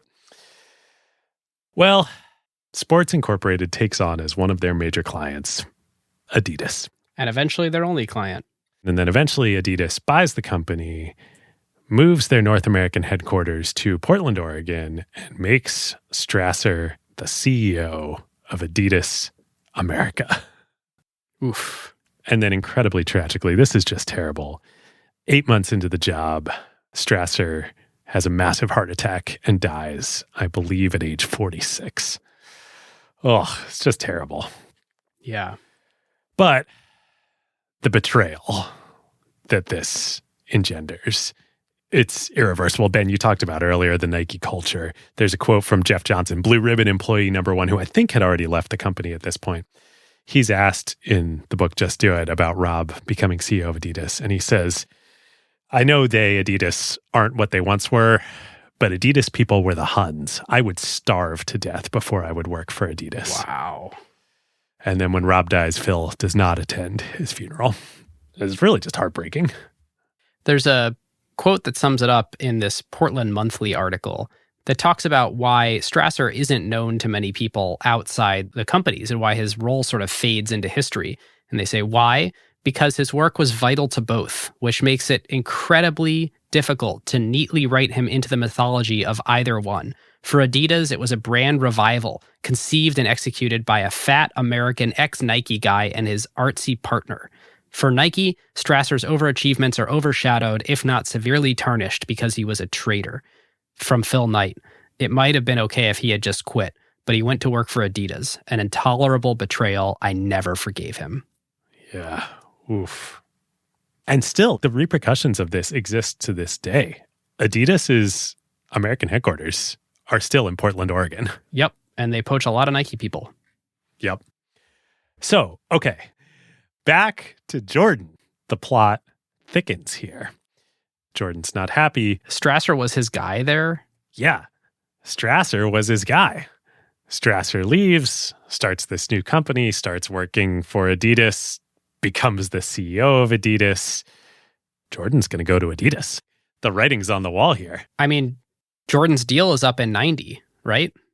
Not only is his deal up in 90, he tries to renegotiate. So in year 3, Jordan is so unhappy. The wheels are in motion at Adidas. Adidas, with Strasser not yet at the helm, but whispering in the ear, is going to be willing to do a Jordan-type deal for Jordan. Michael always wanted Adidas anyway. He's going to break the deal with Nike and go with them. Yep. So back to Nike and Phil. This is serious wartime mode. They schedule a pitch meeting with Jordan. This is, I think, towards the end of year 3 of the deal, to try and save him, to try and re-sign him. They're willing to do anything. Renegotiate the deal, give him more economics, give him another shoe, anything. Phil goes to a bright young star within the Nike design group, Tinker Hatfield. Formerly of Nike's architecture and building planning team. He wasn't even hired as a shoe designer. He was an architect. This is super important. Tinker was another Bowerman guy. He ran track for Bowerman at Oregon and studied architecture. And then he comes into Nike, and together with Mark Parker, who would become the CEO of Nike, they designed the Air Max, they designed the Air Trainer. They're part of Nike's revival on the running and training side and competing ultimately in aerobics with the Air Trainer. Now that Strasser and Moore are gone, Tinker is the star that he can give Jordan. He says, go fly out to Chicago, go with Howard White, Jordan's guy at Nike, go talk to him, come home like bearing your shield or on it, essentially. So Tinker goes out. And remember, he's trained as an architect and then became a shoe designer. What do architects do when they meet with their clients? They ask them questions. They say, what do you want? What are your specifications? Tinker sits down with Jordan and he's like, tell me what you don't like about the Jordan 2. They were too tough to break in. Okay, cool. What else is wrong with them? They're high tops. That's too much weight. I'm Michael Jordan. I need lightness on my feet. I want to fly. I don't want the extra weight. Okay, cool. In an ideal world, Michael, what shoe would you want? What would it look like? And Michael's like, well, I want a great basketball shoe that will also look great off the court, but it needs to be both. It can't be like the Jordan 2 that looked great off the court, maybe, but sucked as a basketball shoe. Tinker's like, okay, noted. So he goes back to Nike, works feverishly. Jordan comes in for this last-ditch pitch meeting. He shows up 4 hours late. Phil starts the meeting and it's like, oh boy, here we go. Tinker, like an architect, has the shoe under a black cloth on the table, just like Steve Jobs in the keynotes many years later. Phil hands the meeting over to Tinker. And he's like, Michael, I took notes on our conversation. Here is the Jordan 3. And he pulls the shroud off and hands the shoe to Jordan. And he's like, it's the shoe you asked for. He goes right down the checklist. Soft leather that doesn't need to be broken in. You can wear a new pair in every single game. Mid-cut height. Not a high top, not a low top. The support you need without the weight of a high top. Elephant print leather for style off the court that won't detract from performance on the court. And then the pièce de résistance, no swoosh. There's a little swoosh on the back tab. The main logo is the Jordan Jumpman logo on the tongue. The Jumpman logo did exist beforehand. Peter Moore had actually designed it, but it was never in the prime position. It was always the swoosh and then the Jumpman. That's like heretical at Nike at this point to not have the swoosh be the main character.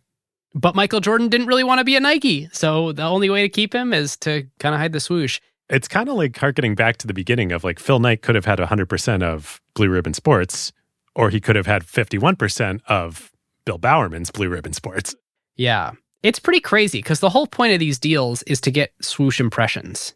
And they were willing to say, we think it's going to be profitable enough in the long run to be in business with you that we will not put the swoosh on the side of these shoes. And they were extremely right to do that. Indeed. So as part of that, they renegotiate the deal. Jordan agrees to stay with Nike. The Jordan brand becomes its own subsegment within Nike. Its own shoes, its own clothes, its own colors, its own logo, its own advertising, all managed standalone. And then ultimately, this would take several years, but it would become Zion Williamson wears Jordans. Jason Tatum wears Jordans. The University of Michigan, for some reason, is Jordan, not Nike, as their official uniform supplier. UNC is Jordans. And so, do you know what changed in that renegotiation? Yes. So they extend the deal for 7 more years. I believe at the same 5% royalty on gross sales, but there's the new massive further commitment to making the Jordan sub-brand much more of its own brand. And they up the total guarantee to at least $18 million. So from 2.5 to 18 in 3 years. Wow. Ultimately, just like the 2.5, that's meaningless because Jordan brand sales go back up in 88, 89, 90, on and on and on, 200 million, 300 million, 400 million, 500 million in sales. This is when they do the Spike and Mike ads with Spike Lee. It's got to be the shoes. And Wyden Kennedy, got to be the shoes. Jordan earns over the course of this contract easily at least $100 million. Easily. Over the 7-year. Yeah, it's just dwarfing what he's earning from the NBA. In his total career from basketball contracts, he made something like $90 million. So, I mean, you even said it in that first year, just from the get-go, his Nike earnings were way outpacing his NBA earnings. Yep. Now, interestingly, at retail, again, back to this halo strategy, the Jordan 3s and then all Jordans subsequently, really, this is when they become the luxury brand. The Jordans are Nike's Louis Vuitton trunk. Yeah, they make a lot of revenue from them. Yeah, they sell a lot of them. But you know what? It also helps them sell a lot of wallets. Yeah.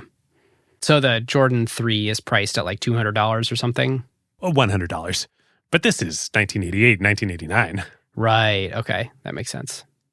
All right. So you mentioned how much he made at the end of that 7-year contract. There's something mind-blowing going on today in 2023 with the Jordan brand, and I don't think people quite have a handle on what has happened in the last 3 years. So the Jordan brand is the fastest growing part of Nike. Nike grows like 10% a year. The Jordan brand over the last 3 years keeps growing at like 35%. And it does billions in revenue growing at 35%. So this past year, they just reported FY22, the Jordan brand did $6.6 billion in revenue. Let's assume that the 5% figure is still accurate enough. It's accurate-ish. Jordan's making over $300 million a year from the Jordan brand at a 5-ish% royalty. He retired for the last time 20 years ago. There is no athlete making $300 million a year. Michael Jordan will make $5, maybe $10 billion over his lifetime from the Jordan brand. Absolutely unprecedented for an athlete. He's effectively a founder of a brand that is growing 35% at $6+ billion revenue scale. With all the operations and distribution and marketing of Nike. It is unfathomable. So he did active work for many years in order to build the brand equity, but he does passive work now to keep it alive. Of course, he has sort of input on who they're signing to the Jordan brand. He has sort of a vote in that. But in Michael staying out of trouble and Michael staying the dream, he builds a tremendous amount of brand equity. And Nike reaps 95% of that. So like they're perfectly happy with this arrangement. They're happy to cut him $300 million checks. I would be too if I was earning the other side of the $6.6 billion. But Jordan totally has had to shape his life in order to be the dream Michael and continue to be that. He is so synonymous with the brand that he has to be perfect to keep the brand doing what it's doing. Yes. And that's the dark side for Michael. One more really critical thing I want to say about all this and Jordan and the building of the dream and the changing of culture before we move on to all the rest of Nike history, which we will cover here. You can't ignore, too, again, the timing in this. All of this coincided with the rise of ESPN and SportsCenter. And that was so important. In the early days, like when Steve Prefontaine was on the cover of Sports Illustrated or some of the tennis players, it was like there was a Nike line of, oh, we could spend X million dollars in advertising, but if we get our shoes on the cover of Sports Illustrated, that's worth $20 million. With ESPN and SportsCenter, those athletes and Michael Jordan being all over that 24/7 every night, that was $20 million a night of free advertising. That's a great point. So off the back of the rise of the Jordan brand, in 1988, they launched the Just Do It campaign with the very first, I think this is the first Wieden and Kennedy ad, right? Second real big one. The first was the Revolution ad with the Beatles that they did for the Air Max. Okay. Another Tinker Hatfield and Mark Parker joint.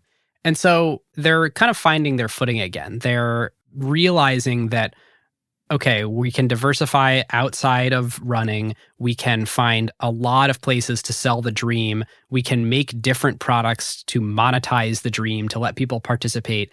Their market cap hits $1 billion at this point in 1988. So investors are starting to wake up to like, they're building something really special here. They open their first Nike Town in Portland.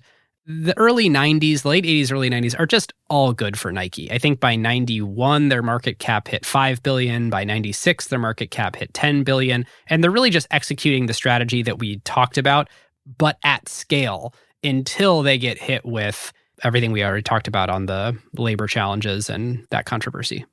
Yep. So that's a tough few years. Interestingly, like right around the dot-com crash is also kind of tough for them. Their market cap drops from $20 billion to $8 billion. They weren't in any way yet a tech company, but tough times right around the same time period. An interesting thing from that front, losing Kobe to Adidas Yes. was big. Really big. And people forget this. People forget that Kobe was an Adidas athlete first. Yes. In the same way that people forget that Kanye was a Nike athlete or a Nike right. rapper first. But yeah, those early 2000s were not a great time for Nike. But then, interestingly, Kobe was so unhappy at Adidas and wanted what Nike could give him that he bought Adidas out of his deal to move over to Nike. Oh, yeah, I have the numbers. So Kobe was with Adidas from 96 to 2002, and he hated the Kobe 2s so bad that it's rumored that he paid $8 million to get out of his contract so he could move over to Nike. Yeah. That was a huge win for Nike and a big turnaround. Like 2002 is really when it started to get good again for them. Yep. I'm sure part of that was the shoes, and yeah, by all accounts, the Kobe 2s sucked. I do think there is, and this will get to analysis in a little bit, Nike can do something for athletes, for the big superstars, that the other companies can't. Oh, and right around the same time in 2003 is when LeBron came into the NBA and Nike signed him out of high school. Yep. Okay, so 2002, they get Kobe. 2003, they get LeBron. They've cleaned up their image. They're cleaning up their factories. They're cleaning up their supply chain. In 2003, they acquire Converse for $309 million. Their once foe, and now Nike's in the multi-billion-dollar market cap, and Converse is a tiny fraction of that size. 2003, Michael Jordan retires. And it's fascinating, just to get a quick data point, the Jordan brand that year in 2003 is doing $700 million a year. And today it's doing $6.6 billion. And that's been the delta since he stopped playing basketball. I mean, the thing is, both of those numbers are bonkers. Right. $700 million is bonkers. And $6 billion is bonkers. Yeah, Jordan has completely transcended a sponsorship deal and turned into a brand. The notion, the platonic ideal of Jordan is a brand more than a human. So in 2006, another important thing happens. And most people didn't realize it at the time because, keep in mind, 2006 over in Apple, Steve Jobs is still the CEO. So not a lot of people know this guy named Tim Cook's name, but Tim joins Nike's board. I believe in late 2005, he joined the board. He immediately starts helping Nike into understanding how to use digital technology to transform their business. And in 2006, they launched the Nike Plus iPod. Yes. Yes. Which was not a terribly successful product in the market, but man, did it help Nike understand where the puck is going. And this was the first corporate use of plus in a product name. Oh, was it really? This is the moment that has led to the terribleness of the sea of digital corporate products today. We all have this to thank. Plus this, plus that, plus blah, blah, blah. I'm surprised there's not a Jordan Plus out there. No, there's not, because Jordan is too well managed a brand. I actually did not know that. It's funny. That was the origin of Plus. It was interesting because it was this little thing that you would put in the insole of certain shoes, and it would measure your stride length and your, all the metrics about running, and it would report it to your iPod because it had a little 30-pin connector thing you could put into your iPod. It was the most clunky, kludgy thing ever. But as that evolved into the Fuel Band, and then as the Fuel Band evolved into apps on your iPhone, Nike started really building a way to have a relationship with their customers directly, and not just through their products, but with this sort of suite of services. And 2006, and then again in 2013, 14, they had a sort of a new strategy start. There's really these clear moments in time where the company changed its DNA. And I go all the way back to 2006 on the technology one. It also completely changed their acquisition strategy, because up until then, they had been acquiring brands. They bought Converse. They had bought Starter. Starter was going to kind of be their Walmart brand. Oh, that's right. Cole Haan, yeah. And I think this sort of aha moment happened where they realized, actually, what we want to be doing is pouring everything into the flywheel of the Nike brand. So they divested a bunch of stuff, but they started acquiring capabilities from a bunch of these other companies to help them make this tech migration. It's like a 2-decade thing where they have these two different strategies that are happening at the same time. One is the digitization.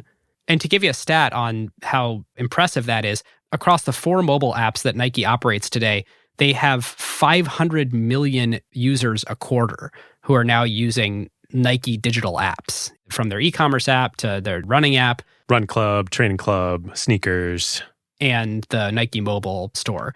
huge user base, all sort of started at this moment in time where they realized, A, we should be in technology, and B, we should be making acquisitions not of other brands, but of technologies that we can integrate to help us extend our brand and participate more in the lives of our customers. The other thing, and this is a little bit later, this is more the 2013, 14 era, they pull the trigger on this big strategy shift away from what Phil Knight had sort of pioneered with the retail relationships to go direct. And Nike started to realize in this new era, this internet era, this global era where you have to be at scale to execute certain strategies, they're going to be the player at scale that can execute a direct strategy, that can operate Nike.com to sell shoes directly to customers, that can operate retail stores and all these different places to go directly to customers. And they're not all the way there. And I think there's a lot of, like, we'll talk in their sort of bear bull case about where they are in that transition and how successful it will be. But there is this tipping point where a brand becomes the scale player. Like, think about Disney in media. They've become the scale player. They can run a different playbook and go directly to customers in a way where other places that make content need to integrate with the existing distribution channels. Disney can make a 10, 15-year transition, especially with the right technology, to go direct. Nike's basically betting that they're also one of these hero brands that can run that playbook. For context, today Nike is, more than twice the size of Adidas, Yep. who is more than 3 times, I think, the size of the number 3 player, which is Skechers, maybe? Yep, it's super power law distributed. The other aspect of that is personalization. Nike, I actually think, is really at the forefront of apparel personalization with what started as Nike ID and now is, I think, called Nike by Me. But anybody can make their own Nike shoes in their own colors with their own designs on them. To be able to do that at scale with their customer base and produce the standard lines, that requires a level of scale economies that nobody else can really match. Okay, so that's like the 2014 era where they really start to execute this digital and direct migration. Around this time, you have this very old idea of sneakerheads starting to take root in a big way, this huge growth category where the secondary market for shoes, in most situations, you would think like used shoes are worthless. And like, I'm being tongue in cheek here because most, secondary market shoes are not used. Well, until recently, any mainstream person would have said, of course, to that statement. Right.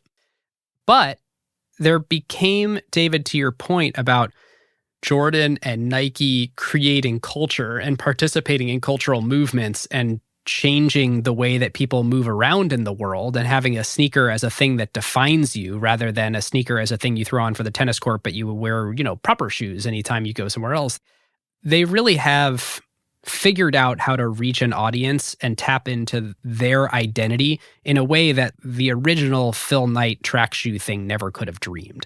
And shoes have become this method for self-expression. And the secondary market is huge. It's like some estimate $2 billion, some people estimate $6 billion category. Keep in mind, all of athletic shoes are what did I say, 150-ish, somewhere around there. So still a tiny fraction compared to the athletic sneaker market broadly. But who would have thought that used special edition shoes or secondary sales of shoes could possibly be a single-digit billion-dollar ecosystem? Right. I mean, this is companies like GOAT and StockX, and we'll talk about this more in analysis, but Nike has made the, I think, very conscious decision not to capture any of that value. Yeah, I'm fascinated by that. I think they've figured out clever ways to make a bunch of money on limited edition sneakers without having to be the marketplace for all the secondary sales. The other way that Nike potentially could capture this value would be to massively increase their prices. And this is really interesting. I think this is where Nike is different from the luxury brands that we've covered, the LVMHs, the Porsches. Porsche makes tens of thousands of dollars of incremental gross margin with their library wine colors that you can buy. Nike sells these incredibly limited edition retro and otherwise sneakers, but they sell them for $150, $200, maybe $300, like not a lot of money. the instant that they get purchased, you can turn around and sell them on the secondary market for $5,000. Some of these shoes, $10,000, maybe more. That is a very intentional decision by Nike not to capture that value. And I think the reason they do it is to make all of this work, to make the dream work in a way that is applicable to everybody on the planet and not just Louis Vuitton's market, is they have to keep it attainable. And so they're willing to let that $6 billion or whatever go to secondary players, go to StockX in order to keep the dream alive. It's pretty crazy. I don't think there is anything that I can buy from Nike that costs $500. Yeah. And yet Nike absolutely produces many items that are worth way more than $500. Right. And like, it's not even a high number. It's not like, oh, I can't buy something from Nike for $10,000. Like, I really can't think of a single thing I could possibly purchase for them, even for $500. Right. The one product that I know of was the Mags, the Back to the Future shoes that they actually produced. But those were for Michael J. Fox's charity. I think they made 50 of them and sold them for $17,000, if I have that right. But A, that was for charity. B, that was like obviously a stunt. That's not Louis Vuitton. All right, here's what I can buy for $490. I can get American and National League jerseys for the All-Star game. And they have some football shoes that cost $300. Curious. Wow. Crazy. But the point still stands. They make it up in volume. Yes. I really can't think of anything else off the top of my head where a company is making such a obvious and clear choice to give value to other players in the ecosystem. Yeah. Whether those be companies or just people who are arbitraging. Yeah. Just like a luxury brand, they have to market the dream, but their mechanism for capturing value is entirely different. Yep. Okay, I'm going to move us quickly here through 2018 to today so we can analyze the business in its current state. So in 2018, something pretty special happened. They pulled the trigger on a Wyden and Kennedy ad with Colin Kaepernick about standing for something. The Dream Crazy ad. Yep. The text of which obviously was just Colin Kaepernick's face and says, believe in something, even if it means sacrificing everything. They accompanied it with a commercial. It launched online. Kaepernick tweeted it. Then they did these big billboards in every major city. I remember the first time I saw it and I was like, whoa.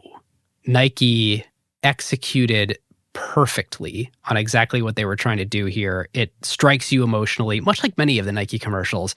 It was at a particular moment in time where they saw an opportunity to do something that they felt was right and become the center of media conversation for like months. Like, this was the advertisement of the year. And in fact, I know that when they launched this, they actually scrapped their plans for the whole rest of the year for a whole bunch of ad campaigns that were already ready for a different way that they were going to do the 30th anniversary relaunch of Just Do It, and instead made everything in this new tone. This Kaepernick ad struck such an incredible chord and made a lot of people super angry on the sort of other side of the political aisle of this particular issue that Nike was supporting, that like it entirely changed Nike's media plan in every geography for every sport for the rest of the year. Yeah. This was 2 years before Black Lives Matter became a really, big thing with George Floyd. This actually was like a big risk. If this had been done 2 years later, it would have played out very differently. It would have been way less of a risk. They would have been just like every other company. Just like everyone else. Yeah. And it's quite illustrative that we aren't really talking about anything that Kaepernick did. We just assume that the whole audience has seen this ad, understands the power of this ad. That says a lot about the ad itself, the meta context around how we're talking about it. I do think this is a good place to open up what is Nike's media strategy, because it's very clear, especially over the last 20 years, that they pick a social issue that they feel strongly about, and they drive a truck through it in the American media market and say, hey, we want to prioritize this, and we want to say we stand for this, and we want to say we stand for and support something. And there's a cynical way to take that, which is like they've done the analysis and they believe that in doing this, they're going to build more love than they're going to piss people off from, those people are worth losing because we prefer these people instead, and we think these people's disposable income is high enough, or there's enough of them, or whatever.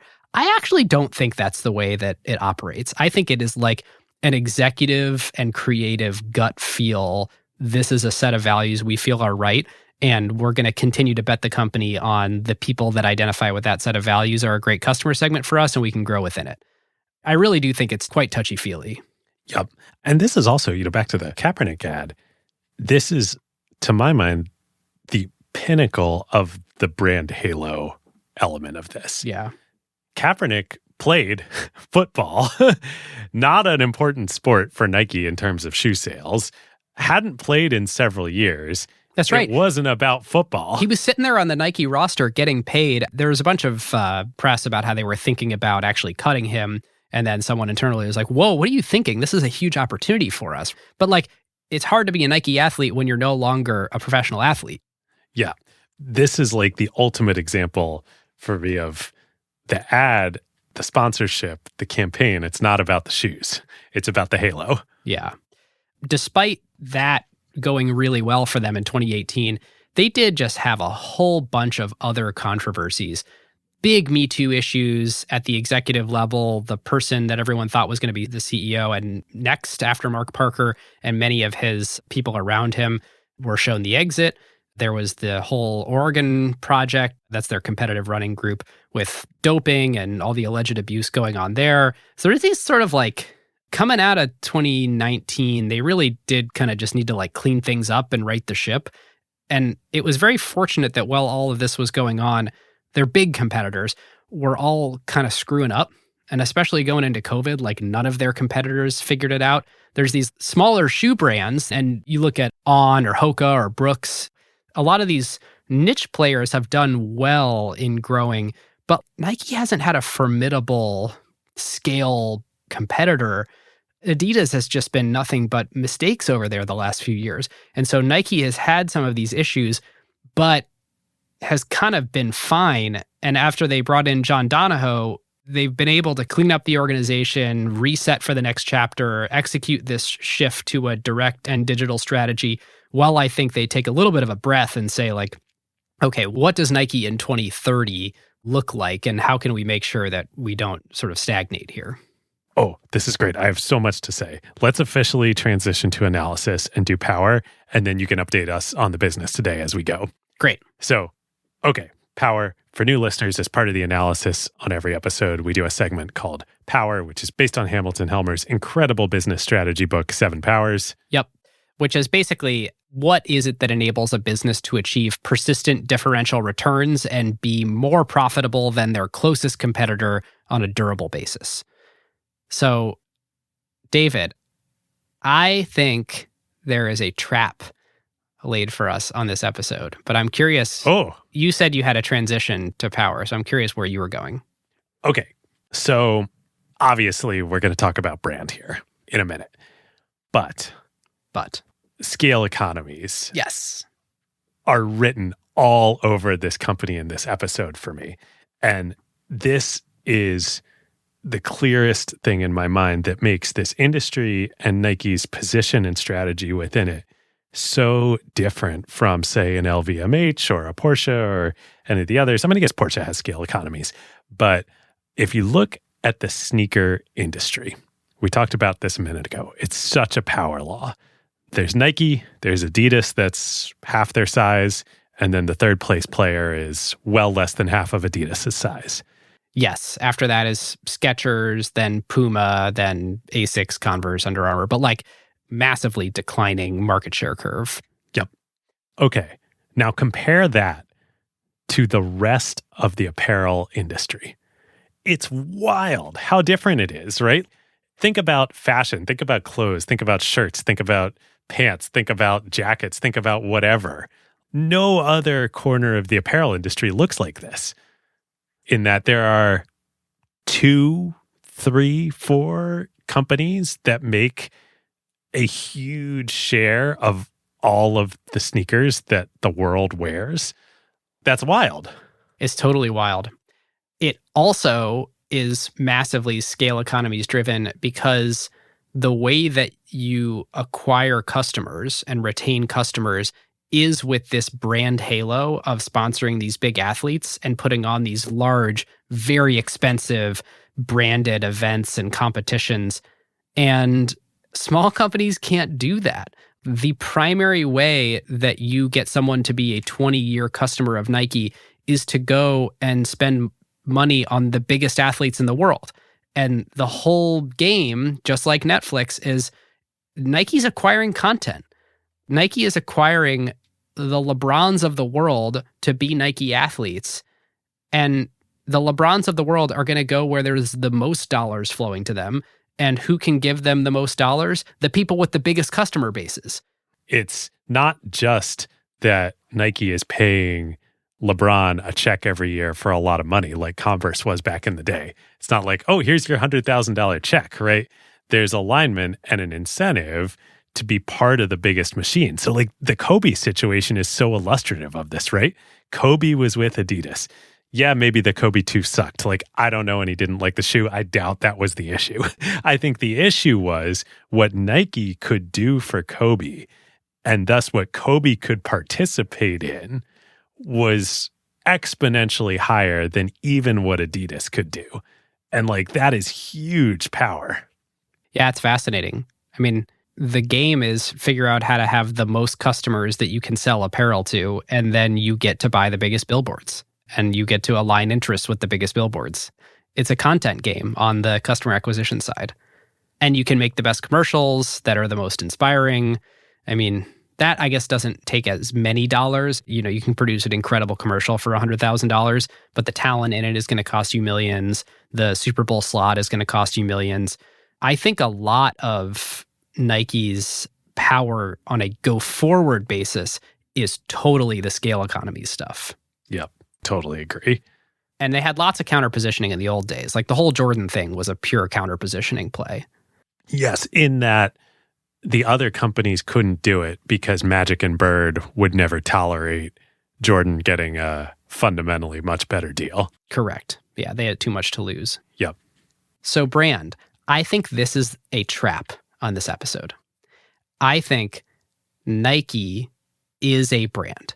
First and foremost, what they do is build this incredible brand, sell the dream, support athletes, inspire people. But when you literally understand how Hamilton defines brand power, and the perfect example is the Tiffany ring. You get a Tiffany ring versus an unbranded diamond ring of the exact same caliber. You're probably paying $10,000 to $30,000 more for the Tiffany engagement ring. And there's a pureness to that brand premium concept. Mm-hmm. Does Nike really have a brand premium? Or is it the athletes that have the brand and Nike's scale economies let them buy the athletes' brands? Right. As Trent Griffin would put it, wholesale transfer pricing, where actually the athletes are the ones that sort of hold the power and Nike's happy to pay up for it and pass through all the profit pool to the pinnacle athletes. Unquestionably, that was the case in 1984 with Michael Jordan. And then again in 1987, 88, when they renegotiated the deal. Right. But let's look at an Air Force One or a Dunk, you know, the Dunk lows that everyone's wearing right now. They're not really generating pricing power on that. Maybe off of something purely unbranded, but off of Adidas, people are more likely to buy the Dunk Low SB than whatever the Adidas equivalent is. But the prices are pretty equivalent. Yeah, they're not paying more for them. Right. Now, maybe again, that's a intentional choice by Nike. But in this category, I do think, yeah, if the Dunks cost more than the Adidas Shell Toes, I don't know, maybe Shell Toes would be popular right now. Right. For whatever reason, Nike has either decided not to or can't raise the prices where their brand differentiates them. And I think it's fascinating. The Nike running shoes that I buy that are, $160, $180, the equivalent Adidas pair is $160, $180. Same with the equivalent New Balance pair. And so if you assume that they do have brand power, Nike's making a conscious choice not to capture that value in making all those shoes more expensive than competitors. Yeah. But I do think, despite you saying the trap, and I think there is a big trap in overestimating brand value of Nike, it does definitely have brand value and brand power. Yeah. It shows up in a different way. It shows up not in pricing. It shows up in the fact that I often don't look at a competitor. I will only go buy the Nike thing. Yep. My thought exercise on this, which is a little different than my usual brand power thought exercise, which is, can you kill it? Can you intentionally kill Nike? No, you can't. It can't die. It will be with us in 100 years. Ooh, that's quite a take. Oh, you don't think Nike's going to be here in 100 years? I think you could totally kill Nike in the next 30 if you wanted to. I also don't like your premise. I disagree with your Dior thing, that the really good brands or the way you can tell if something's luxury or a durable brand is like if you couldn't kill it if you tried. I think that's too squishy. Okay, fair enough. I have something way less squishy for you here, though. Okay. I was talking with Scott Reams about this.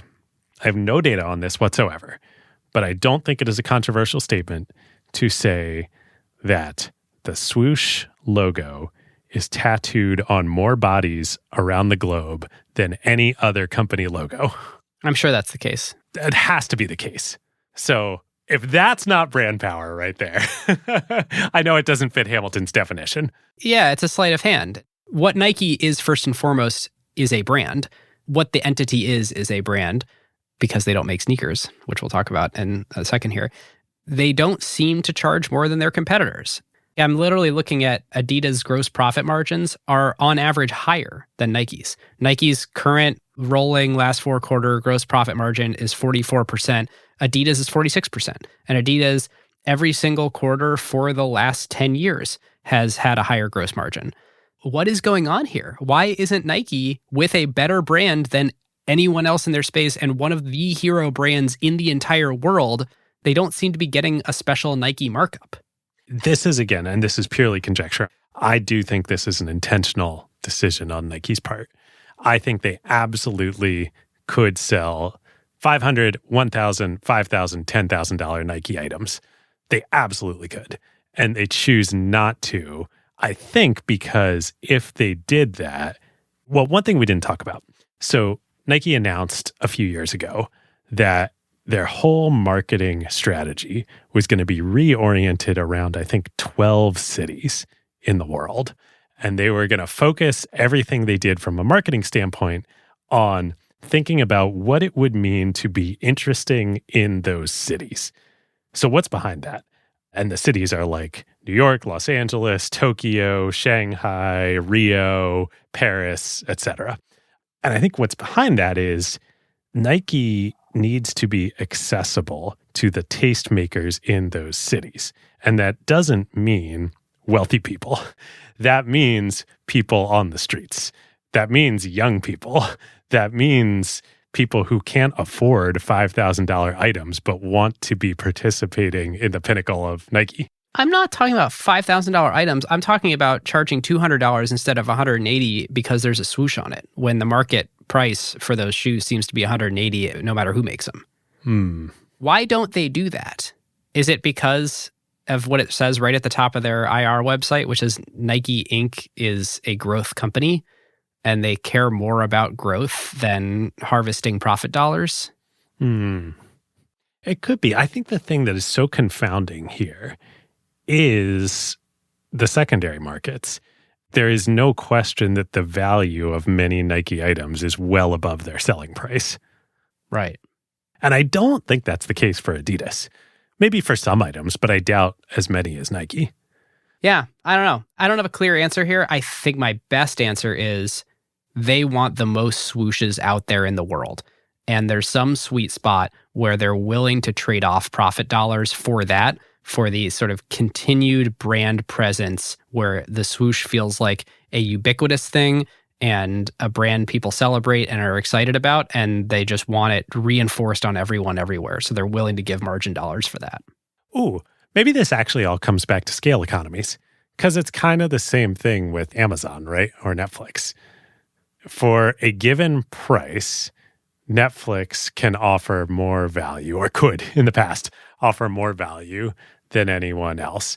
Amazon with Prime can offer way more value than anybody else. This is the scale economy play. Yeah. I don't think the rest of the powers are particularly worth talking about. The most interesting thing is there's not any switching costs. There's not any network economies. There's not a cornered resource.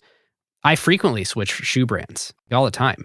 And that would be like one of the things that I'm least excited about any shoe or apparel company is, unlike tech businesses, there's no potential for any form of lock-in, and there's no potential for really any form of network effects. Like, come on, how am I going to benefit from other people wearing Nikes?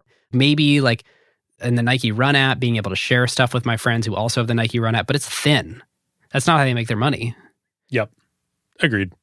So interestingly, I guess what I would conclude on Power is Nike is first and foremost a brand that, from a 7 Powers perspective, most leverages scale economies to get their outsized profitability.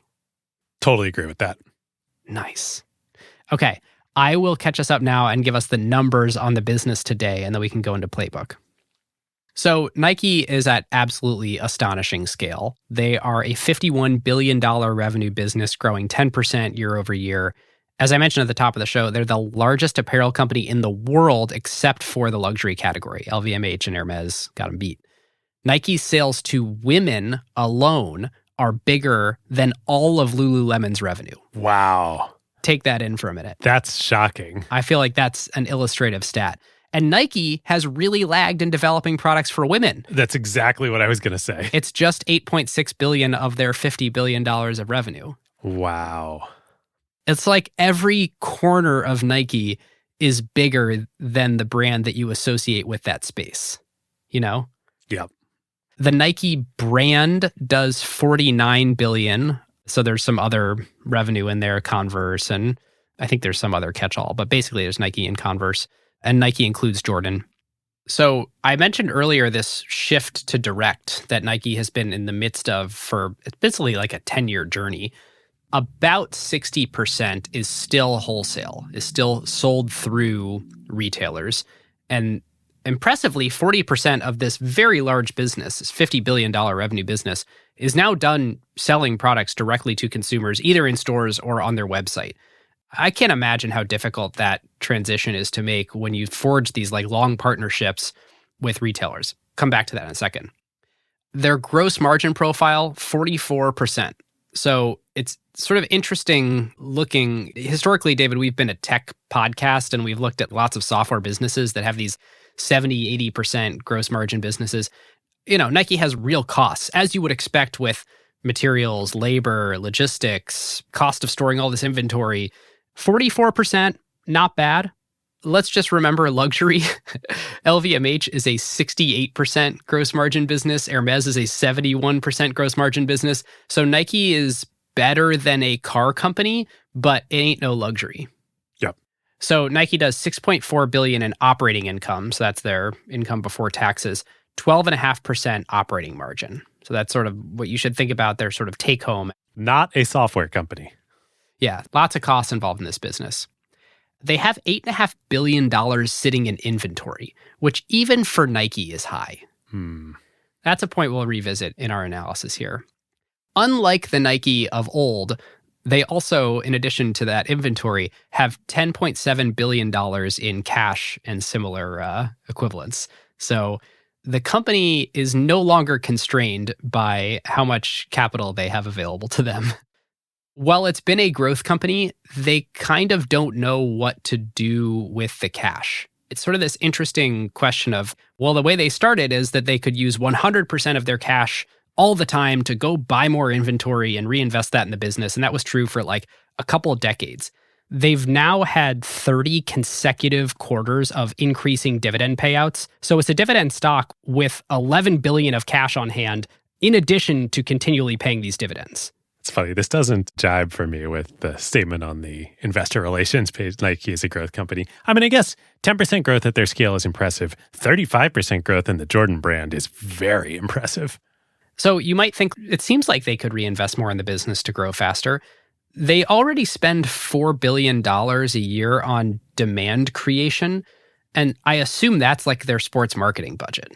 I think the wording on the financial statement is interesting too. They literally look at it as, we're basically going out and buying media to create demand for our products. Yep. I mean, that's 100% what it is. Yes. Like we were saying, it's not really that different than Netflix acquiring or producing content for Netflix. Right. They just monetize in a different way. Yep. Footwear is almost 3x the apparel business on a revenue basis. So at least by revenue, footwear is still their bread and butter. And in part, it's just selling sneakers to people that go wear sneakers every day and wear them out once or twice a year and then need to go buy some more sneakers. And that's like most people in the world. It's a pretty incredible market that they now get to address, $150 billion athletic footwear market. It's crazy. When you look at this pretty interesting thing that they list, which is their wholesale equivalent revenue breakdown, which is basically saying, yeah, we sell some of this direct, but we want to put apples to apples and make these unit sales sort of adjusted as if they were all sold through our wholesale channel. Men's is 51%. Women's is 21%. Kids is 12%. And the Jordan brand broken out separately. Like all of this excludes Jordan. The Jordan brand is the $6.6 billion business that makes up the other 16% of that pie chart. Holy God. Yeah. Men's inclusive of Jordan, if you just assume Jordan is 3/4 men, that means that they're selling 64% of their product to men. So remember when I said at IPO, they sell sneakers to men? It's like kind of the same business as it was, but a super different business than it was at the same time. Yes. In some sports specifically, like just to dive into one example, they have a near monopoly in basketball shoes. Nike and the Air Jordan brand's share of performance basketball was 86%. And this stat's a few years old. It was right before the pandemic. But the dominance was even more prevalent in the lifestyle basketball category, where they have 96% share. I have to wonder, the other shoe companies who are still doing big deals in the NBA, let's take Under Armour and Steph Curry here in San Francisco. Like, what are they doing? Name another Under Armour athlete. I mean, they exist, but I don't think I could, right? Like, why? And obviously it's worth it to Steph. Steph could sign with Nike tomorrow, but Under Armour is just paying him a boatload of cash. And I think also gave him tons of equity in the company and whatnot. But like, why? I mean, I just think it's a bad move for Under Armour. I think this is the classic thing that we've talked about in 11 different industries of don't get caught in the middle in the age of the internet. It's so obvious in media. It's becoming obvious in universities. But be the New York Times or be acquired, but don't be the Cleveland Plain Dealer. Or be Disney or be Doug DeMuro. Or in this world, be Brooks or be Nike. Right. But don't be Under Armour, who's not a platform brand. They don't have the size and scale and everything that accrues to a Nike, but they're trying to run a mini Nike playbook, and they need to run a completely different playbook. Yeah, totally agree. So Nike is just leaning into this in a big way. They're now the official uniform supplier of the MLB, the NFL, and the NBA. And they're throwing huge dollars. Like the NFL deal alone is something like a $200 million a year deal. And David, you were telling me Nike doesn't even get to sell the jerseys to customers. It's literally just to get the swoosh on the game day jerseys. This is absolutely fascinating and blew my mind when I talked to a few people in the industry about this. So yes, the official jerseys, let's take the NBA for example. Nike replaced Adidas a few years back as the official jersey maker of the NBA. When most NBA jerseys are sold to buyers who pay money for them, aka fans, not the players, most of those are replica jerseys, which I'd heard that term before and I never thought about what it meant. Most of those are made by Fanatics, which has run an incredibly interesting playbook in the sports world, in the sports marketing world over the past few years.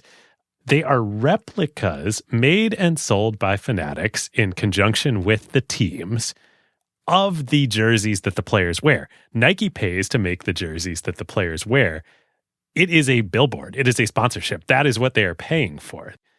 But that's probably not what you're going to buy. You're going to buy a replica from the team store that is made by Fanatics that has the Nike swoosh on it. Which in many ways, that's part of why Nike is willing to pay to sponsor the NBA is because the replica jerseys get more swooshes out there in the world, even if it's not on things that they sell. It's a billboard, even if it's not on things that they make. Right. That's wild. It's totally wild. You would think the value chain would flow the other way, where you would make money from the jerseys sold because you are an apparel company, but instead you're paying to put your swoosh on jerseys made by other people. One final thought on this athletic shoe market being a $130 billion market. I mean, Nike totally participated in a world change and helped to change the world that we all wear sneakers all day. What an insane market to address, that there are 14 billion feet in the world and we all wear out the shoes. It's just a thing we need to just keep replacing. What a fantastic thing to get to sell. It really is surprising to me that they haven't quite figured out price discrimination. With the exception of some of these very specialized shoes, which I'm probably not going to go buy. I'm just not a sneakerhead, so I'm not going to go buy any of this limited edition color, this, that, and the other thing, or something I have to like keep in a closet in a bag. It's not my bag.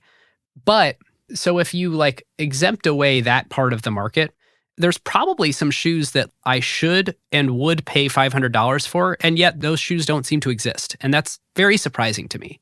Yep. Okay, so those are the numbers on the business today. You want to go to Playbook? Let's do it. Okay, Playbook. The first one, I know I've said it a few times on this episode. I totally want to like ingrain it in the ears of listeners where Nike will come up with the most creative, clever way to win. And even if it's breaking a little bit of a rule, it's fine. The best illustration of this is Breaking 2. Did you watch that, David? Oh, yeah.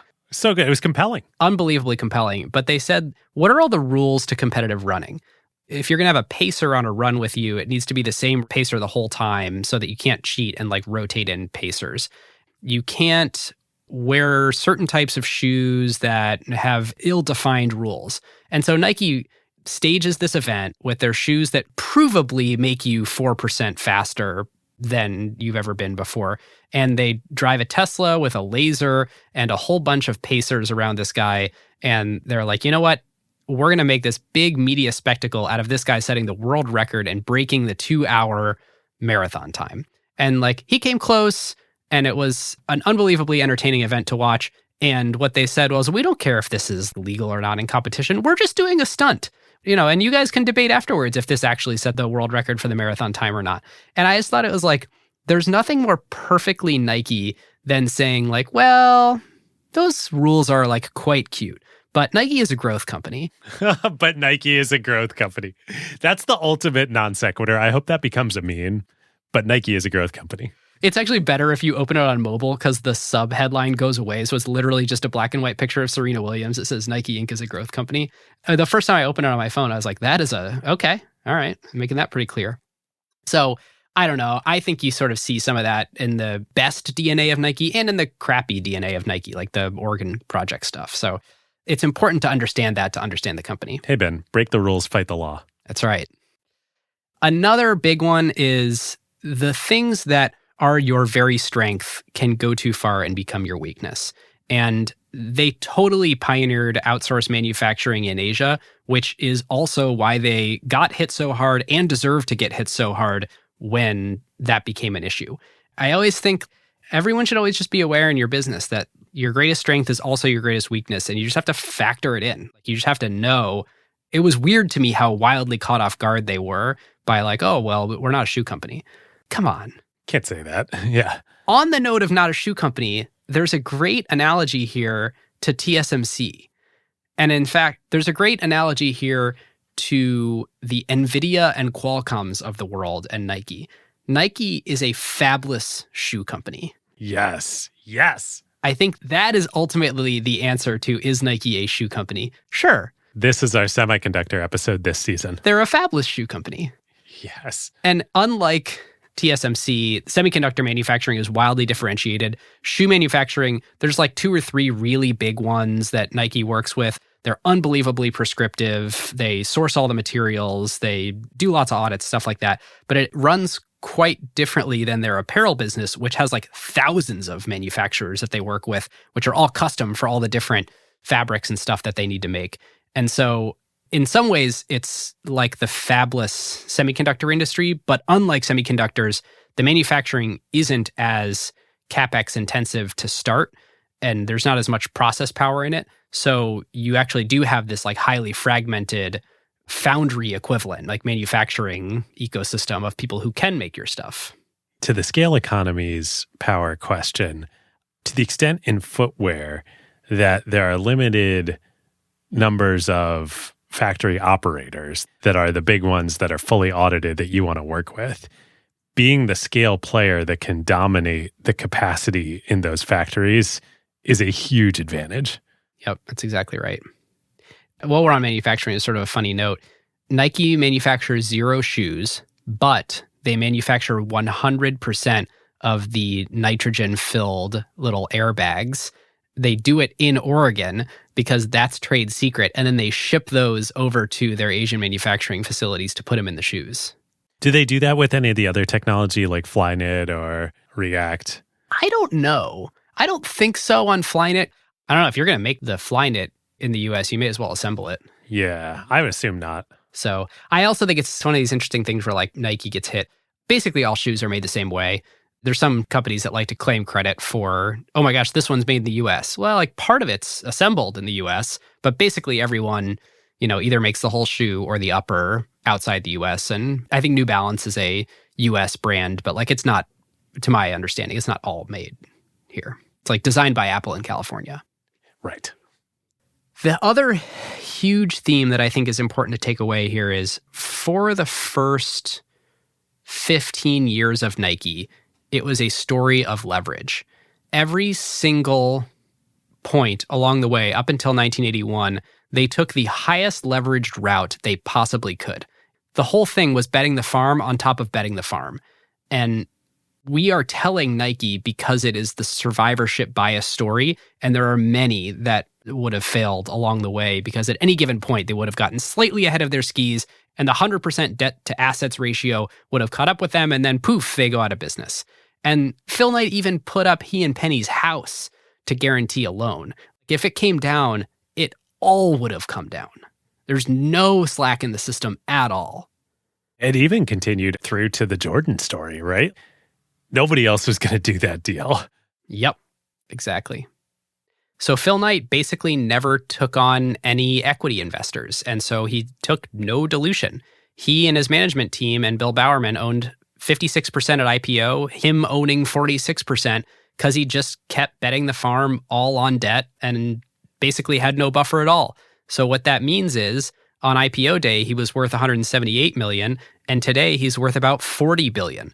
When you own 46% of your company at IPO and it goes on to become a top 50 company in the world, that is how you become the 25th richest person in the world. He shot the moon and he kept ownership the whole way. Yep. Okay, so we talked a lot about this brand halo idea. I want to put a specific fine point on what the strategy is. They create pinnacle products for athletes. I think oftentimes without even thinking about how does this translate to something the ordinary person could buy or wear.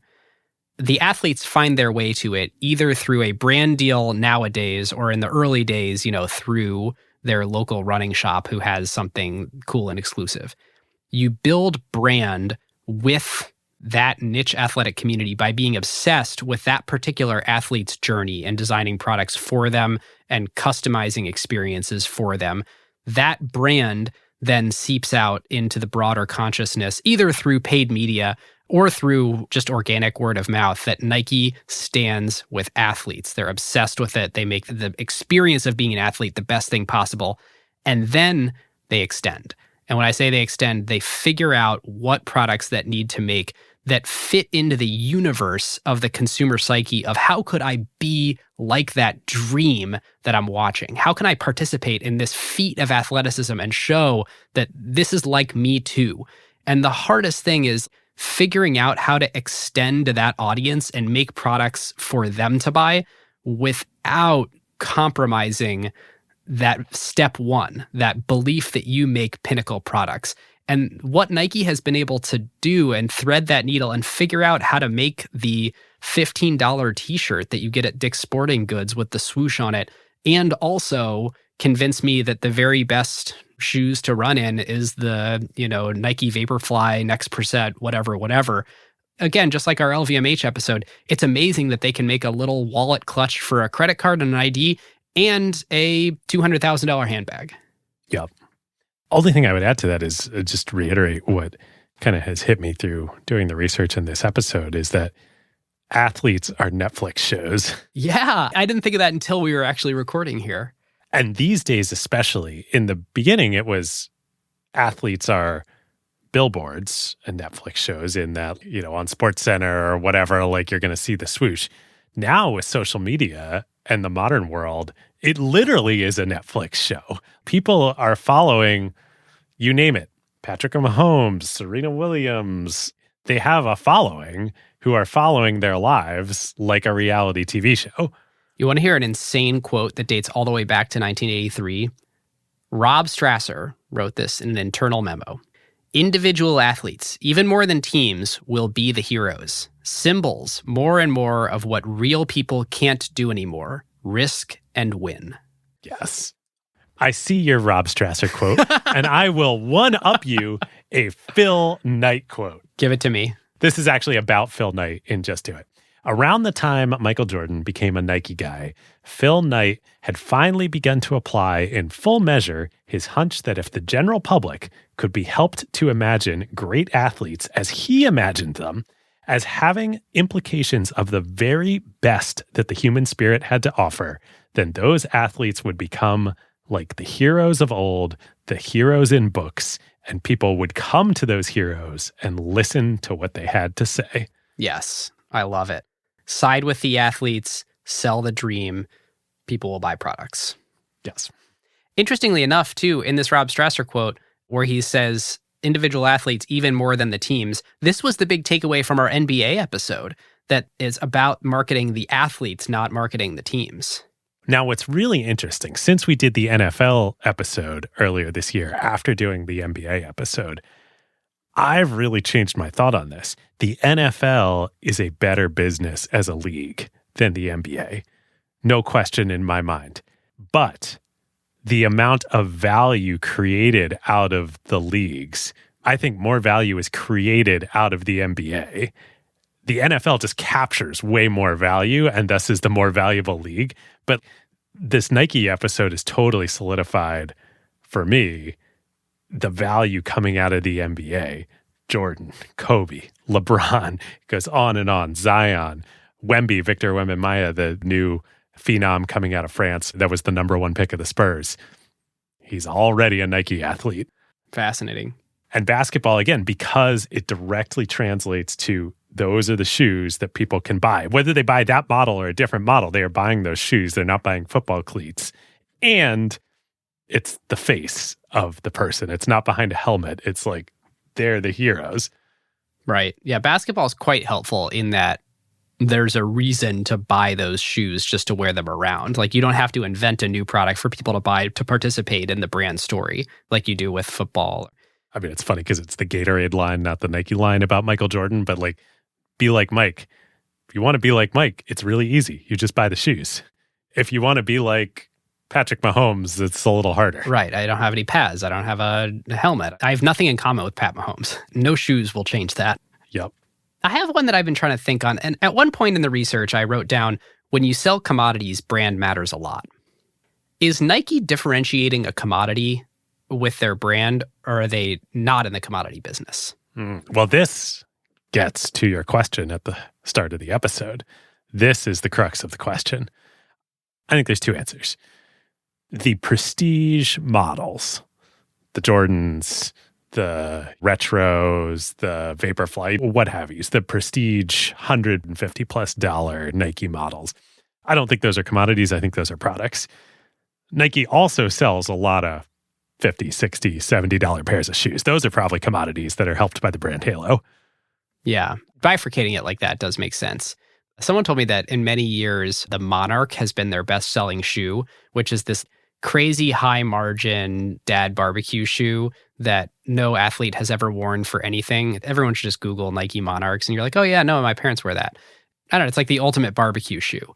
And that's kind of what America buys. And so they've sold enormous volumes of this thing. Man, I'm like one more kid away from becoming a Nike Monarch customer. Ironically, it's actually caught on with Gen Z. And so there's this weird thing now where like people are wearing Monarchs ironically. So the Monarchs are objectively a commodity product and they're super differentiated by having the Nike brand on them. Whereas the Vaporfly, for the 2 years that it came out, the Next Percent thing that the Breaking 2 Marathon got ran in, it was like by far the best running shoe on the market for 2 whole years. That is actual R&D product that differentiates itself. So Phil Knight has the final word on this. In an interview maybe 8-10 years ago, he said, when directly asked the question, are you a product company or a marketing company? We're a marketing company, and the product is our most important marketing tool. I disagree. I think the athletes are your most important marketing tool. I think the product is a monetization method for the marketing that you do through athletes. But if you admit that, then you're saying that we don't have differentiation in our product. But I do think it's quite telling that they started distributing someone else's product. And yeah, they do lots of R&D. But at the end of the day, they succeed because they have built the best brand in the world, the most amazing distribution in the world, and the most tear-jerking marketing that anyone ever watches. And they have a 30-year enduring brand. For 30 more years, Nike will be, I can't predict after that, but Nike will be a brand that people look up to and are inspired by. Yep. Totally agree. And it's interesting, even like telling a little bit of the athlete story along the way here too. Even that story of the product is what's important. That's kind of part of the myth of the marketing of the brand with the athletes, right? You know, the Jordan 2, the Jordan 3. Like, yeah, the Jordan 2 sucked. Sure. Like everything I said, probably true. I think MJ probably really believes that, as do many people. On the other hand, it's also a really convenient story. Or the Kobe story of, Kobe's, Adidas shoes sucked. Right. Sure. Makes for a really good story for the soap opera that is the athlete's life, that is the Netflix show that they're selling. Right. Being a soap opera keeps them in the spotlight and keeps the opportunity to have more impact with sponsor eyeballs. Yep. This whole sponsor celebrity thing is both a asset if you do it well and a massive liability if you do it wrong. Nike's strategy has very clearly been celebrate athletes. Adidas has had this strategy that seems to be like celebrate eyeballs, where they'll sponsor anyone with attention. It's rappers, it's musicians. Oh boy. It's some athletes, it's celebrities, it's... Do we want to talk about Kanye? Well, this is quite interesting. So I think Nike was smart. I think they legitimately premeditated, we don't want to be associated with this person. And so they drove a really hard bargain. And notoriously in 2015, Kanye walked away from Nike and said, they refused to give me creative control. I think Nike didn't see exactly what was coming with Kanye, but I do think they realized, our entire brand is built on celebrating athletes. And while we should be in business with celebrities in some way, shape, and form, I mean, there's these great old stories of Rob Strasser making sure that movie stars were wearing Nikes and driving around Hollywood. We're here to celebrate athletes and stand by athletes. And like, we would stand by Tiger Woods. We did in some really trying times in his life where a lot of people turned against him. Would we stand by Kanye? No. We don't know what to celebrate about him. And so I don't think they had too much foresight and knew exactly what was going to happen. But I think they've clarified their strategy that they're athlete focused. And for anyone who hasn't been paying attention, he blew up Adidas's year. Adidas net income has basically evaporated and gone to zero. They used to make over $2 billion a year in profit, and the last 4 quarters on a rolling basis, they've made less than $100 million. So $2 billion down to $100 million. And they claim around $500 million of this is the Yeezy write-down. They posted an actual net loss last quarter. It is a pretty disastrous situation over there. And there's a full-out slide in their deck where they admit, we think we're better than this and we're not. Oh, I didn't realize it was that bad. It's bad. For Adidas. It's really bad. They're in a complete reset year. Well, I think maybe part of this, what has happened is Nike can participate in getting their billboards in these other aspects of popular culture, music being the biggest example of it, without having to have rappers be sponsors, because how much Nike placement is there in music? A ton. How many songs are there about Michael Jordan to this day, or LeBron, or Zion, or Ja Morant, or what have you? Yeah. There's a lot of different ways to play it, and Nike seems to have played the chessboard quite intelligently. Quite intelligently, yeah. All right. So here we are at the end of analysis, the bear case and the bull case. So there's a bear case that we haven't talked about, which is Nike's in a weird place when Mark Parker retires. He was supposed to have a successor. The successor is out for Me Too reasons, and a bunch of other people too. They're theoretically thin on people who could take the job. They bring in John Donahoe. John was the CEO of ServiceNow, was the CEO of eBay, and was the CEO of Bain. So not from the sneaker business. But was a board member. He was a board member, so he knows Nike's history from that level, but different than, Mark Parker started as a sneaker designer. Very different sort of lineage coming in. He designed the Pegasus, which I think is the longest single running model with no pauses in Nike's history. I ran in a Pegasus 2 days ago. Oh, that's amazing. So John comes in and is sort of this external hire. I get the sense, I'm not sure he'll be a 20-year CEO. I get the sense this is sort of like figure it out time for Nike, stabilize things, get them set in a good direction, and then figure out who from the bench is the right next person. I don't know how long it'll be, but it's just like a vibe that I get from reading stuff. Well, Nike's also so insular. People develop up through the company and stay there forever. Yeah. So COVID happened around the same time that he's coming in to take over, and they've sort of decided to do this big reorg where they used to have an org structure super focused on each sport. And that meant that it was people's jobs and whole teams' responsibilities to track the athlete's journey through their experience playing that sport. And they provided crazy amounts of support to athletes. And like, here's an example. At the last Olympics, they wanted every single sport to have the option to be wearing Nike shoes, every athlete. Well, many sports don't require shoes. And Nike said, that's fine with us. We just want to have a presence and we want to support those athletes. So they did a bunch of R&D on all sorts of crazy things, including like a gymnastics partial shoe for one specific gymnastics event, because they're just obsessed with how do we make the athlete experience better. If they end up in swooshes and people understand what we're all about, they'll want to participate in our brand story too. Well, this reorg was sort of intended to realign teams at Nike with the way that they actually interface with the outside world. So now it's men's, women's, and kids, because you go into a Nike store on Fifth Avenue in New York and there's a floor for men's, women's, and kids. And you go into a Dick's Sporting Goods and there's a men's, women's, and kids. And so it kind of makes sense. You shouldn't send 12 people from Nike, one representing every sport, to go meet with the one buyer at the menswear department of that shoe store. But Nike's an incredibly matrixed organization, and so that's sort of the thing that was happening. The bear case in this is what has kind of gotten lost is an obsession and focus on these individual sports and the journeys in these sports. Let's look at the trainers, like just a little example in running. As we learned in the Brooks episode, the business for them is in the trainers. It's not the race day shoes. It's what you're wearing to get your 3 mile or your 5 mile in a few mornings a week. And you wear those out and then you buy another pair and it's a great business. So there's some Nike running department who needs to be sort of obsessing over that journey and growing their sales and their share in not just race day shoes with this amazing Vaporfly stuff, but like the trainers. But look at what's actually happening in the running market. You've got Brooks, On, and Hoka all becoming billion-dollar revenue run rate companies in the last 18 months. Nike, fortunately, their big competitors like Adidas have just been out to lunch. But these little competitors who are all nipping at their heels are doing a great job focusing on their niches. And when you simplify an org in the way that Nike has, there's a little bit of a concern around, are they still focusing on the niches and are they still focused on serving athletes in the same way, in an obsessive way that they have been in the past? Okay. I buy that as a bear case.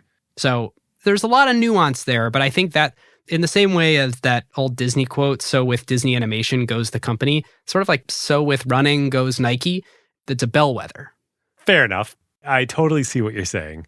I think if you were to say that the equivalent Disney Animation for Nike was running at the beginning, I think it is unquestionably basketball today. Fair. And I don't see them slowing in basketball. Well, I mean, that's the thing, is it's like kind of hard to come up with a bear case. There are all these like little nitpicky, like I listen to a bunch of Tegas calls and I listen to the earnings calls on Quarter, and like in doing my like investor diligence on this, these are the sorts of things that people are concerned about.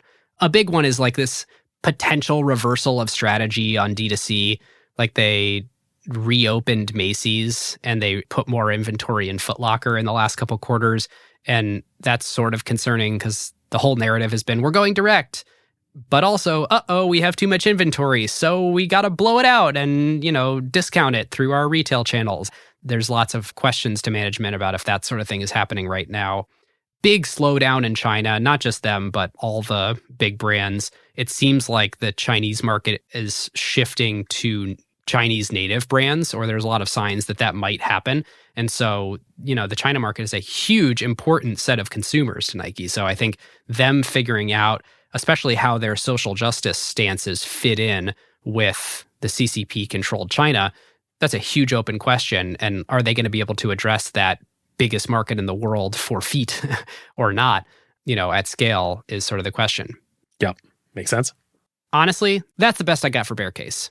Let me add on one more. I don't think this is really a bear case, but if you're viewing this through the lens of, should I buy the stock? Not investment advice, but, versus other companies I could put my money into, as incredible as this company is, the operations, the power, the scale economies, the brand, I think the durability, it's still not a software gross margin business, nor is it ever going to be. I love that our complaint is always, it's not a SaaS company.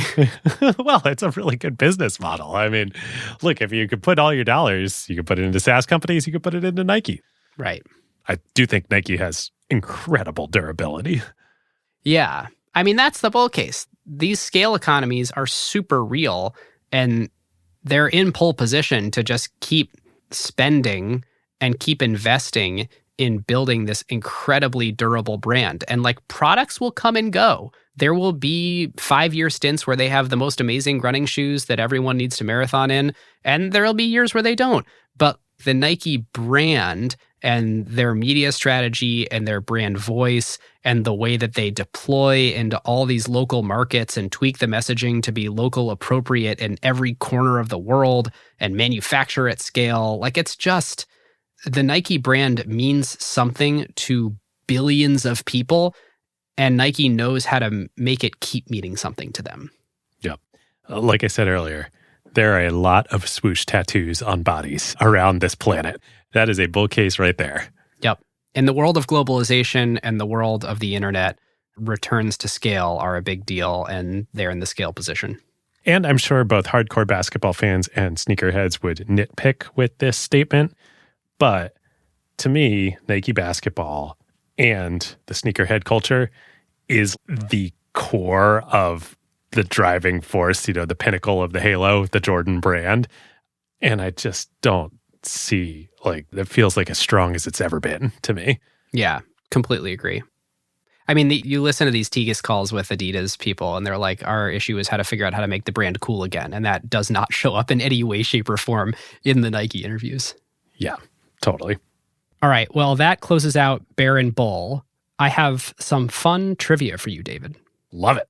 So I saw you tweet something about some person in this episode being related to a person in a previous episode. I think Daniel Ek commented on it, and I was trying to figure out what you had just found, and I'm wondering if this is it. So I'm going to read from Wikipedia. Nisho Iwai was involved in a corruption scandal in 1979 after it passed on a $500 million yen bribe from McDonnell Douglas to the director of the Japanese Defense Agency in an attempt to influence the sale of the F-4 Phantom aircraft to the Japan Air Self-Defense Force. The scandal was uncovered only 3 years after a similar scandal involving Lockheed conspiring to bribe Prime Minister Tanaka.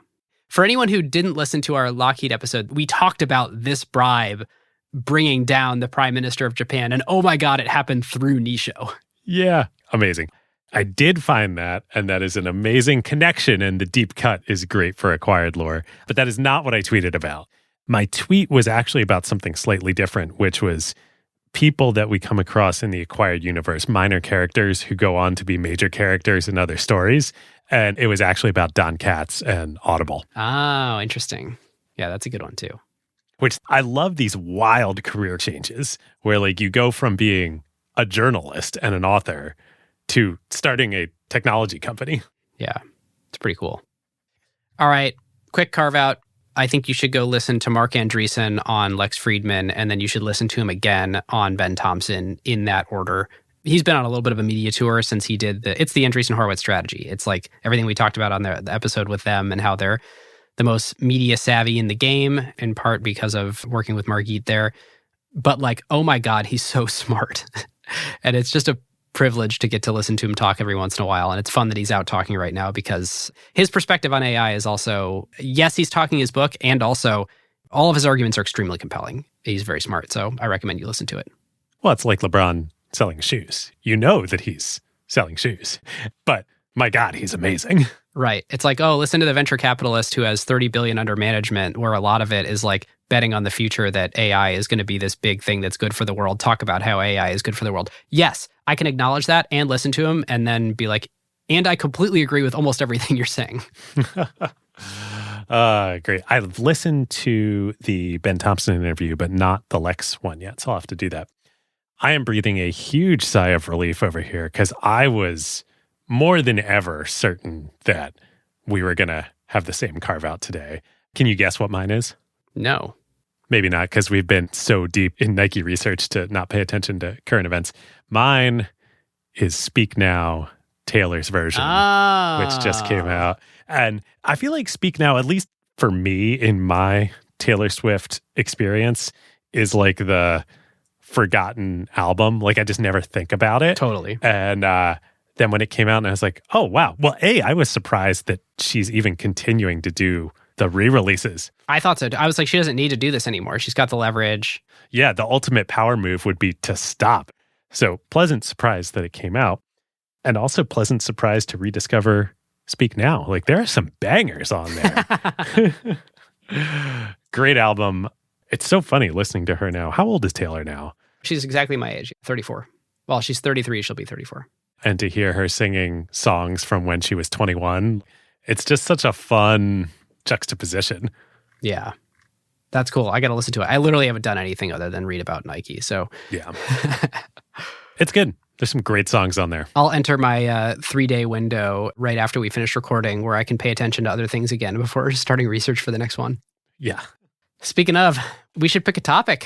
There's like 1,000 I want to do. So after this, I'll give you a call and we can talk about it. With that, you can get notified, new feature that we just launched, of all new episodes launching. Go to acquired.fm/email, and we will include some fun Easter eggs in there in addition to just telling you the episodes live. But that's the way to get on the email list. Many of you are already on that. Thank you for doing that.